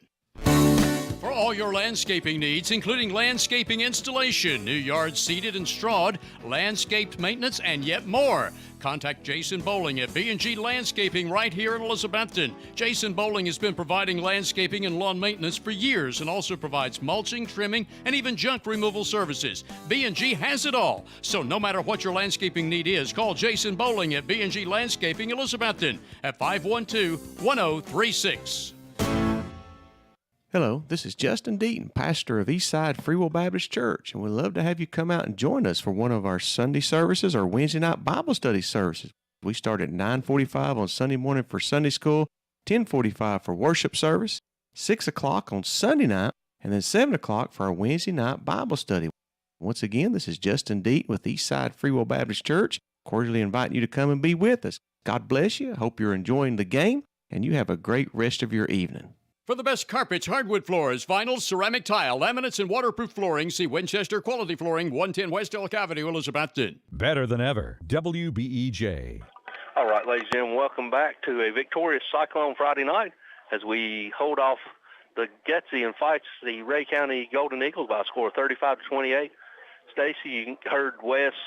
Nate Stevens is becoming a workhorse tonight. He's becoming a difference maker. Well, if there's a game ball tonight, it goes to Nate Stevens, and it's because of his hard-nosed running. Yep. And he took those passes that we had, those long passes, kind of gave us the spark we needed to get us through that first half. And I heard you talking about all the adversity the Cyclones faced trying to get down here today. We all did. A great turnout by the Cyclone faithful here tonight. Cyclone Nation turned out down here for what is longer than a trip to the state championship game. And, just kind of all out of sorts. And then you come out here and you get smacked in the mouth by Ray County doing exactly what they wanted to do. We get a couple of good catches and runs by Jeriah Griffin and Teddy in the first half. But, Nate Stevens took this team on his back in the second half. And we got a hard-fought win as we've had in a long time to come out 35-28 over probably the best 1-6 team in the state. Yeah, if you go back and look, and I didn't bring this up because how Coach Whitten is with stats and records and all. But if you look, the number one 4A schedule in the state of Tennessee is Elizabethton. Yep. The number one 5A schedule. Now this is hardest. Based is Ray County. Yep. Ray County's got the hardest 5A. Well, and you got to look at this too. The Cyclones come in, and those first two games against Science Hill, against Greenville, and against Boone. You know how good the defense kept those games from being blowouts. Yeah. So this Cyclone defense they're no slouch. They've been a spark for this Cyclone team to come down here and give up 250 yards to a running back. That just tells you how good this Golden Eagles team is, and there was no fight in them. Cyclones got a break because number 12 was out of there, and they're a different team when that quarterback's not in, especially at the very end of the game where they try these desperation throws. But, hey, when you can do a quick pitch over here to 32 and he can go 90 yards up the sideline, you don't need very many passes. So, the Cyclones came down here and did what they intended to do. They come out of here with a win, and we talked about it's important about running the table. They've endured a long and hard trip down here. They endured a long and hard ball game against a completely different offense than they may see the rest of the year. Yep. So you can block this one on the way as a win and kind of enjoy the bus ride back, and then you put this one to bed. But it's just a very important win to pick up on that momentum and to carry us on over and as we finish out the regular season. All right, that'll do it for our recap. So we'll go back to Stacy for this 2-minute timeout. When we come back, Stacy and I will hit some local scores and preview next week's game before we hit the road and hopefully go traffic-free. all the way back to E-Town. We'll be back after this 2-minute word from our sponsors. In an ever-changing, fast-paced real estate market, you need local agents who have knowledge and experience of the local market. Jay Crockett and Shauna Weddle with RE/MAX Checkmate have a proven record of success in handling all aspects of your real estate needs. Jay and Shauna put their expertise, hard work ethic, and nationally backed RE/MAX advertising to work for you to obtain results. For any of your real estate needs, call Jay Crockett at 341-6884 or Shauna Weddle at 946-2068 or the RE/MAX office at 282-0432. When it comes to capturing the big moments in your life or the life of your family members, call on Michael Hines of Hindsight Imaging for photography and video recording of sports, weddings, graduation, proms, and any other significant event you'll want to remember. Hindsight Imaging specializes in sports photography and videography and also provides professional wedding portraits in addition to other photographic and video services. Hindsight Imaging can also produce music videos and edit together selected video clips. For more information, call 612-9776. Dollar hot dogs are just $1.79 each every day, Monday through Saturday at Reynolds Grocery in the Keenberg community, Old Bristol Highway 2 Lane Elizabethton. Don't forget about all the other convenience foods and drinks at Reynolds Grocery, where the outdoorsman will find a large selection of new and used firearms, ammo, fishing supplies, and tackle for the fall outdoor season. Tim Reynolds is Reynolds Grocery, open 8 to 3 Monday through Saturday on the Old Highway 19E in Keenberg. Also serving you as a Tennessee Lottery retailer. If you're in the market to buy or sell real estate, think Rainbow Realty and Auction. Rainbow Realty and Auction will keep you informed on the status of your property on the market, and you'll benefit from the personalized attention provided by the brother-sister team of Dale Williams and Judy Veneman. Rainbow Realty specializes in residential, acreage, and commercial property and also provides auction service. Visit the Rainbow Realty and Auction website at rainbowrealtytn.com or call 547-2800. All right, ladies and gentlemen, welcome back here for the final time tonight as your Cyclones are victorious. Stacy, let's hit some local scores of interest. Courtesy of Coach T. Let's pull them up here. All right. West Green wins big over Cherokee, 42-12. Unaka all over Claiborne by a score of 34-8. Unicoi County all over Cloudland, 49-8. Chucky Doak, 49, Cumberland Gap, 0. Daniel Boone comes out and beats Science Hill to remain unbeaten, 7-0, 22-14. Northview Academy beats Granger by a score of 20-7. We got a halftime score here: Johnson County 28, Happy Valley 19. And here's the little shocker: Knox Carter beats Morristown West 13-7. Wow. South Green all over North Green, 58-7 to bounce back after losing to the Bulldogs last week. Sullivan East, after Elizabethton beat them last week, comes back and beats Union County High School by a score of 54-12. Tennessee High all over Volunteer, the opponent that we're going to talk about in just a minute that Cyclones face next week, 40-6. And Crockett 27, Westridge 23. Ladies and gentlemen, we talked about this game all night. Gatlinburg-Pittman was up big over Hampton. Hampton battles all the way back, but comes up just short as they lose to Gatlinburg-Pittman tonight for their first loss, 48-40. And all those scores are courtesy of Coach T. And Stacey, as you alluded to it, next week, David Miller said it best this morning when I was talking to him. He said we was like Willie Nelson on the road again. It seemed like we've been on the road for almost the whole entire games. We come home and we go on the road for 2 games, but we get to come back next week to the beautiful Citizen Bank Stadium to take on a Volunteer team who's coming in wounded. But more importantly, it's one more step to get secured that second place where you want to be, so you can guarantee at least one home playoff game. And then what you get to, though, is the Cyclones were so bad on offense at the beginning of the year that when you get in these games, you want to get those kids in there who work just as hard as the starters do in the ball game and let them play some like they got to against East last week. But at this stretch run, at the clicking of this offense, we're not at that time where you pull them out in the first quarter. They got to get a little bit more continuity going here. You know what Nate Stevens can do. Dalton was good on his passes tonight, but, and we'll just be honest about it. Volunteers got a bad team. They do. They're a bad team, so it should be another victory for the Cyclones next week, but we've got to take care of business, had a good week of preparation, and at some point you got to get some of these younger kids in there to get them ready if they're going to have to step up as we head into the playoffs. And next week's game, what makes next week's game and Seymour game even more important is we have the second bye the week in between. You got Volunteer, bye, and then Seymour. So it makes those 2 games even more important because at this time of year, you really don't want to have that second. You don't want to ever have a second bye week, but you really would prefer not to have that bye week at week 9. Well, and for the second year in a row, probably because they were the 2-time defending state champions, Cyclones were unable to field not only 10 games or 9 games. You know, you're lucky to get 9. You end up with 8 sometimes. That's why we're down here. So that's why we got in that vehicle and drove 3 hours and 15 minutes down here. Normally, about closer to 4 hours with the with all the fiasco and the traffic and the wrecks and all of that. So, you know, you hate to have that bye week, but maybe it's not a bad thing going into the playoffs. But you're not going to play a whole lot of football against quality football teams between now and the playoffs. Right. So you got to try to stay as sharp as you can. And, you know, Cyclones look sharp on offense tonight. And they look good on defense. They just, you know, Ray County's really good at doing what they do. And 250 yards and 49 carries or 39 carries, whatever that kid had, it just shows that they're good at doing it. But, you know, big win for the Cyclones tonight.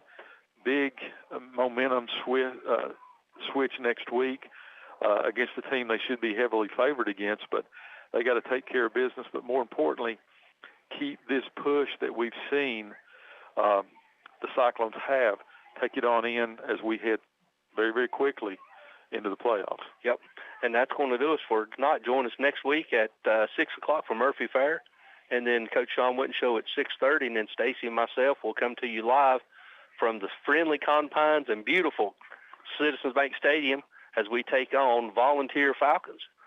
As in honor of our good buddy, and they'll always be in our minds and thoughts and prayers, John Holzclaw. Good night. God bless, and go Cyclones.